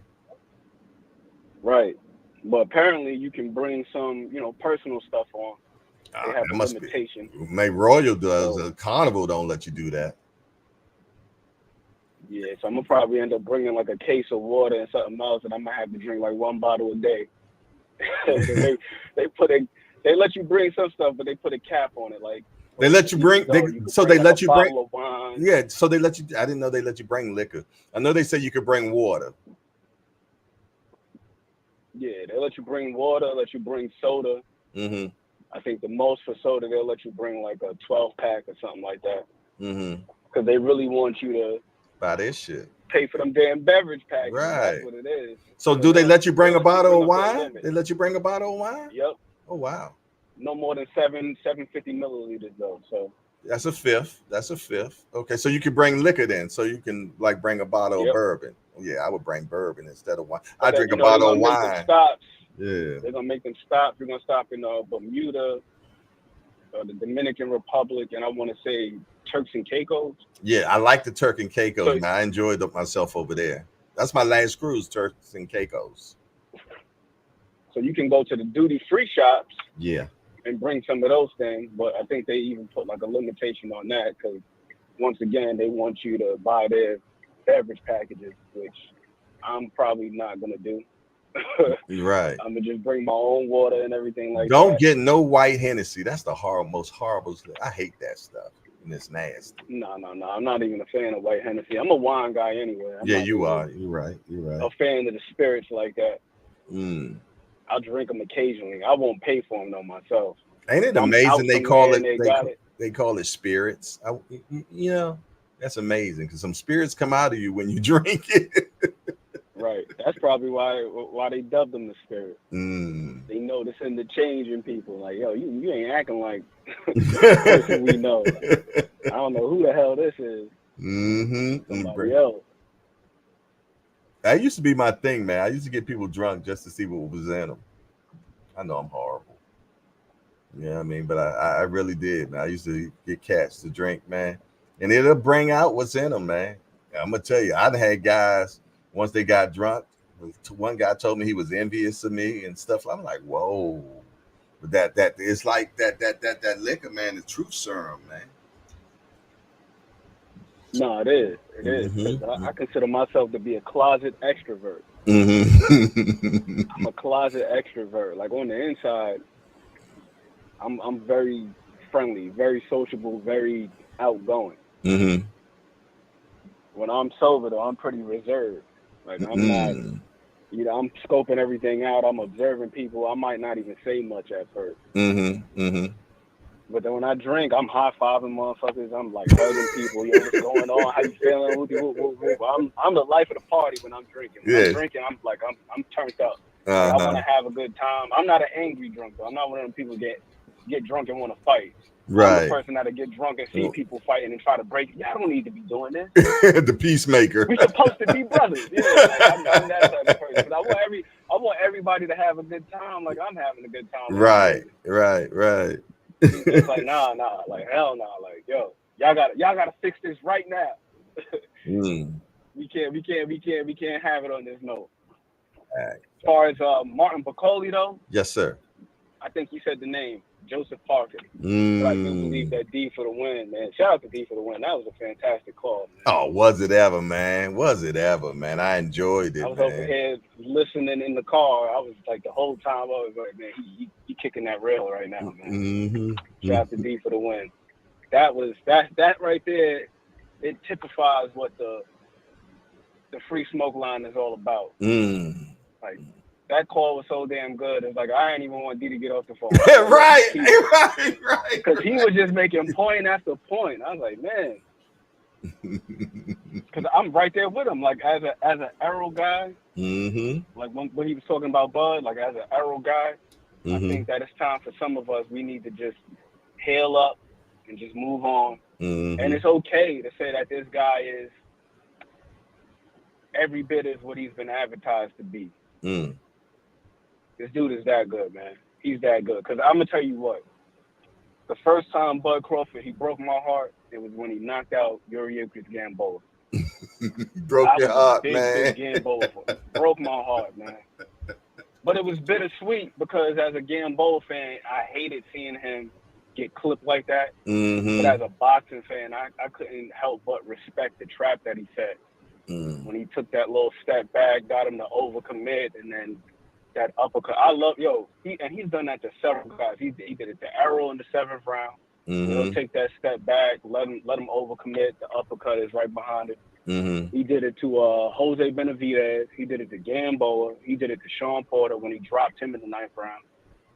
It seems like that thing is just damn near automatic. Like if you see him take that step back, just know that uppercut is coming straight up the middle. And it seemed like what's his name was hypervigilant of that. Madrimov, he didn't really want to commit like that. That's why I felt like Bud won the fight. I didn't really have it really being that close of a fight.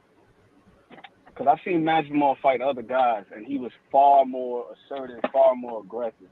With Bud, he felt extremely tame. And that's how I'm thinking we're going to see, when we see people with Tank, man. He stopped letting his hands go for a second.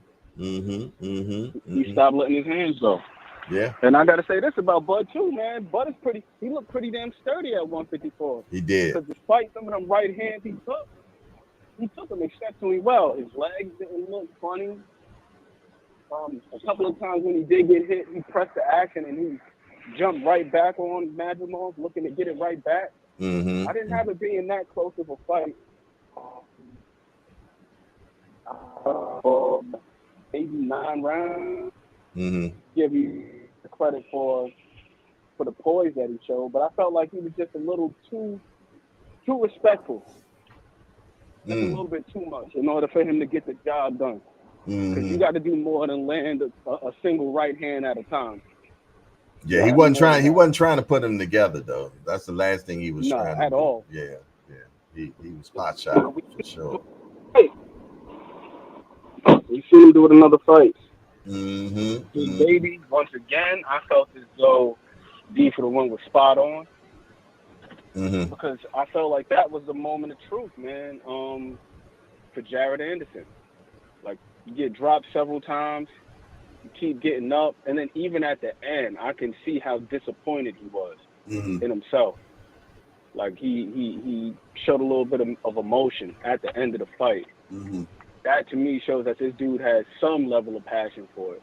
And I feel like some of his comments about boxing have been a little bit misinterpreted. I don't strike him as somebody who doesn't necessarily care for the sport or doesn't have any passion for it, but somebody who understands that this is not the whole of who he is as a person. This is something that he's been blessed to do because he's got the necessary athleticism, the size, so on and so forth, but it doesn't define him. And I don't think that anything in life will ever define him. I think that's something that we gotta. You're getting a little boogie woogie right now.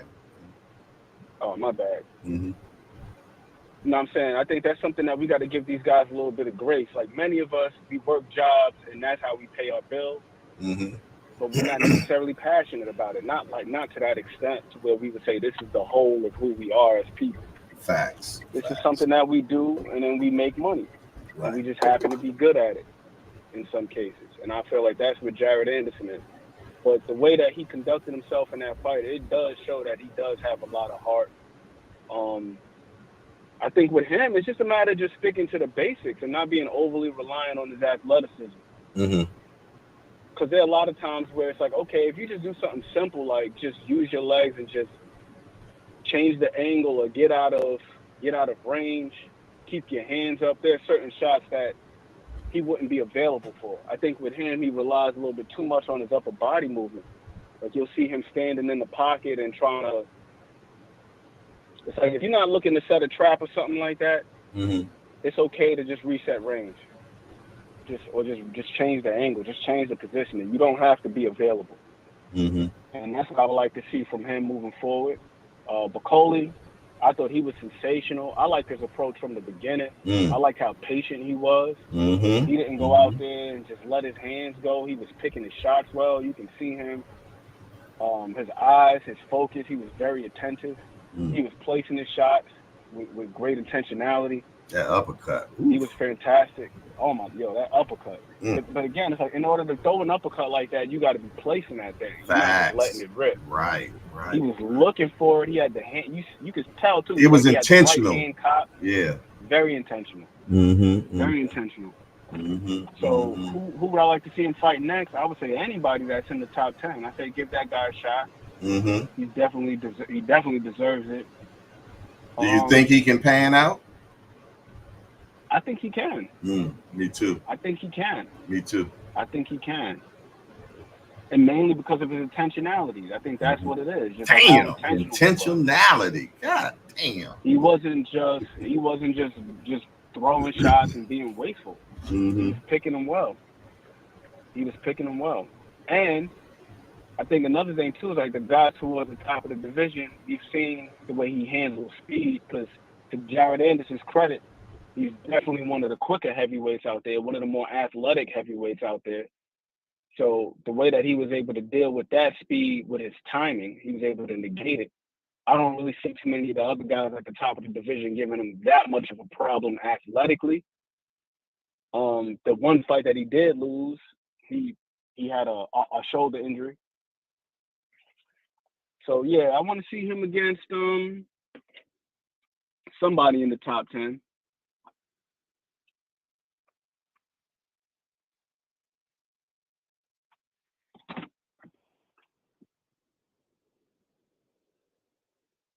Yeah, I hear you.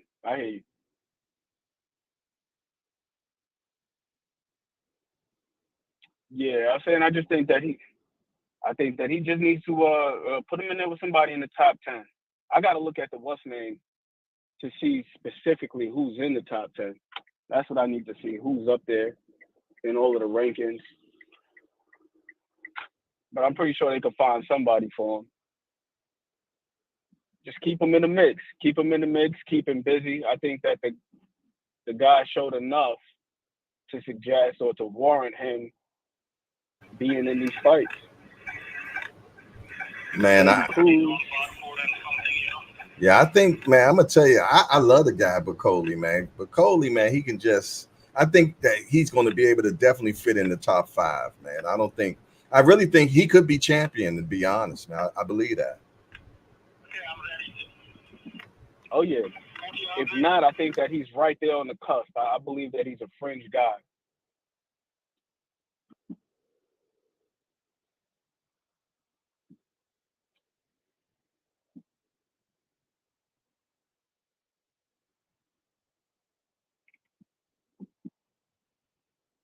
No, it's all good. I think at worst, I think that he's a fringe guy. He's definitely contender level for sure.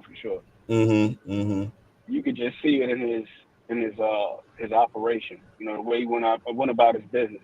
It's like very, very poised. And I gotta say, man, that guy's got very good coordination for a guy's size too. Yeah. Very good coordination. I agree. But you know what you said, guys that big and they look sloppy with their movement. Right. He just looked very precise. But something you said that really struck more than anything, his poise and his patience, man. You know what I'm saying? And the way he placed his shots, man. He placed them well. You know, like I said, that uppercut was placed so beautifully, man.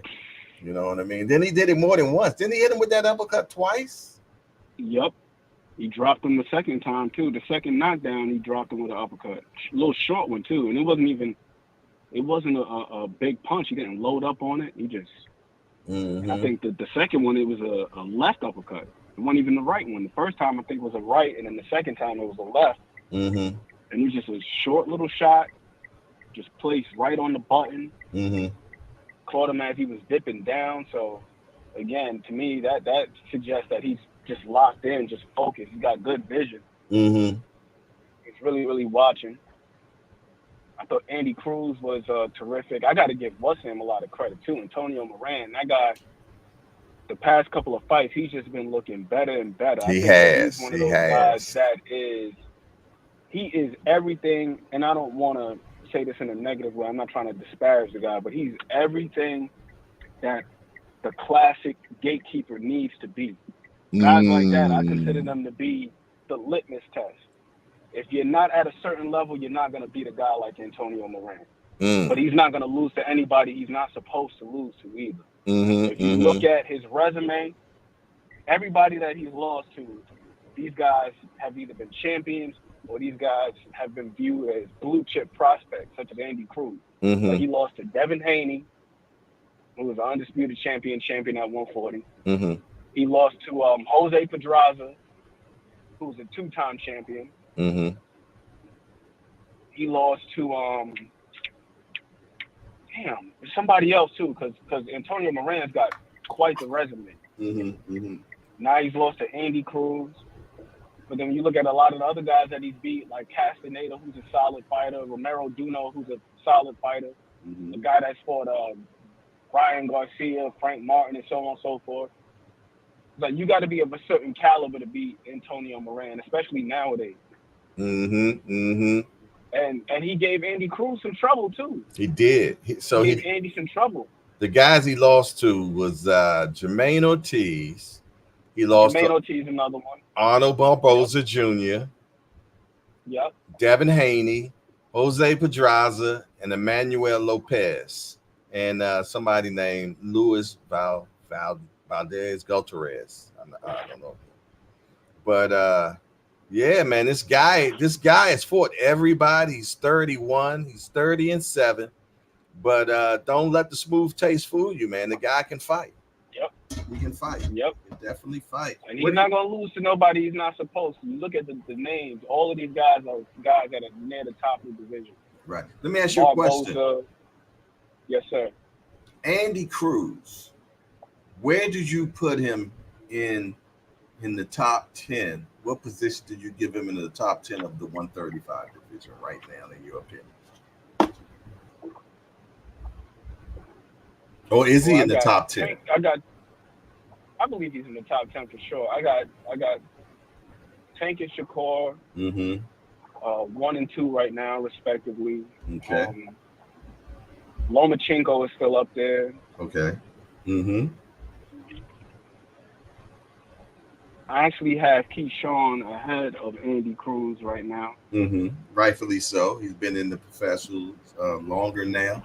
And he's been in against Pedraza, beat Pedraza, you know what I'm saying? And he's looked good pretty much all his fights so far, you know what I mean? So he came out there. And the last fight that he had, too, was terrific, too, against Dueno.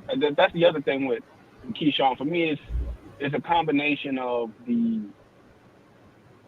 opponents that he's faced and also the dimensions that he's shown. The dimensions that he's shown. Because even a guy like Russell is a damn good fight to have on your record as a guy that only has 10 fights, because Keyshawn only has 10 fights, something like that, 11 at the most. Yeah, something like that. No more than that.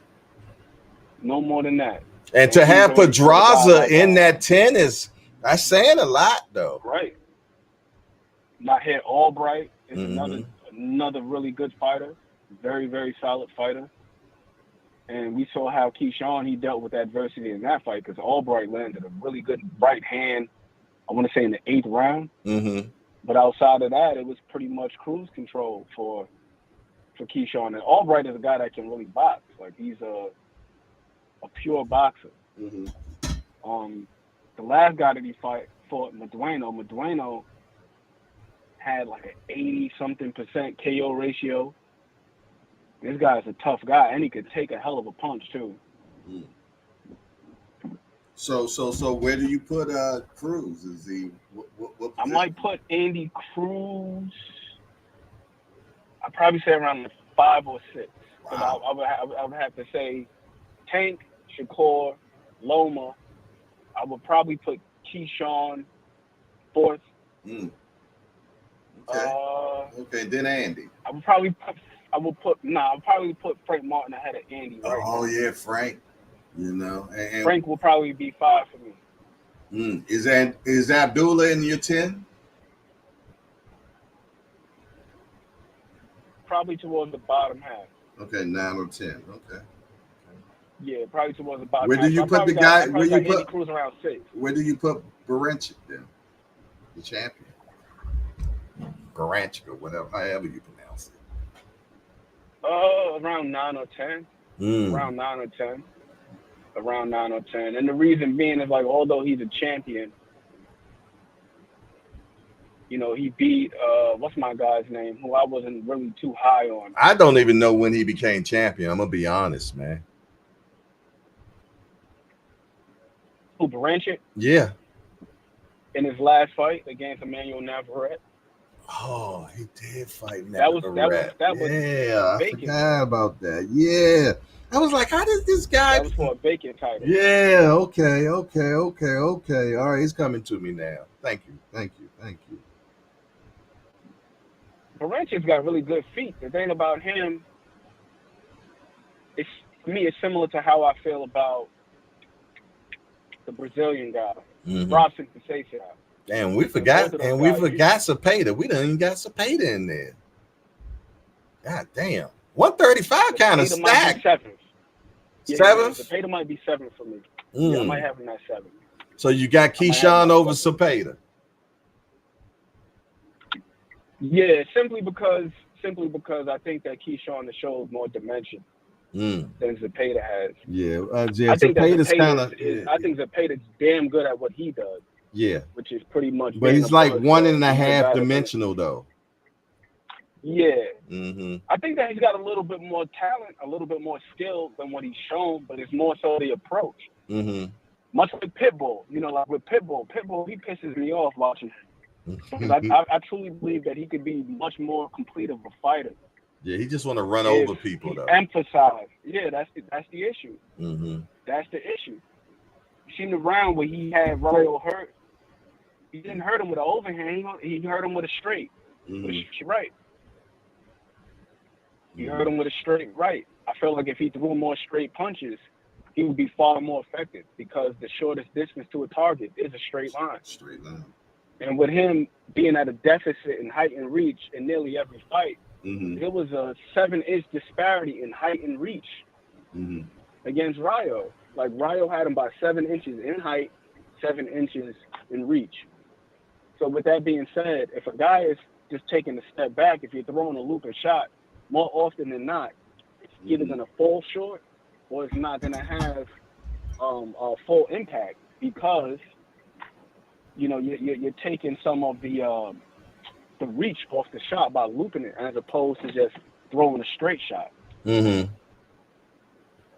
So I feel like his style at times, it exacerbates the deficiencies that he has in terms of physical dimensions. It's like you're already short, so it's like, why are you making your punches even shorter? As opposed to just full extension. It was the same thing with the Giovanni Cabrera fight, where when you watch the fight, there were moments where he used his jab, and he was able to get to Cabrera. And then the other thing, too, with Rayo, and I give Rayo so much credit, and I just got to just nitpick here. He keeps his head straight on the line for the most part. So if you throw a straight shot, you'll probably be able to get to him. True. Especially if it's his primary mode of defense is his feet pulling straight back. Now, I got to give Rayo a lot of credit here.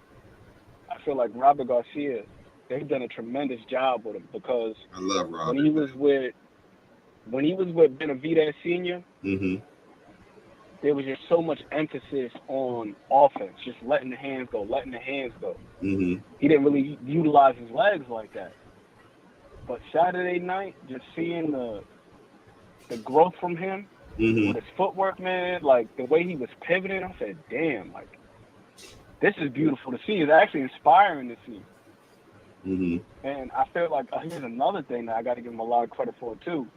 His fortitude, his mental toughness. You don't always see a guy get knocked out the way that he got knocked out by De Los Santos and come back even better, even sharper, and look that confident, too. That's the other thing, too, that I liked about Ryder's performance, is how confident he looked. Because sometimes you see guys get clipped and then they just get gun-shy. They become overly defensive and they don't let their hands go. Rayo came back. He was still letting his hands go, but he added another dimension to it. He added the movement. It wasn't like he was just moving around and playing keep away. He was actually letting his hands go. Yeah, and placing his shots better. Like, that was some of the best accuracy I've seen from him. I believe that he believed even from the beginning that he was going to win this fight. I seen it in his eyes, man. I watch face-offs, man, and I seen it. I was like, yo, this looking like an upset, man. This guy, man, I just didn't see. I just seen in him that he was going to win this fight, man. I really seen that in him, man, and I bet on it, and I got paid for it. So thank God for that.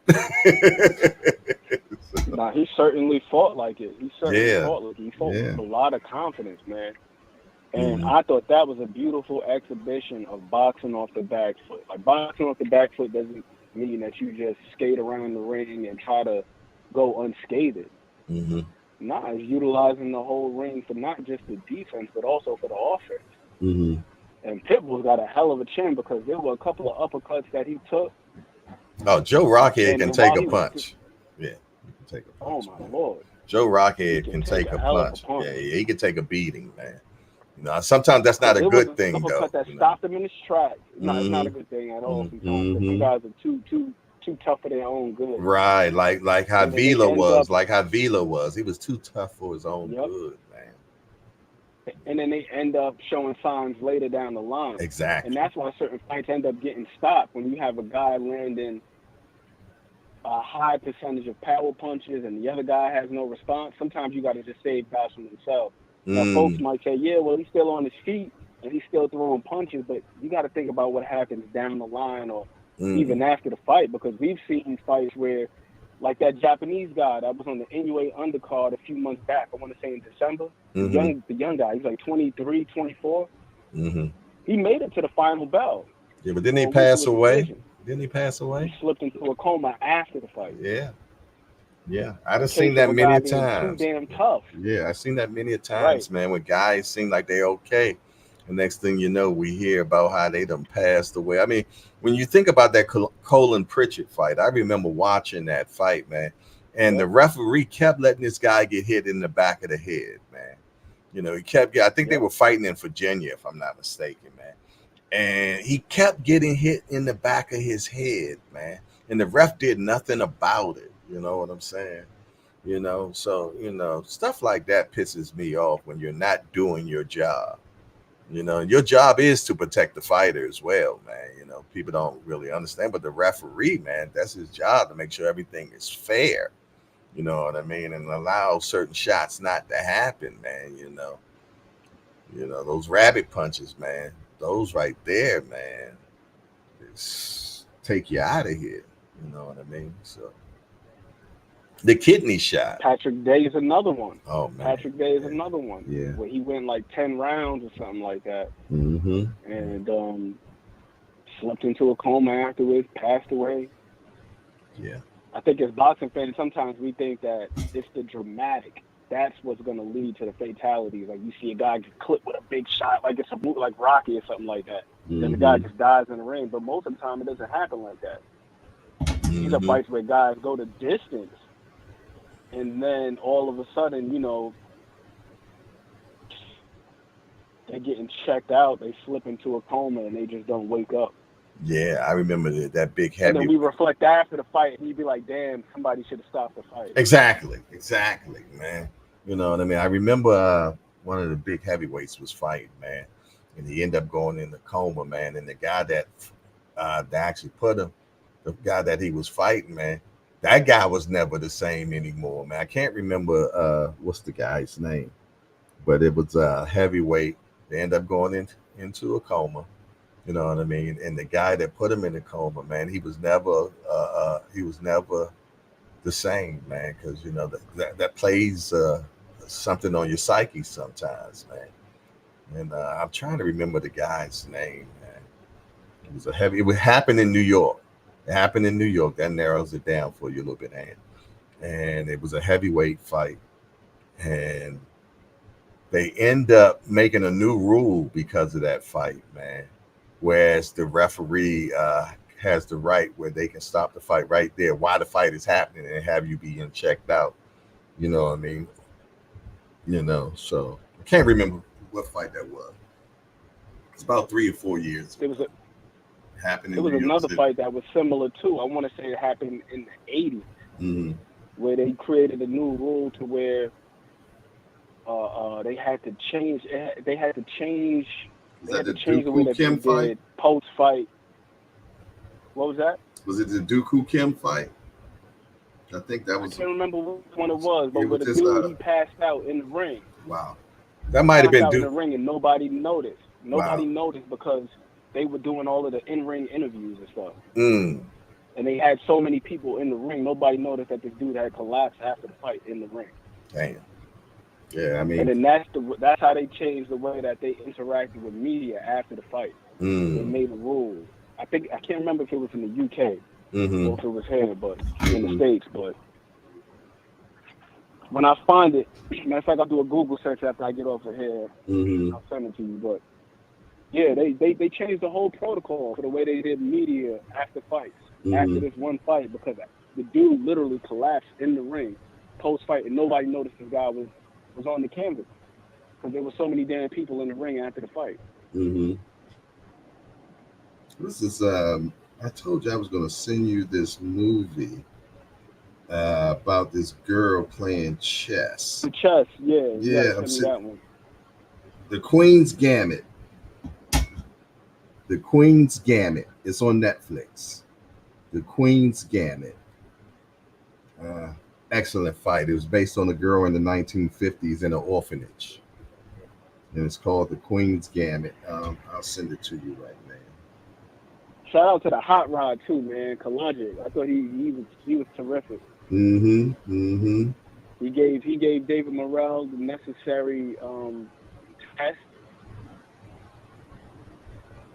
Yeah. What do you think about that? Like I thought he was going to. A lot of people gave David Morrell a lot of flack. What you got on that? It was expected, in my personal opinion. Mm-hmm. It was expected.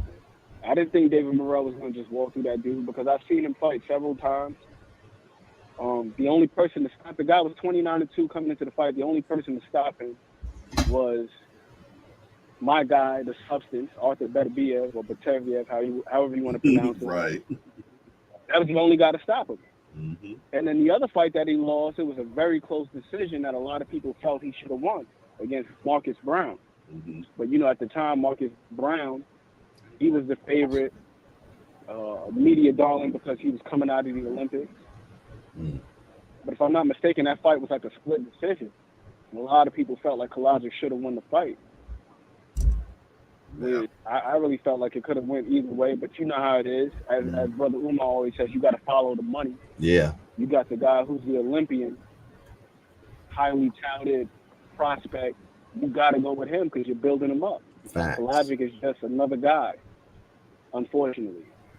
I'm sitting here, you know, I but just called. Since then, he's rebounded. He's rebounded well since being stopped by the substance. Mm-hmm. And he was on a nice streak. Had a sensational knockout of him. What's the older Cuban gentleman's name? Sullivan Barrera. Mm-hmm. A couple months back on Pro Box. Damn near knocked Barrera out the ring, Bernard Hopkins style. Right. B-Hop, I love you. Gotta love B-Hop.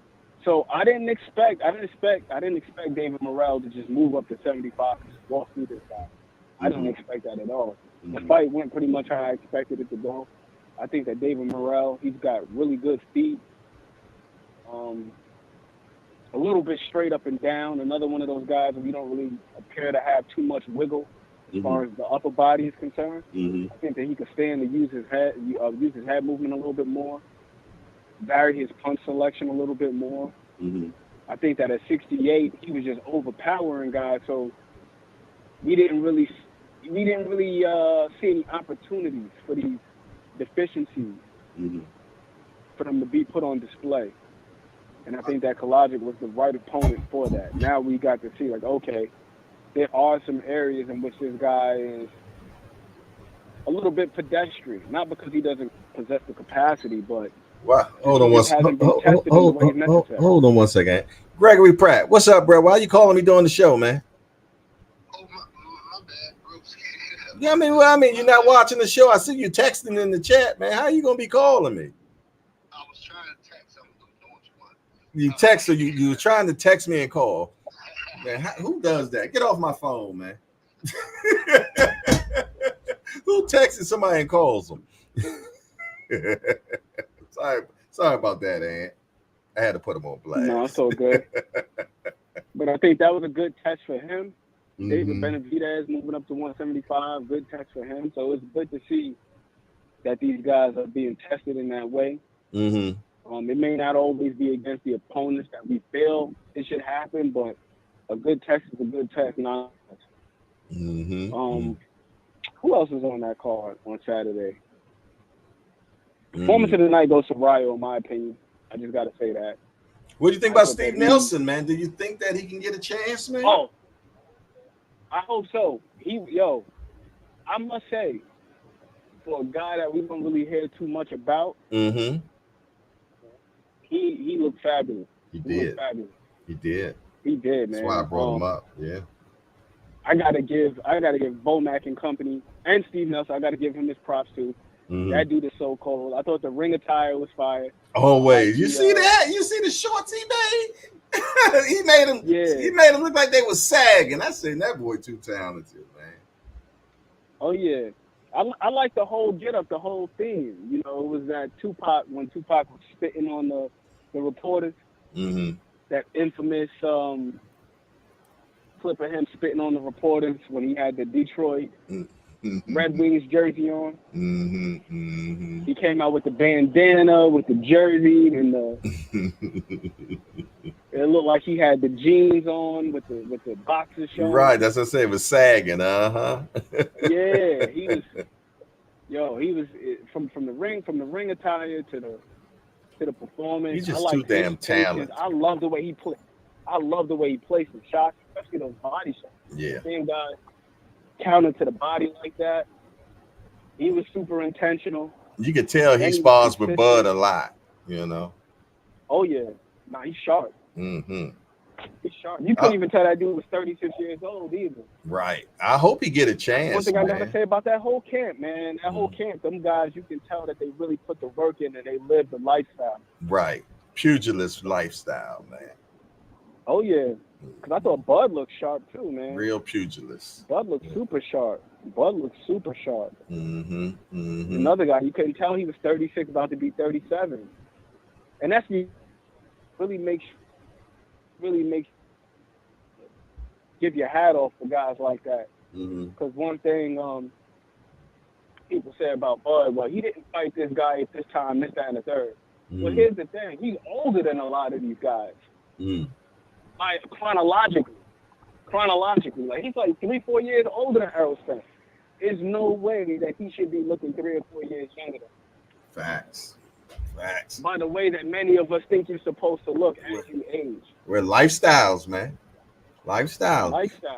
Yeah. You're not supposed to be downtrodden and worn out by the time you're in your mid-30s, like many of us believe. Like, oh, my back is supposed to be hurting, my shoulders are supposed to be, I'm supposed to have no.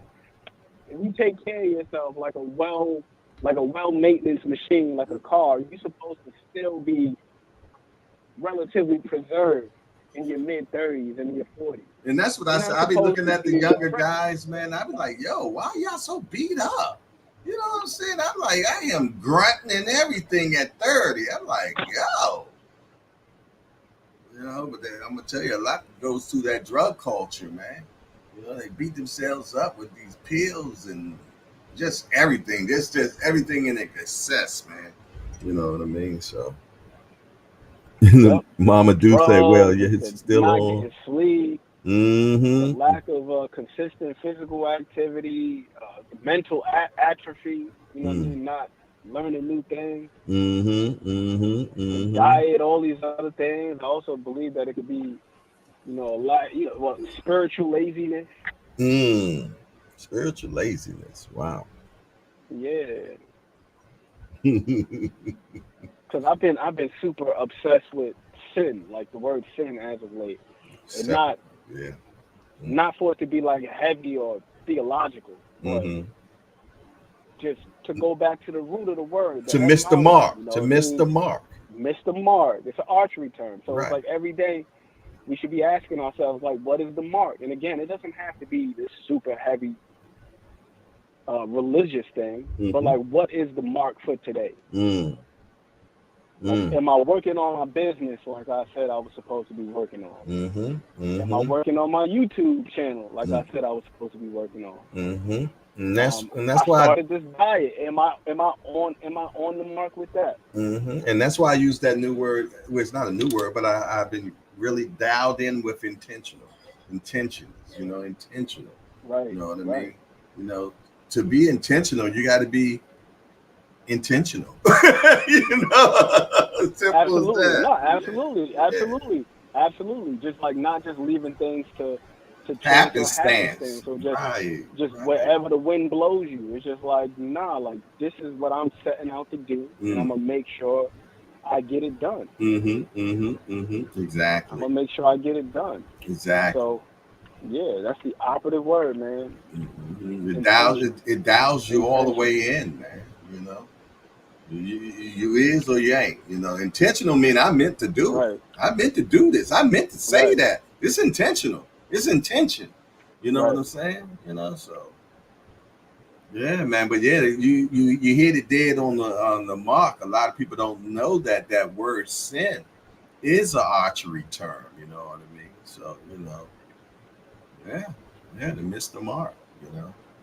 But when you see these guys, man, and they're performing well into the mid to late 30s, early 40s, it's because these guys are being intentional. Yeah. A guy like Tom Brady winning the Super Bowl at 40-something years old. That doesn't just happen. No. That's something that he had to make happen. Exactly. There you go, right there.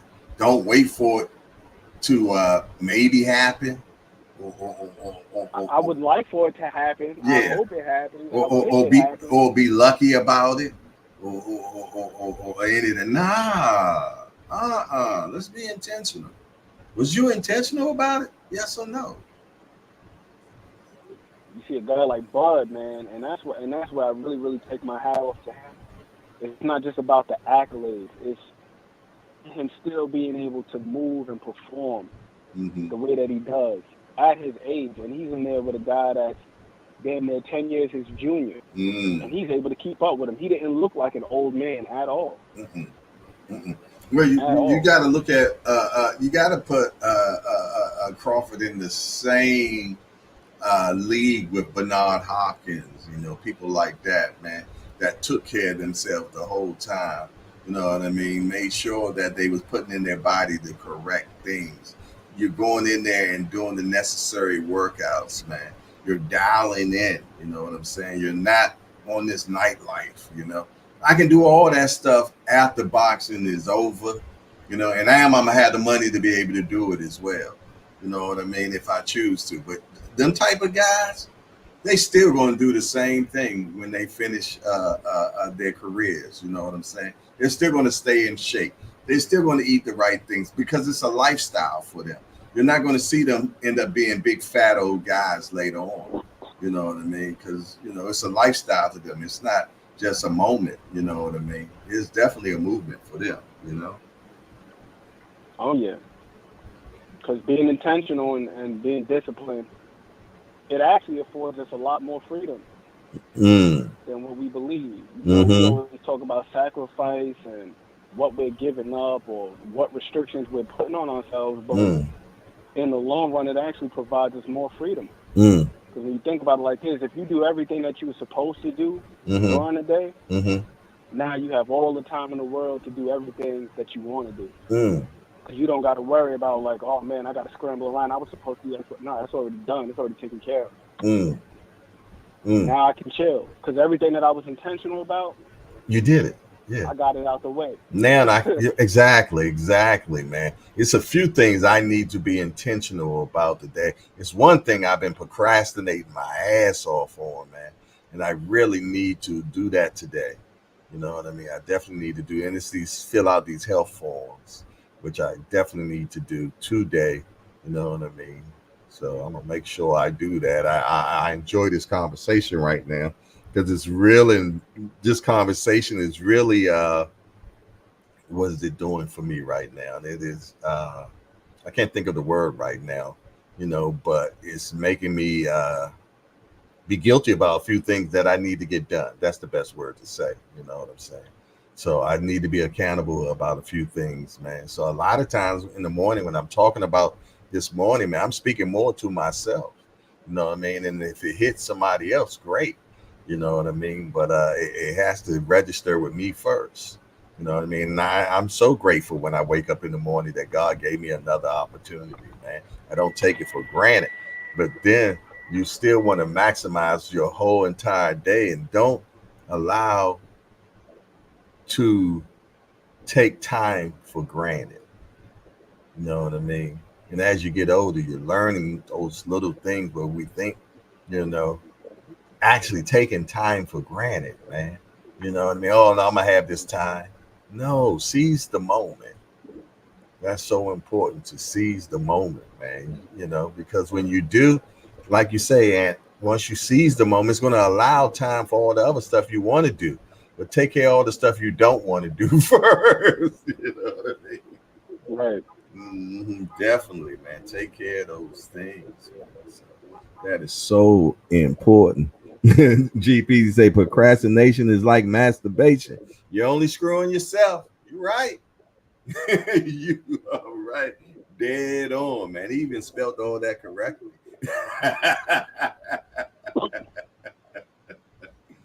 Oh my Like I said, I've been on here for damn near an hour. I know you got things to do. Hey man, I put my number in, and what's so funny, I done looked to see what the number was, and I missed it by one. I played a 4-digit, right? I had all three numbers except one. I'm like, man, I can't make this stuff up. in the 5 digit, the same damn thing happened too, man. So I don't know.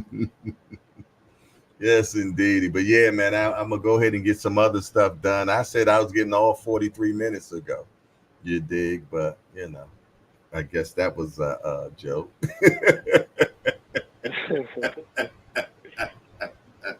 The last 2 calls I just got, man, were intentional.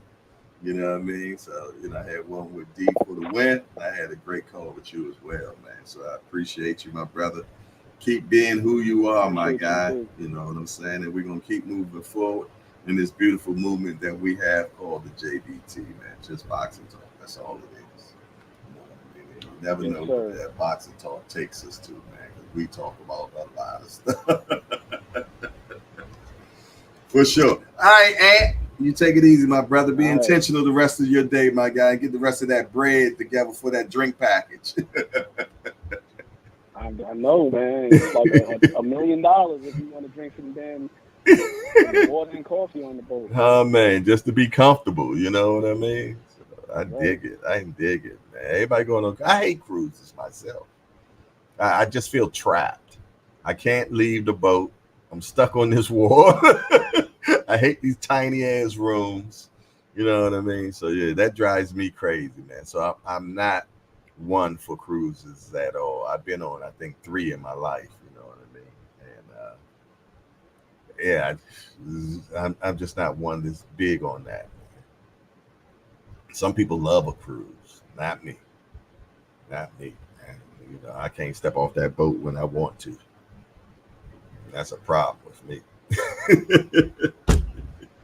Well, a bunch of us going, so I'm gonna have a good time. Yeah, that's good that you have a whole bunch of family or friends and stuff that's going. So that's cool. Yeah, like my mother, my sisters, my grandfather. Oh wow. So it's gonna be like a family cruise. It's gonna be a whole bunch of us. So I got another friend. They're leaving real soon too. And their whole family is going on the trip too. So a lot of people are doing that now, where they take the family cruises. You know? I haven't did that before. Yeah, that might make it more. There's gonna be probably like 20 of us. So. Oh hell yeah, y'all gonna have some fun, man. Y'all gonna have some fun. How many day cruise is it? 7? I want to say we're going from the 15th to. 15th to like the 23rd. I think it might be like 8 or 9 days. Yeah, that's what it sounds like. Wow. Yeah, that's way too much for me. Way too much for me. Wow. I mean, it probably would be way too much, but considering that all of us are going to be together, yeah, I think that makes it a little bit easier. A little bit more bearable. Yeah, yeah, it makes it a little bit more bearable. All right. Well, man, you have fun. You leave on the 15th? Okay. Yep. All right. Well, we know we're gonna still see you on the show sometime. So you have fun, my brother. Okay. Will do. All right, then I'm gonna go ahead and get some other stuff done, man. We done did 4 hours and 47 minutes. Last time I said I'm gonna do 6 more minutes to make it an even number. I hate odd numbers, but y'all ain't gonna get me on the next 13 minutes, because next thing you know, I'd be over at the Cash Sports Show. Well, listen here, man. I appreciate Lottie, Dottie, and everybody, man, that done rocked out for another hardcore party, man. You dig? Excellent show today. I appreciate everybody that made the show what it was and what it is today. Shout out to all the Mighty Warriors that rocked out with us. Shout out to the Peekaboo Shawties, man. You dig? And shout out to the replay crew, man, that watched this all the way to the end, man. Hopefully I took out a large chunk of your day, 4 hours to be exact, man, almost 5. You dig? So, you know, did half of your job. If you got 8 hours, I did almost half with you. You dig? So the rest is on you. Yeah, Remo ain't got no job, man. He said, ain't no sick days, Ant. Hey, y'all ain't careful. Remo will call HR on you, man. See what look. See? Snitching, talking about I'm calling HR, man. You dig? The HR line is off right now, so. The HR line is off right now, man. You dig? So I don't know who you gonna call, man. HR on vacation. HR is on vacation. Other than that, man, it's your boy Jay Hardcore Boxing News. About to get on out of here. I need to water my plants. I ain't giving no water yesterday, so I know they mad at me. You know what I mean? Other than that, I'm out of here. Man, he turned this damn thing on. And we out.